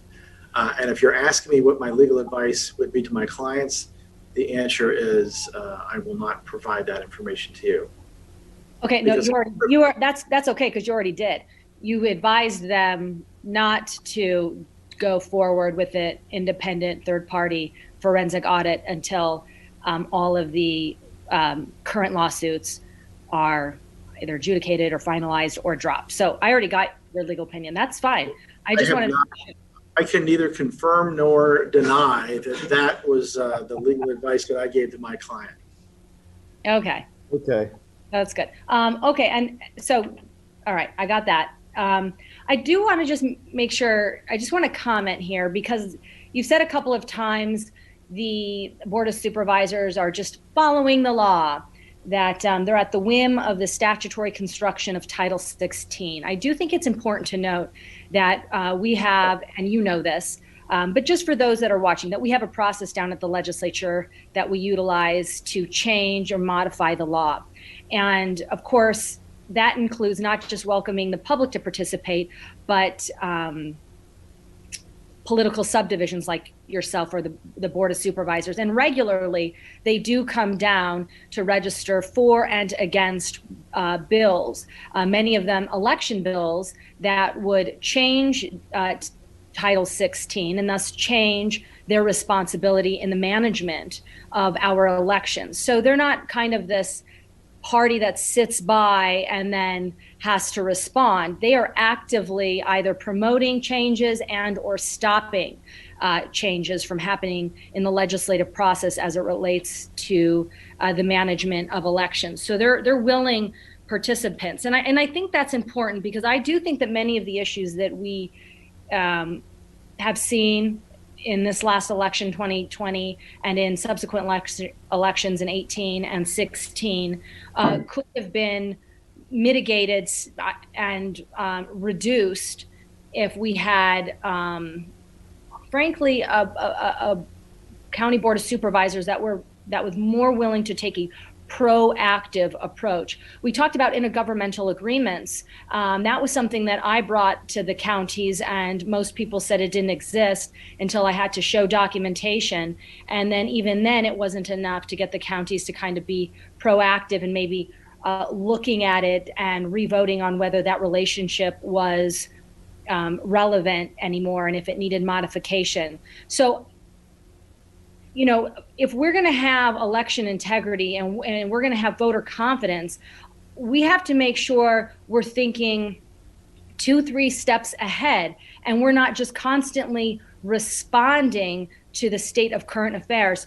So in that light, the vast majority of people vote by mail. I don't see a lot of proposals coming from the counties to deal and address voting by mail. In fact, what I see is the counties wanting to push vote by mail, and the bill that they like the most is to allow counties to go to all mail elections. And we've seen that most people have concerns with vote by mail. In fact, most of the problems that we've talked about relate to vote by mail. And I know these aren't specific to the litigation, but they are specific to, again, voter integrity and making sure people have confidence and want to participate. And so I do think that I wanted to be on the record with that, because it's going to take a partnership to fix some of these things. And while I appreciate us reacting to what has transpired, I think we should also, in tandem to that, look at trying to be prophylactic and identify measures that could prevent instances where either there's undue influence, tampering, election fraud, or a lack of confidence. Thank you so much, Mr. Chairman, for the time. Mr. Chairman, if I may, Senator Gentilrita, first of all those bills that you mentioned, Maricopa County has not been up there advocating for them. When you said they, and perhaps you're talking about other counties, but it was not Maricopa County doing that. And I want to make absolutely clear that I have been through Title 16, and there are no whims. Maricopa County doesn't do anything following the whims of Title 16. There's a lot of shalls. There's a lot of musts. The legislature writes the law, we follow the law. We're not just doing it on a whim. We are deliberately, with great deliberation, following the law as provided to us by the legislature. Nothing on a whim, not just following. It is our legal obligation to follow the law, and that's what we're doing. And the mere presence of the chairman of the Board of Supervisors in this hearing today, as is the availability of our elections director, and my somewhat unusual presentation, as I'm not a fact witness, I'm an attorney for the county. I'm here because my client, the chairman of the Board of Supervisors, has asked me throughout the week and now and in the future to work with your future committee and with this committee to do whatever we can to help facilitate the gathering of all the information you need in order to make the choices of whether you want to make changes to Title 16. But certainly we don't do anything on a whim. Mr. Liddy, I didn't say that. I said you kind of presented it like you were at the whim of our statutory construction. In other words, that I did not. You were a participant in the making of that. And I think it's important for the public to realize you are. You have contract lobbyists at the tune of hundreds of thousands of dollars that you pay for to come in and advocate against proposals and for proposals, but primarily as it relates to election law, against them. And you have in-house lobbyists, and you have, of course, attorneys. So you are a part of the construction of Title 16, and that's what my comment was referencing. And I do believe when it did come to updating our permanent early voting list, that the Arizona Association of Counties was opposed, along with the Secretary of State's office and the Maricopa County Recorder's I don't office. represent them. I don't know anything about them. You represent the county. I will tell you, Mr. Chairman, Senator, if I said anything with my vocabulary, my diction, my body language that led you to believe that my client follows Title 16 on some whim, I humbly apologize. I want to declare for all the world to hear, no, we don't. We deliberately follow the law of Title 16. That's what we do. The power is with the legislature, according to the United States Constitution. And to the extent that the 4.7 million people that reside in Maricopa County and are represented in part by the members of the Board of Supervisors should not have their voice heard at the legislature, I'm not sure where that's coming from. But obviously, every citizen has a right to have his or her voice be heard in the legislature. But at the end of the day, it's the Arizona legislature that writes the law. Maricopa County, we follow it, but not on a whim. Excellent. I'm glad you said that, because I'll certainly be quoting that in committee. Yeah, We write the law.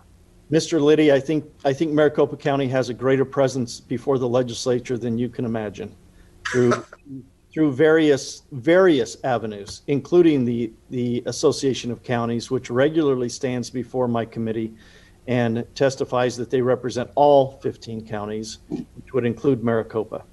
So if they're doing things that you're not aware of, Mr. Chairman, I suggest that maybe you need to look a little closer into what is being said on your behalf. So, Chairman Chairman Hickman. Yes, there are associations that some of us belong to. ACO is an association that works with all the other electeds. County Supervisors Association is the association that my board members are involved with.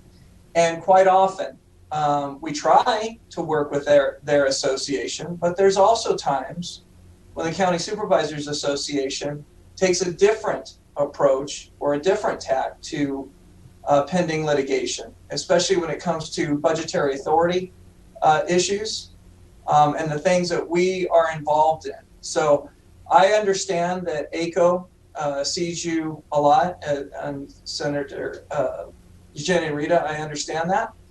But please know that when there is something important to the county supervisors, you'll probably get a visit from the County Supervisors Association of all 15 counties.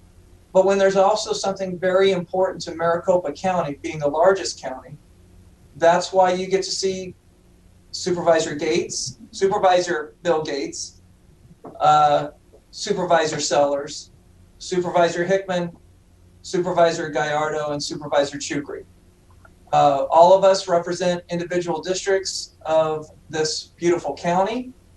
And one other key approach, a key thing for your legislature and your body to remember, when it comes to public statements, when it comes to strategies out there, when it comes to county supervisors that want to do something, understand that we do not have the ability to caucus. We have open meeting law. We do not caucus.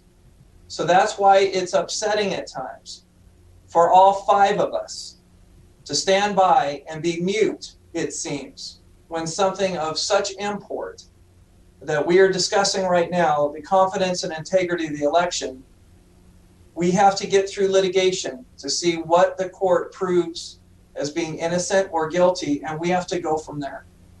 So I just thought I'd make that statement for all 5 of us, because it's very hard right now to watch Twitter, to try our best to talk to our legislators in our districts, to tell how important this is without it making look like we're building some sort of vote.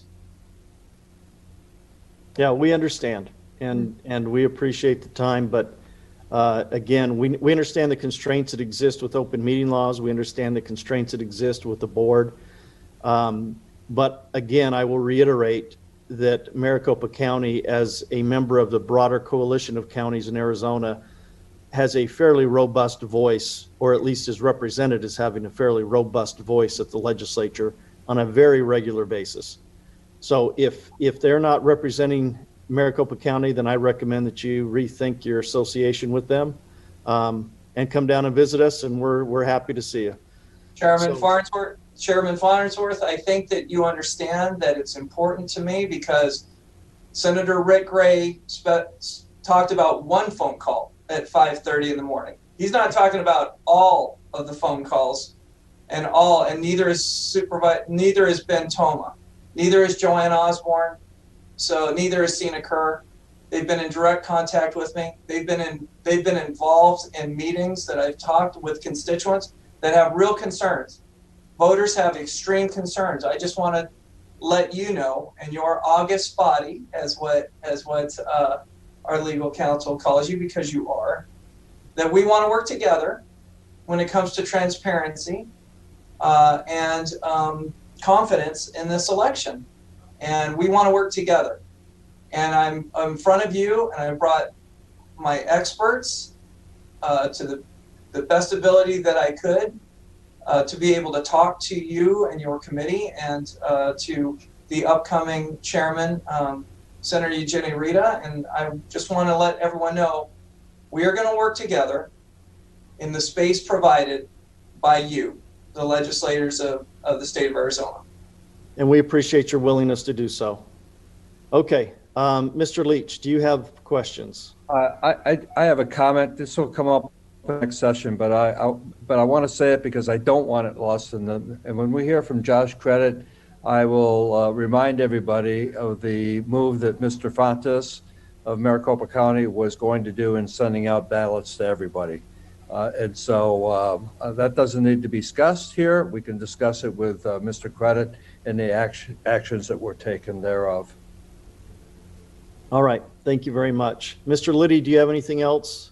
We do have some other witnesses we need to hear from, so.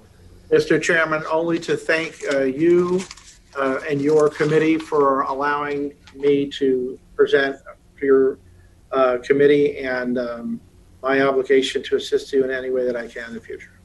We appreciate your time and your presentation, so thank you. Members, any final questions for Mr. Liddy? Hearing none. Okay, thank you very much. I don't think we have anything else for the county. If you can stick around, that's great. We may have some questions. If not, we understand. It's already been a fairly long day. So I think we're going to move on, and we have a couple of people here from the Attorney General's office. Josh Credit is here. Josh, there you are. So Josh, we appreciate you being here, and we'd like to hear from you kind of in the same vein that we did the Maricopa County people. Tell us, if you will, and I know you have somebody else here that is affiliated with the fraud task force, but I don't know if you have an opening statement. I don't know if you want to kind of fill us in on what you're doing. I don't really know what you're doing versus the other person from your office. So I'll just kind of turn it over to you and let you make an opening statement. Well, thank you, Mr. Chairman and members of the committee. I thought that I could maybe give a general overview of what the unit has been doing since it was created about a year and a half ago. And then I have Jennifer Wright, who's an assistant attorney general in our unit. I think she's available virtually. I don't know if I see her yet. But she'll be able to go into more in depth as to what the complaints we've seen recently in the last couple of months and weeks and what our office has found. Okay, and that sounds great. This is, for those who don't know, this is the election integrity unit that was formed within the office of the Attorney General. So if you would proceed and just kind of give us an overview. Thank you, sir. For the record, my name is Josh Credit, Deputy Attorney General for Law and Policy with Arizona Attorney General Mark Brnovich. And with me is Assistant Attorney General Jennifer Wright. She's one of the key members of the Election Integrity Unit. We appreciate the opportunity to present for you today about the work of the unit. And as I said earlier, I'm going to talk generally more broad strokes about what we've been doing since it started. And then Jennifer, I think I'll kick it to her for what has been going on recently since the primary in general and post-election day. So the unit just generally investigates complaints of civil and criminal violations of election law and voter fraud. And we have a public complaint process for members of the public to provide us allegations of fraud. The unit also works in concert with our Solicitor General's office and also our government accountability unit to address kind of all things election integrity, but I'll just rattle off a few things they do. I mean, it's not limited to this, but it's, litigation, opinion requests, campaign finance, misuse of public monies related to elections, obviously investigating allegations of voter fraud, whether in the civil or criminal context. The unit is made up of 4 full-time employees. That's 1 civil attorney, 1 criminal attorney, 1 special agent, and 1 administrative staffer. Although they do currently also utilize 6 additional agents from our criminal division's special investigations section to assist with open investigations as needed. The unit was created during the 19 legislative session in the fiscal year 2020 budget and has an annual appropriation of $530,000. Shortly after the unit was created, Jen Wright was hired on. I think it was about in late July, maybe August of 2019. And the first thing she started doing, I think it may have been even on day 1, was reviewing the election procedures manual draft that Secretary of State Katie Hobbs had provided. Now, over the course of approximately 4 months, she and our office suggested about 115 suggested edits. And over the course of that time, about 100 of those were eventually incorporated and made the cut into the final manual. And I'll just run through some of the items that we suggested that did make it into that final manual or were removed or prevented from being in that final manual. The first thing is preventing the authorization of all mail ballots for elections that included statewide races. Eliminating the non-statutory cure period for unsigned ballots that extended 5 days past the election. Now, many of you probably know this. This ultimately became the subject of litigation, which I can get to in just a minute. Preventing the implementation of electronic adjudication through the manual because it directly contravenes state law. And then obviously this was followed by the legislature passing an emergency statute to implement electronic adjudication. Preventing the manual from allowing county recorders to establish pop-up precincts without obtaining prior Board of Supervisors approval. And another example is ensuring there was uniform security measures for drop boxes, which were something that was just introduced in the 2019 manual. Now, and Mr. Chairman, if anyone has questions during this, I'm happy to answer or answer at the end. Just cut me off. Okay, we'll do that. During the fall 2019 election, several election-related complaints came in, and I'll touch on one notable one. It was a complaint filed regarding illegal electioneering by the Bullhead City Manager related to Proposition 415. An investigation was done and a violation was determined to have occurred, and I believe that is currently wrapping up in settlement negotiations right now. If you fast forward to the first part of the year, some of the examples of the unit's work in early 2020 included the following. And this is the item that Mr. Leach just touched on. So right before the presidential preference election, Maricopa County Recorder Fontes attempted to illegally mail out 200,000 ballots to registered voters who had not yet cast ballots and who had not requested an early ballot. Our unit was successfully able to run to court, file a motion, and obtain a temporary restraining order, which prevented Mr. Fontes from illegally mailing those ballots.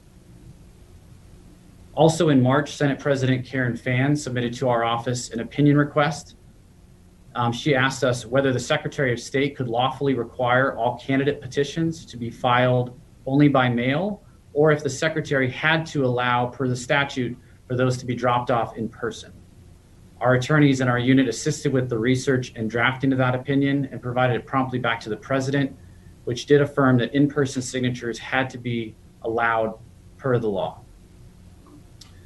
We've also issued multiple indictments related to signature fraud with candidates running for various levels of government. There was a candidate for Flagstaff mayor, a former congressional candidate, a former legislative candidate who is alleged to have defrauded the Clean Elections Commission, and most recently an initiative petition circulating firm, which was alleged to have violated laws prohibiting compensation based upon the number of signatures collected.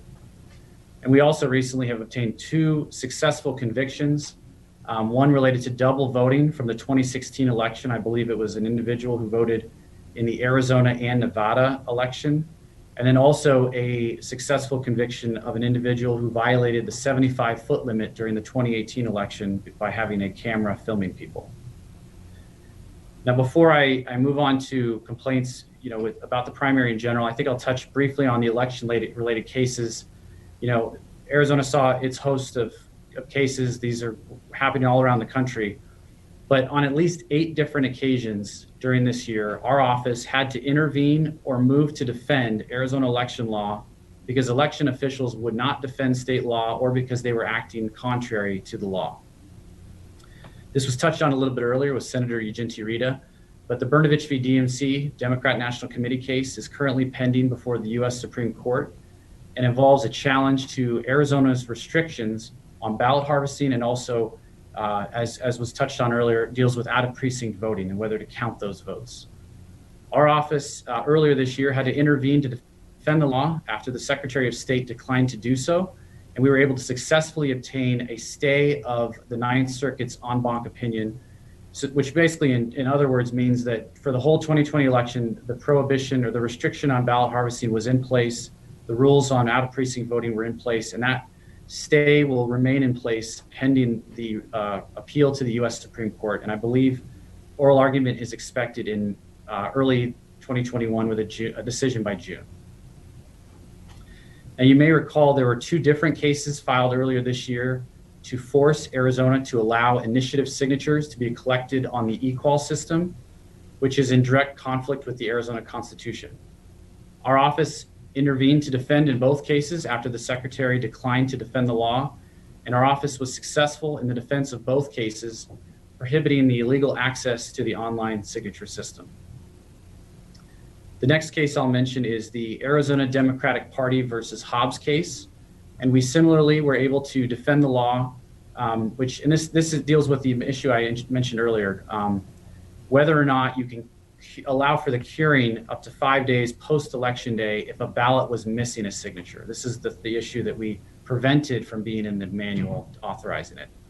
After our office intervened to defend the law, and after a lower court actually ruled in favor of the plaintiffs, we were able to successfully prevail with a 3-judge panel at the Ninth Circuit, which ultimately ruled in our favor. So again, this was a extremely last-minute change that could have been done to the law. And many of you probably know, the Purcell principle. The courts do not like these last-minute changes to the law. It does nothing but cause confusion for voters. They don't know if they can cure, if they cannot cure. So this is one where we were able to stop that from happening. And frankly, it's something that has happened in other states, which we've seen in post-election litigation. Now, I'll briefly mention 2 more cases. I know it's been a long day. During the August primary, our office received several complaints from voters that Mr. Fontes had mailed early ballots during the primary with illegal instructions related to, crossing out a mistaken vote and then filling in a different circle. Our office sent Mr. Fontes a letter on August 11th stating that this direction was deficient and directing him to ensure that future ballots being sent out specifically for the November election contained corrected instructions. After he declined to do that, a lawsuit was almost immediately filed by the Arizona Public Integrity Alliance against Mr. Fontes and the board. And our office filed an amicus brief in that case at the lower level and then on appeal at the Arizona Supreme Court. And this was followed by the Arizona Supreme Court, I believe in early September, ruling that Mr. Fontes had exceeded his authority and prohibiting him from sending the illegal instructions with ballots for the November election. Now, the last lawsuit I'll mention, and I'm happy to talk more about these, or Jennifer is as well, she's more the subject matter expert, but this was a lawsuit dealing with our voter registration deadline. This was filed very last minute in federal court, and a federal district court judge, surprisingly, ordered the deadline. I believe it was almost, close of business the day it was supposed to be done. He ordered the deadline extended by 18 days. And then the Secretary of State announced her intent to not appeal that decision. So our office had to move very quickly to intervene to defend the law and appeal the case. It was then that the Secretary reversed course, opposed our motion to intervene, and settled the case. And the end result of all of this back and forth was the voter registration deadline being extended 10 days. And as I'll point out, as we saw during this time and even after the election, I had friends ask me, what is the deadline? If I registered after, does my vote count? Does it not count? And this is just cuts to the heart of why you should not allow these last minute election law changes, because all it does is sow voter confusion. Now, beyond litigation, the Election Integrity Unit has sent several cease and desist letters and called for internal investigations of official actions. We can provide copies of those to you if you'd like. And now, before I kick it to Jennifer with the chairman's permission, again, I think it's worth noting that thanks to the legislature thinking ahead and creating the Election Integrity Unit, and thanks to the work that it has been able to do, it's not just about what happened during the primary in general. Everything related to this election has been going on for 2 years now. Thanks to the work they've been able to do, I think we were able to prevent much of the post-election litigation, even though Mr. Liddy said there has been quite a bit. We've been able to prevent a lot of the post-election litigation. such as what we saw in the Texas versus Pennsylvania case at the U.S. Supreme Court just as recently as a few days ago. So unless there are questions related to what I just ran through, I'm happy to answer any, but with your permission, Mr. Chairman, I'll kick it to Jennifer and she can touch on all of the various complaints, the volume and whatnot we've received recently. Any questions for Mr. Credit? All right, sir. Mr. Leach, is that? Yeah, that I couldn't get to my raised hand quick enough. Thank you, Mr. Chairman. And Josh, thanks for being here. Would you want to go in? Could you go into the details of the Sharpie Gate, or is that going to be left for Jen? Mr. Chairman, Senator Leach, I think Jen has quite a bit of info on Sharpie Gate, so she'd be. Thank you, Mr. Chairman. Okay. So we'll go ahead and the Assistant Attorney General, Jennifer Wright, if you would go ahead and just give us an opening statement. Tell us what you're seeing in this during the election, post-election. What have been the biggest complaints? And then I'd like to know what your major concerns are, not only in this election, but moving forward. There are a couple of things I want to ask you about, but give us your opinion, if you would, please. Sure. Good afternoon, Mr. Chairman and members of the committee. As Josh mentioned, my name is Jennifer Wright, and I'm the civil attorney assigned to the Elections Integrity Unit. Thank you very much for this opportunity to share with you the work that we've been engaged in. As Josh mentioned, I'm going to discuss in particular the election complaint form that our office initiated and some related investigations. In July of 2020, the unit launched a public portal to submit election-related complaints directly to the unit. Notably, Arizona is only one of 5 states that have an online election complaint form. Since its launch, the unit has received over 2,500 electronically submitted complaints and emails. Of those, over 2,000 were submitted after the close of election.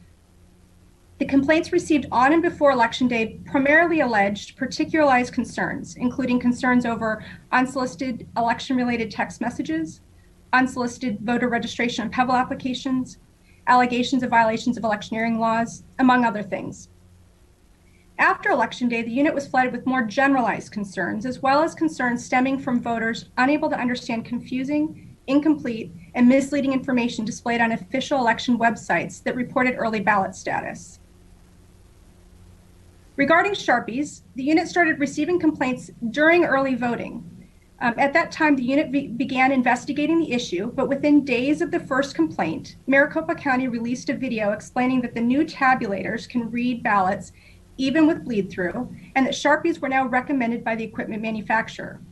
Based on the official response, we forwarded the complaints received to Maricopa for their records and closed those pre-election complaints with the complainants. On Election Day, the unit received more Sharpie-related complaints.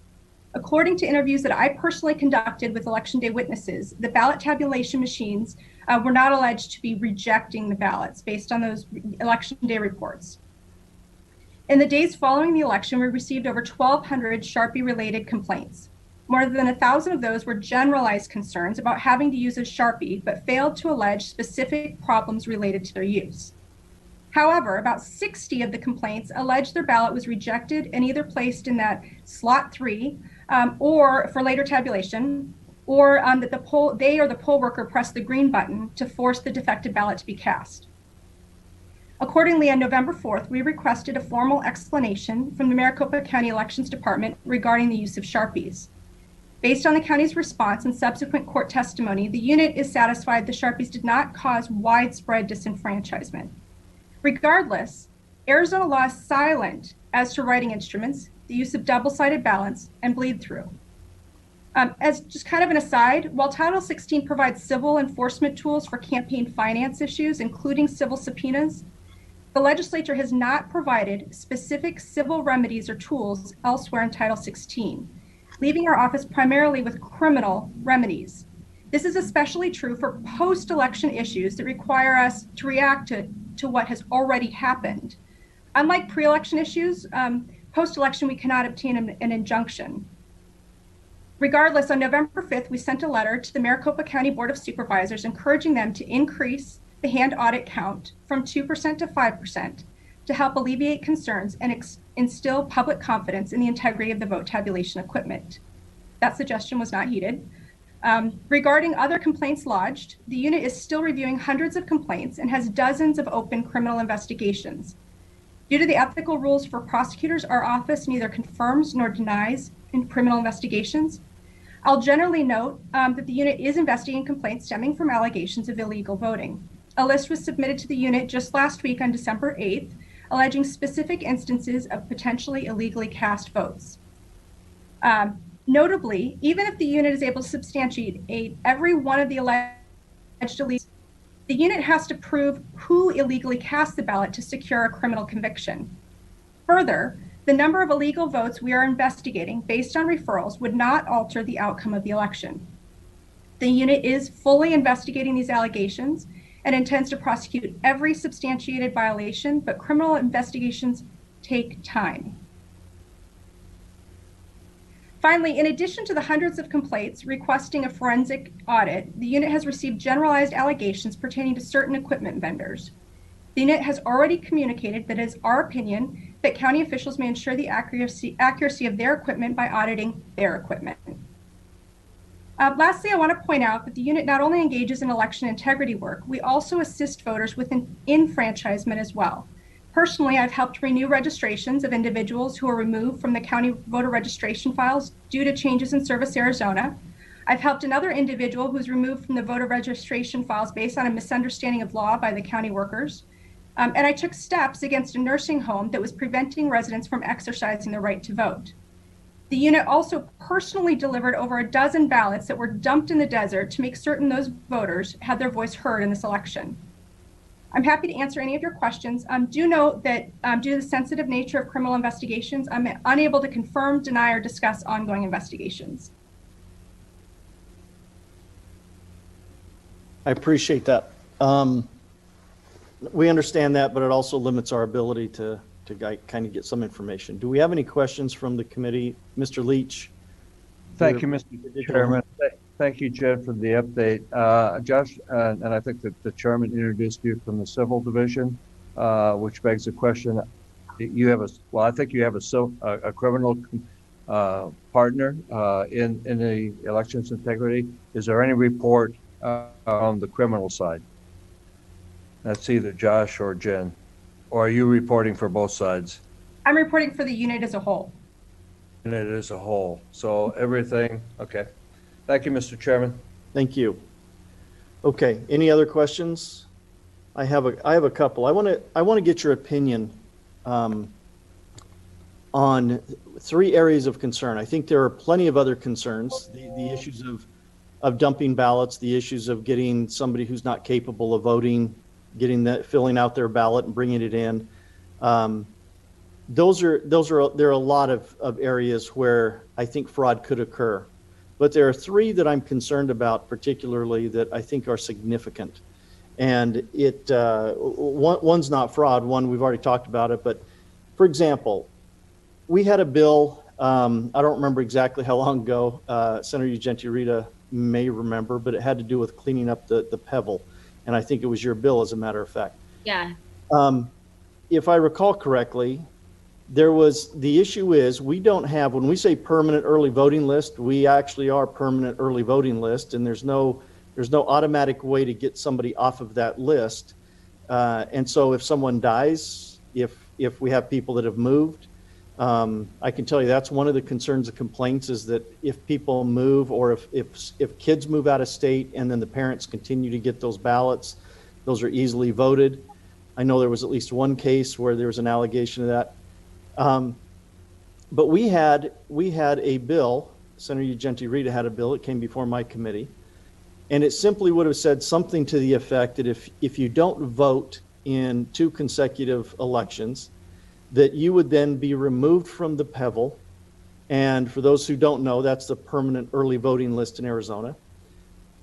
You wouldn't be prohibited from signing up again. So if for some reason you didn't vote and you didn't want to be removed, all you have to do is to sign back up, put your name back on the Pebble, and you'll receive those ballots like you did before. There was tremendous opposition in committee, allegations of voter suppression.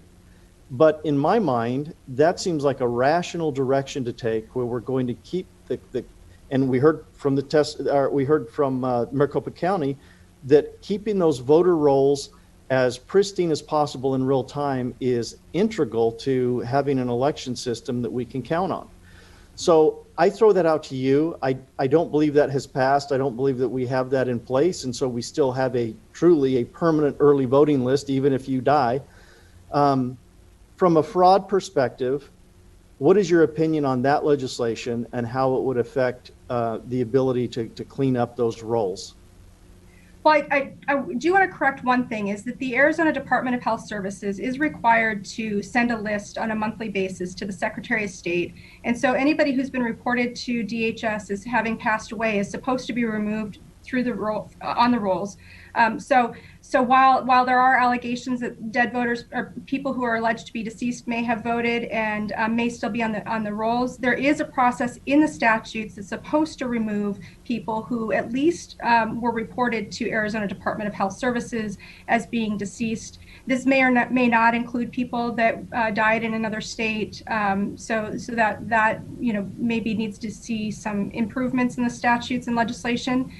Regarding the removing people from the voter registration files, on a regular basis, I think that it's imperative that we have clean rolls. A lot of the allegations that we have related to illegal voting are for people that, maybe moved out of state or, again, like you had mentioned and I just mentioned, deceased voters. So we want clean rolls, but I really leave that up to the legislature to decide the best mechanism for that. I think that I believe it's the Carter-Baker Commission has some recommendations back from 2005 that discusses ways to maintain voter rolls, and I would encourage the legislature to look at best practices in other states and through that report. And I appreciate that, and I wasn't asking for you to do anything about it. I was asking your professional opinion on how maintaining that clean roll is going to help us to prevent fraud. That's really, I'm looking at you through the lens that you're on the fraud task force, and would that be good policy? Sounds to me like you said yes, kind of in a roundabout way, but we'll take that as a yes unless you want to dispute that. The other one that I want to talk about just briefly, and there's nothing we can do about it at the state level, but I want to point out that and ask about from your perspective, again, through the lens as a fraud investigator or a prosecutor, is the limitation that we have dealing with people giving sufficient and adequate ID to prove that they are citizens. And if they don't, we went through that before, I assumed you heard, that if they don't, they get to vote in the federal ballots and they become a federal ballot voter.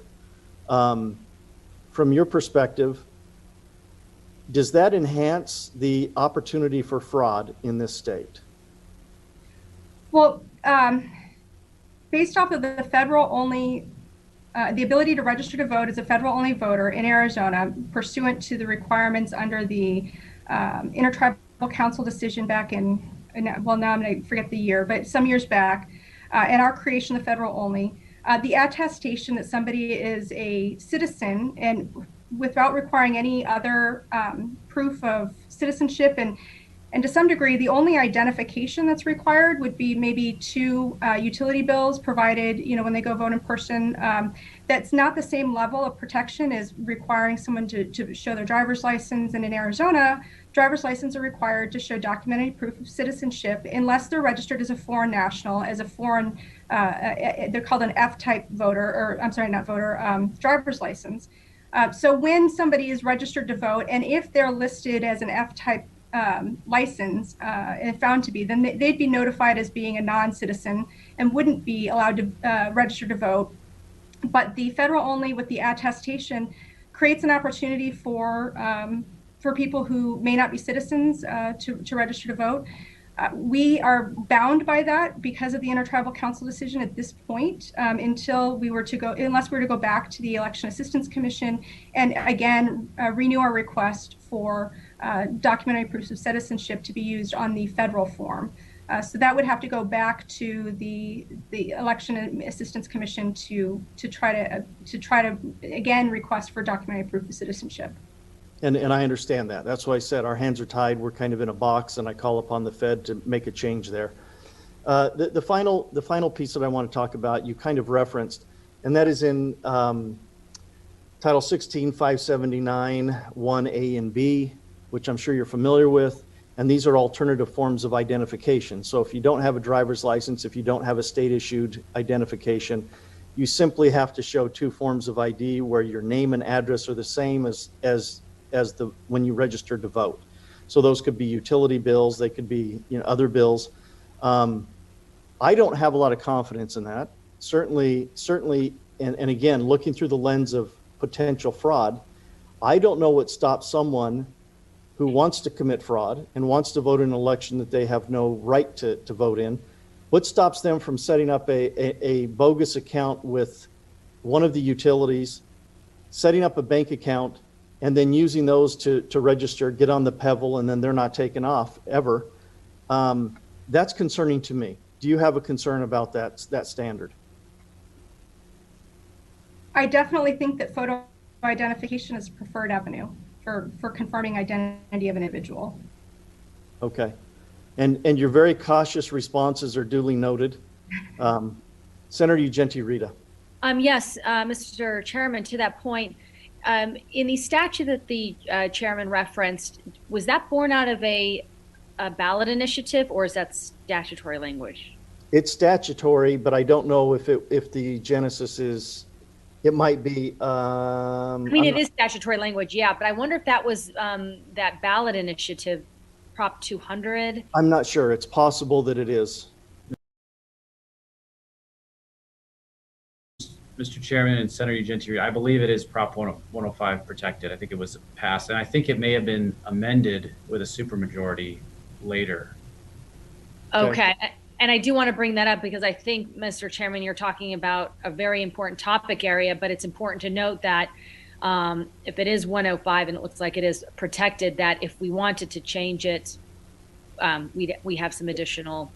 Correct. And I understand that, and I'm verifying it looks like it is Prop 105. Okay. So it would have to go back to the ballot, but I would suggest to the people of Arizona that would be a very good move. So that we actually require some kind of valid ID rather than just a couple of utility bills. That makes absolutely no sense to me, but okay, we'll move on from there. We have Senator Quesada. Yeah, thank you, Mr. Chairman, and thank you to everyone who's been here for this whole committee. It's been long but interesting discussions. I want to ask Mrs. Wright some follow-up questions specifically about the three concerns that our chairman raised.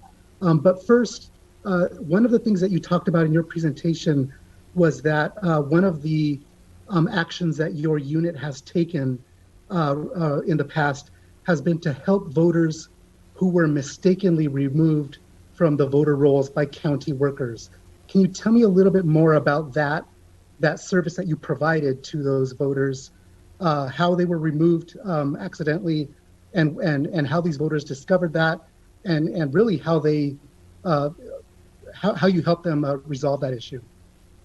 Certainly. So one of the first issues is regarding the recent changes to Service Arizona. There was it was reported in the news, but it definitely occurred where there was a change in Service Arizona, and the link between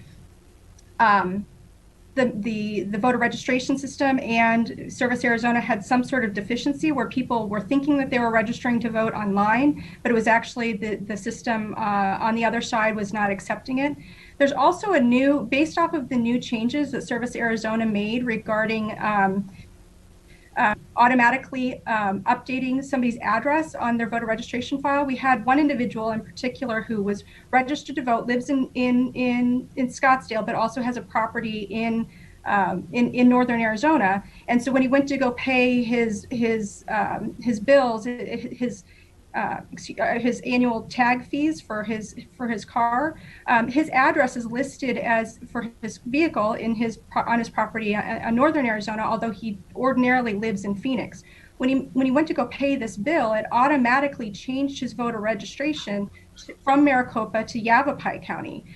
So that was not his intent at all. So he was removed and was unable to vote during the primary because his voter registration was automatically changed, and this was based off of an agreement based off of a lawsuit that was filed by an outside group wanting to change the PAVA rules, or related to voter registration, so that when people make changes to their address, it automatically updates their voter registration. Unfortunately, it now requires people to uncheck and to say that they don't want that to happen, that the address to be changed.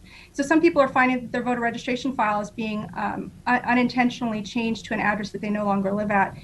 Similarly, we had an individual who owns a property here and has a car here in Arizona, but lives in Texas, who went to go pay their annual registration fee for their vehicle, and it automatically registered him to vote and sent him an early ballot that he never requested or asked for, because he didn't realize he had to uncheck the systems based off of the new changes that were made with Service Arizona. So that's both, enfranchising people that shouldn't be, in regards to the person in Texas who never intended to vote in Arizona and was concerned when he received that ballot, as well as disenfranchising people who did not intend to have their voter registration file moved from their primary address to their secondary address. In addition, we had one county that had, based off of a change of address, their address was not listed on the county register as being a postal address. And so the individual, while they had been living there for a decade, for some reason there was an update, and this was one of the smaller counties, to the system. They identified lived on a residential property, but in fact he did. So we had to just correct that to make sure that the county knew that they could register someone to vote where the place of where they live. It was not a commercial address. It just hadn't gone. They wanted him to get his lot permitted for residential and cost him $10,000. So, yeah, but that's kind of an aside. Yeah, thank you, Mr. Chairman, and Ms. Wright. Thank you for that explanation. I appreciate that. I'm wondering if the legislature did move forward with a PEVL purge, which is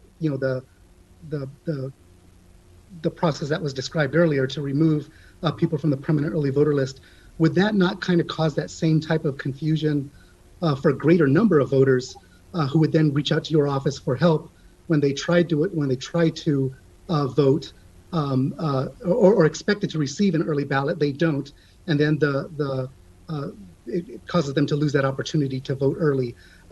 Would that not increase your involvement with those voters having to fix that situation for them as well? Well, I'm not sure I know the full details of the bill that was being discussed. It sounded like if they hadn't voted in multiple election cycles on the PEVL, so there may be people who would have intended to vote by PEVL that would need to then re-register for PEVL. My understanding is it's not removing them from registering to vote. It just stops automatically mailing them a ballot, in which case they could go online and request a ballot prior to that. But again, it may not. It's hard to say as to how many people who haven't voted in several election cycles would notice that they stopped receiving the ballot. I can say we received dozens of family members who received ballots for people who either no longer live at their address, or people, the previous residents at their address. So in addition to the complaints of people who were somehow their voter registration was changed, we also received dozens of complaints of ballots mailed to people who no longer live at the address that was listed. So, it kind of cuts both ways. That also increases my workload to make sure to find out and investigate why ballots were being sent to those addresses. And that is, to that point, that is correct, that they would have to have not voted in multiple cycles. Also, if I recall correctly, it required that some notification be given to those before they were removed. So it wasn't just simply removal, it was notification. If they wanted to stay on, they could contact the electors or the election department, and they would be left on. So, okay, Mr. Quesada, please continue. Thank you, Mr. Chairman. Ms. Wright, I kind of want to move on to a second concern that was raised earlier regarding the federal-only ballots that certain voters would receive. And I'm wondering, you talked a lot about the criminal activity that you have investigated, or potential instances of fraud that your office has investigated. How many investigations have you conducted regarding a person who should not have been able to vote because they weren't a citizen, yet still voted using only a federal form. How many of those investigations have you conducted and found to have been legit investigations? Well, we don't review voter registration files or records on our own accord. So the only information we have regarding investigating people who may be non-citizens is based off of either one. We did have one complaint that's currently, I believe, except for the fact to say that we have one instance of a for national voting in an Arizona election. It's under seal still at this point because we haven't been able to serve the indictment, but we do have a case that we currently have. We also have allegations based off of the list that I said was provided just last week on December 8th, that there are 38 individuals in which they were unable to that this complainant alleges there's no record of these people existing. So we've got 38 people we're going to start looking at, and we may or may not find that these people are, the individual may have been mistaken as to whether or not that they existed or didn't exist. So I'd say that at this point we're limited by somebody notifying us of a potential concern before we pick up an investigation. And I guess just to clarify, Mr. Chairman, Ms. Wright, so am I understanding you correctly that so far there's one instance of a potential non-citizen who has voted using a federal form? I'm not sure that they use the federal form. What I'm saying is that we don't go through and audit the federal forms, so we're limited to investigating what's brought to our attention. So at this point, I would say that we have not had anybody bring to our attention allege is a non-citizen. So we've conducted zero, except for the one that I indicated before. We've conducted zero investigations regarding the citizenship status of anybody on our voter registration files. Okay, and so, Mr. Chairman, Ms. Wright, thank you for that clarification. So, zero, potentially one, so far. Because that limits you, or I'm assuming that other members may say, well, that's only because you haven't been notified of those situations. Nationwide, how many complaints have you heard about from other states where a non-citizen only form? And would you expect that rate would also be the same in Arizona? I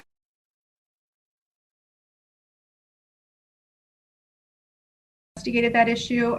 Not all states require documented proof of citizenship. I know a case that Kansas just had cert denied on a case regarding documented proof of citizenship, and they had some number in that case, and I can't remember how many that they had found. But again, there's only a handful of states that have the documented proof of citizenship requirement. So other states, I know that Texas has investigated hundreds of thousands of cases of potentially non-registered citizens or non-U.S. citizens. So that's about all I know about. Okay, thank you, Mr. Chairman. Thank you. Mr. Gray, do you have questions? Yes, thank you, Mr. Chairman. And this is for either Jennifer or Josh. It was something that you brought up, Josh, about late changes in voting procedure. Is there anything that we can do? I mean, we can make statutes, but is there anything that we can do that would actually inhibit the actions of a federal judge like Logan that basically went in and just arbitrarily made a change? It doesn't seem like statutorily we could restrict a federal judge, but if you've got any ideas, I'm sure Senator Ugenti Rita would be willing to run a bill. Well, Mr. Chairman, Senator Gray, I'd love to brainstorm that with you because, basically by the very nature of when they brought it and, mechanically how much time it takes to, do a motion to intervene and then have that opposed. And and then have an oral argument. It kind of invites these last minute changes because they got 10 days. They changed the statute to extend it 10 days, even though ultimately I think we would have won. And if it had gone to the Supreme Court, I'm confident we would have won, but that would have added another few days, which then would have almost made the whole thing moot because they would have gotten what they were trying to get. but I'm happy to work with you on that. Okay, thank you. Okay, are there any other questions? Oh, Senator Ugenti Rita, looks like your hand is up. Yes, I'm lowering it now. Oh, it's lower. There you go. Okay, wonderful. Thank you so much, Mr. Chairman. I did have a question for the AG's office. Either one of you can take it. And it's about the federal only ballots. So from the testimony today, I just want to make sure I understand this. Legally, because of federal law, we, Arizona, the state of Arizona, cannot require, per our statute, that a voter prove they are a citizen. They sign a form attesting to the fact that they have met the citizen requirement, and that's sufficient, and then they can move on, and then they vote that federal only ballot, because we do have additional requirements if they wanted to vote our, I don't know what you would call it, our larger state ballot or something. The full ballot. The full ballot. Thank you so much. Is that right so far? Mr. Chairman, Senator Ugenti, that is correct. I mean, it is a felony if you avow you say you're a citizen on the federal, and okay, you're really not. And I think it's a state violation too to be voting when you're not really a citizen. But beyond, we are preempted on the federal form. Okay, to require that they prove as a stipulation before they get a ballot. Just attesting to it suffices. So let me just ask, is there anything we could do? Could we segregate those ballots and then investigate if they indeed are citizens by cross-checking them with other databases, and therefore then proving that they are indeed a citizen or not? So we didn't require them to do it at the front end, but are we able to do something about it and figure out whether they're a citizen or not? Mr. Chairman, Senator Ugenti Rita, I know that Representative Townsend, for example, worked with you all, and a bill was passed and signed that I think put a little more transparency on those numbers. I think the recorders have to now report how many they have. I don't know if they report how many actually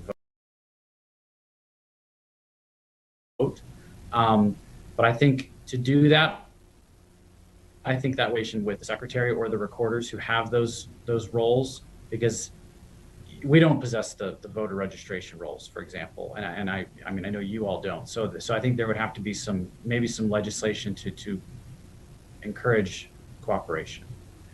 So, Mr. Chairman, so we could require the political subdivision or I don't know, entity or governmental entity that's in charge of the voter rolls to cross-reference those federal only applications to make sure that those individuals are citizens or not. I mean, that's legislation we could work on, and that wouldn't violate the federal law. Mr. Chairman, Senator Ugenti Rita, I'm not aware of that being part of what the reason we're preempted, I think, is different from what you're talking about. So that would have to, maybe there's a different legal theory of why it would violate it, but I think you could do that, yes. Okay. Great. Excellent. Thank you. All right. Do we have any other questions? Senator D'Alessandro, there you go. Your hand is up. Thank you so much, Mr. Chairman. Ms. Wright, I swore I wasn't going to say anything else today, but your comments about 38, 37 people, someone's asserting that these people don't exist. Can you just share what kind of documentation is the intake for cases like that? It really perplexes me. So I'd be grateful for any guidance. You could tell me what the process is. Sure. So we have the the elections complaint form that's available on our website. And last week, an individual submitted to us a list of names of individuals that herself and I think a group of people had investigated that they believe maybe have unlawfully or illegally voted in this last election. So we have just received that, and we are just now beginning the intake. So based off of the allegations, there was a significant amount of information that suggested that our criminal division should review that. So those are now being sent over to criminal for review, and we will be obtaining copies of the information that she supports her claims, because the election complaint form doesn't have the ability to, I think, submit everything, probably to the extent that the research that her team of people had done. But we've received it, and it will now go to the next step. But criminal investigations take time, and there were, lots of names on this list, and so some of them are alleged to have specifically voted in this election. Some were just alleged to have received ballots, even though they were allegedly deceased. We have had some claims that have been sent into our office by Maricopa County Board of Supervisors in particular that allege that maybe some people deceased voted in the election. The ones that have been referred by the Board of Supervisors, we have cleared as the individuals were not, one there was a misunderstanding in the way the computer program worked, and the other one was in fact not deceased, which so that was good news.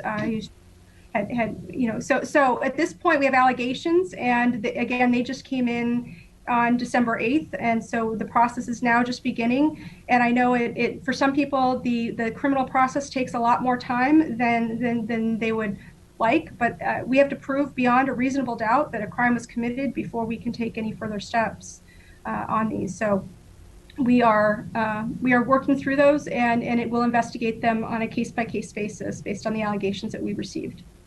Thank you, Mr. Chair. Just a little follow-up, please. Please proceed. Thank you so much. Since I'm the exiting member on the committee, would you please keep me apprised at the House of how these cases turn out, even though I'm not going to be serving on a Judiciary or Election committee. Thank you so much. Thank you. Okay. Any other questions? Hearing none. We appreciate your time, appreciate your testimony and the work that you're doing. So, members, we don't have anybody else that we put on the agenda to speak or to testify. So I'm going to open it up to the committee members for any discussion, any comments before I close and we adjourn. Chairman Hickman, it looks like he wants to say something. No, Yes, Mr. Chairman, thanks for the invitation. If you're going to have a committee meeting now, I appreciate the invitation. I'm glad we all got to talk and ask questions of each other, and I look forward to seeing what the committee comes through with. Great. Then I'll take the time right now. If we're going to have people leave, I'll take time right now to thank everyone for being here. I know it's been a long day. I know that there's a lot of detail, a lot of questions, but I really do appreciate you being here and your willingness to work with the legislature and your willingness to try to come up with solutions, but also answering for the current election cycle. So thank you very much to you and everybody else who has testified. Thank you. Okay, members, any discussion? Senator Borelli. Yes, thank you, Mr. Chairman, and thank you for pulling this whole thing together. I know it was a kind of a difficult thing to get together, especially with all this technology and stuff. Yeah, we've heard in county elections, I'm not casting aspersions on anybody, but I'm very concerned about the lack of integrity of the system itself, and especially on the provisional ballots and all. We've heard it all. So I'm hoping that we can get some kind of resolve to this, because nothing electronic is going to be secure. Michigan is already coming out with evidence that the system has been completely out of whack there, the Dominion system. So, a lot of these things are unfolding, that they're finding out that the Dominion system software is already preloaded to, for irregularities, if you will. So I'm hoping that we can come up with some suggestions here before we adjourn. Okay, Senator Gray. Thank you, Mr. Chairman, and again, always good to be in committee with you. Appreciate the way you run it. I just want to kind of reiterate, because I actually was talking with somebody the other day who was basically saying, why didn't you guys do a committee sooner? Hindsight is always 20/20. As we've heard from the county, there's things that they're limited on what they can do because of court cases. Some people don't understand some of the parameters of what can be done and what can't be done. And so I appreciate, one, your expertise in facilitating this meeting, but also hopefully it has helped people to see that, you know, we're not omnipotent. We can only do so much. I mean, we're still waiting to get the court cases over, and hopefully, as far as I'm concerned, we can have a forensic audit and a full hand count to clarify to our voters that that there was integrity, and if there wasn't, then action can be taken from there. But again, I want to thank everybody for being on the committee, and for you, Mr. Chairman, for reconvening us, and for the president for calling this together. So thank you. Senator Ugenti Rita. Thank you so much, Mr. Chairman. I appreciate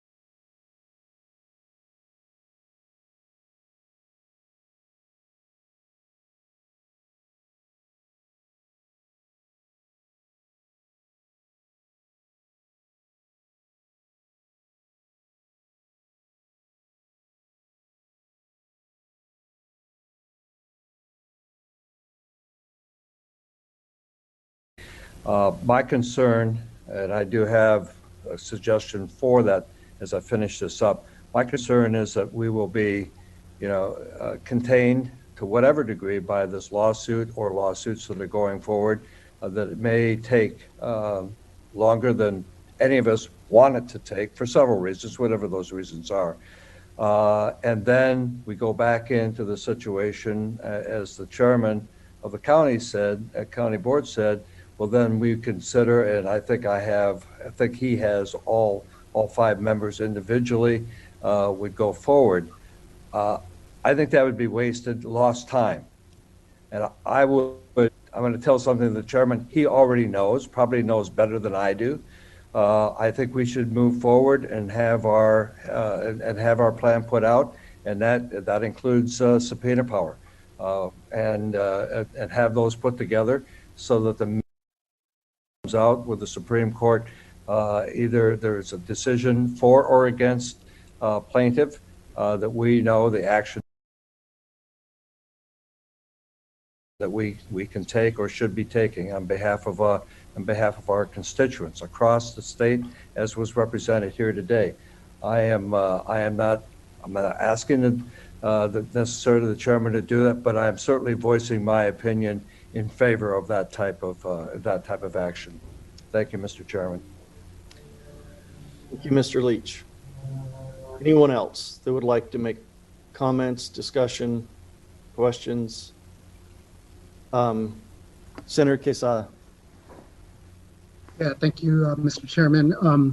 I just want to thank the Maricopa County for being here today and providing us some information about how confident they are about this last election that just took place. After sitting through that entire presentation, I felt more confident than I did before, and I was already pretty confident about this election.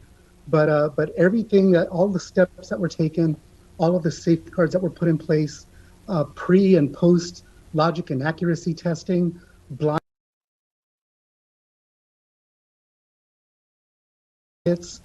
security seals on ballots that had to travel from point A to point B for any reason, none of which that were broken, 24/7 video camera feed, opportunity for observation of all of these processes, live bipartisan observers in multiple steps of the process, more than we've ever had before, in fact, and then multiple passwords and keys that were needed in order to log into tabulator programs, and checks to make sure that nothing suspicious had happened. Better design of the actual ballot itself with offsetting bubbles that had to be filled in so that it would decrease the number of overvotes, which we did in fact decrease substantially the number of overvotes that were happening, and more. All of these processes that we heard today, and the willingness of our county to be transparent. We didn't have to issue any audits at all, or any not audits, but any subpoenas at all, because they came here willingly to share all this information with us. All of that points to the fact that the election that we just had and the 11 electoral votes that were just cast earlier this morning were legit. They were completely and totally legit. The transparency that has been willing to be provided here is all 100% legit. Nobody is hiding anything. The county is not, not willing to share this information with us, or not willing to conduct an audit because of these lawsuits that are in place right now. These are lawsuits, the county didn't file them themselves. Other people filed them against the county. The Trump campaign, many Republican voters filed these lawsuits against the county. The county wasn't doing this for fun, or holding these audits for fun. It's because others have challenged the county, and each and every one of those lawsuits has been dismissed, has been dropped, or has been denied in their entirety, because there was a complete lack of evidence of any wrongdoing whatsoever. The Republican Party versus Fontes dismissed. Aguilera versus Fontes withdrawn. Trump versus Hobbs dismissed. Bauer or Boyer versus Ducey, however you pronounce it, dismissed. Ward versus Jackson dismissed at the lower level, at the Arizona Supreme Court, at the United States Supreme Court, dismissed. Burke versus Ducey is dismissed. Stevenson versus Ducey withdrawn. If there was a shred of any type of wrongdoing, it would have been found in at least one of those lawsuits, but none of them found anything. And if any of these suits are still going on, or I know one was just filed yesterday, some additional ones, if any of them wanted to ask for a full forensic audit, whatever that means, they can still do that. And the county's saying they're willing to do that if it's asked for in these lawsuits. If the judge orders them, they're willing and ready to do it. So if you are still talking with these plaintiffs, ask them to request that. And I would predict that if a judge finds that there's any legitimate reason to ask for that, or to award that, or to order that audit to happen, that judge will do that. But that hasn't been the case to this point yet, because this election has been 100% legit, and we haven't heard any evidence otherwise. And then to top all of it off, the county just came in here and told us that once these lawsuits are concluded, once these lawsuits are done, they are still willing to conduct a full audit of all of these votes. Why would they do that if they weren't 100% confident that this election was performed completely accurately, completely fairly, with complete legitimacy? They wouldn't do that if that wasn't the case. And so I know I've spoken to my county supervisor. He's willing to do that audit once all of this stuff is over and done with as well. And what more do we need to convince our voters that Arizona's 11 electoral votes went to the right candidate? And if we are not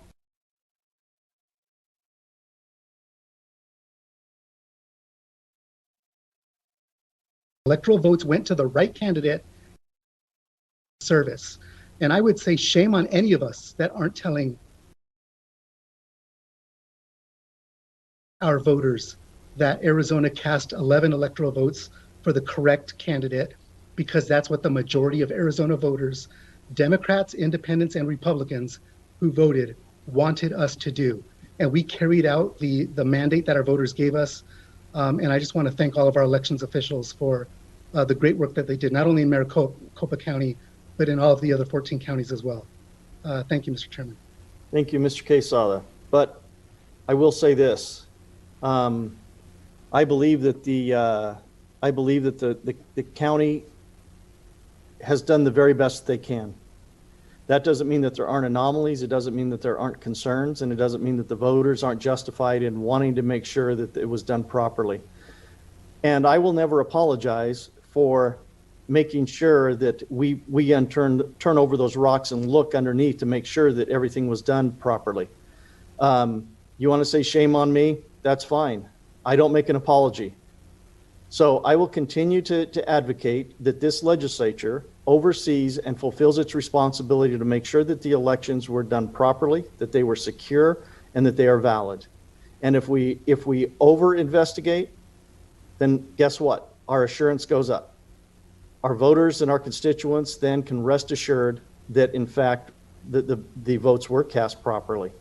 But there's still a lot of concern, and if nothing more than trying to assure the voters and to convince them that nothing was done inappropriately and this was a valid election, I think that is incumbent upon us to pursue that, and that's what this process is.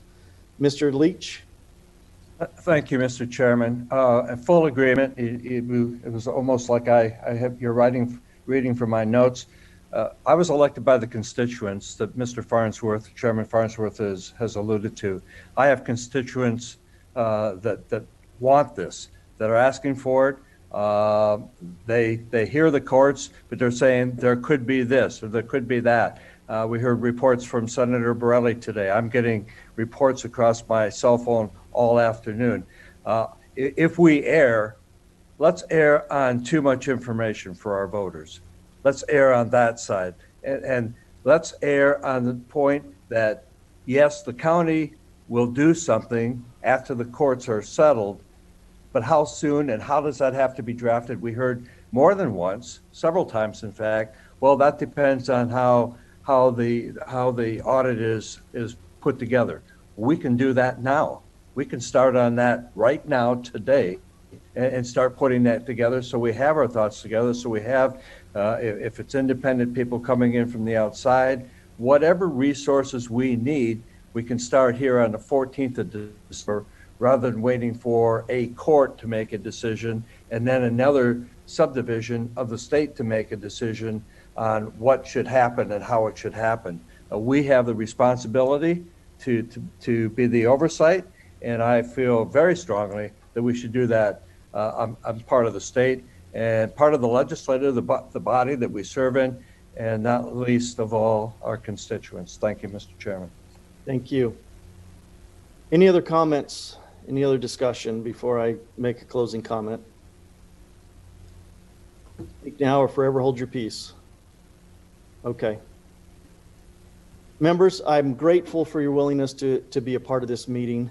I can tell you that this is born out of the idea and the fact that the legislature has the authority and the responsibility ultimately to make sure that our elections are fair and open, transparent, and that we in fact have integrity in the process. So I wish this were being done through the legislative body as a whole. I wish the governor had called us into session so that we could have done this with the full body. That didn't happen. It's not going to happen. That's unfortunate in my opinion. So as I said in my opening statement, this is what we can do as a committee.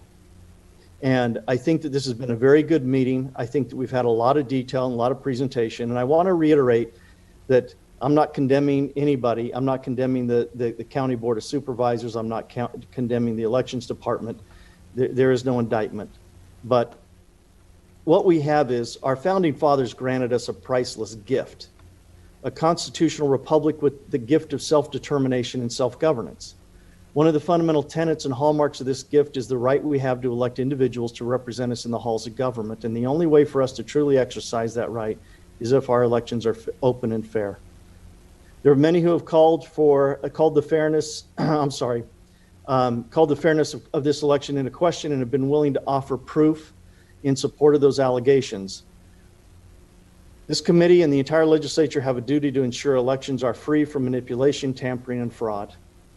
Now, we didn't hear from many of those people today, but we have heard through other sources all of those allegations, and this was intentional, to narrow the focus and to try to understand more clearly and better what the process is and how the county has tried to keep this election fair and open.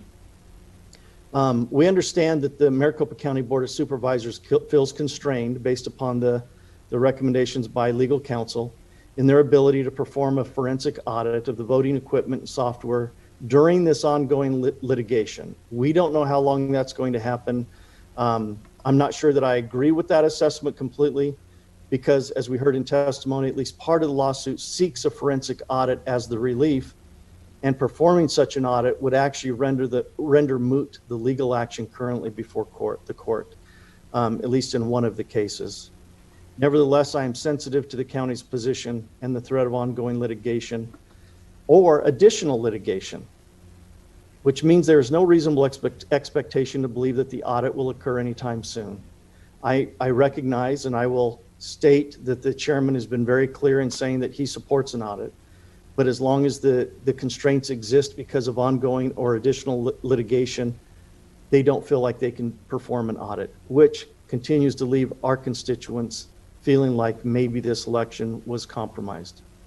So with that said, it is therefore in my intent to exercise my authority as chairman of the Senate Judiciary Committee, and with the full support of the Senate President, to issue subpoenas in an effort to audit the equipment, software, and ballots.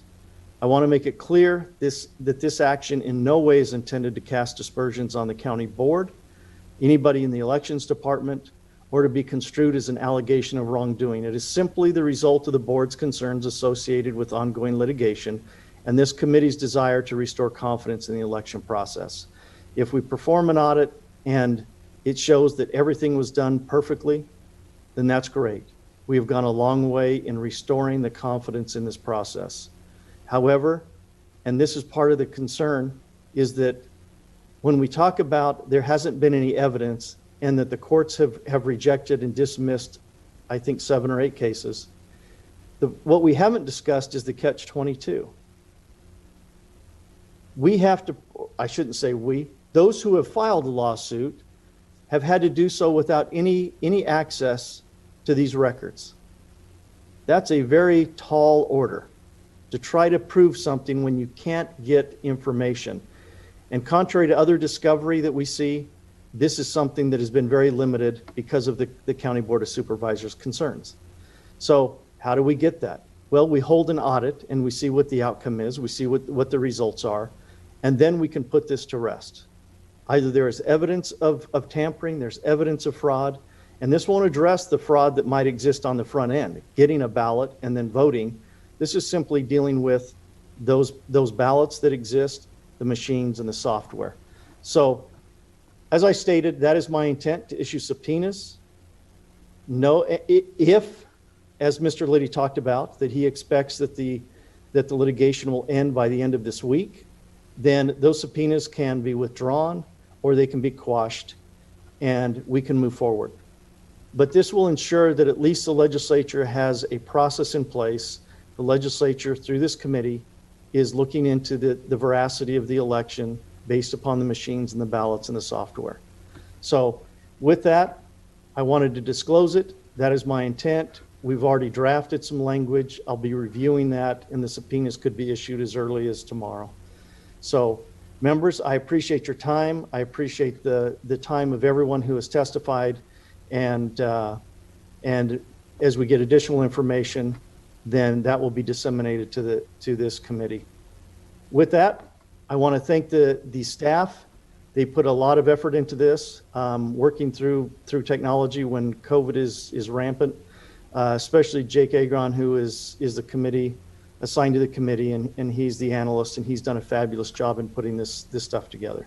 So Jake, I appreciate it. Thank you very much, and tell everybody else on the team thank you.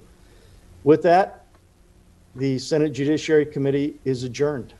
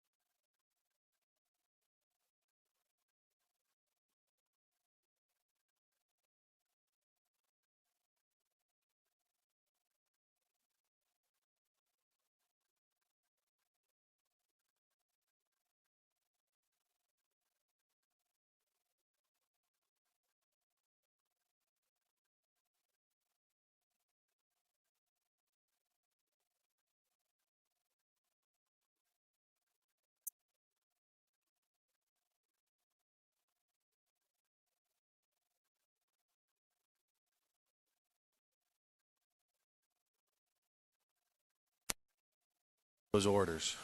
Pushback. But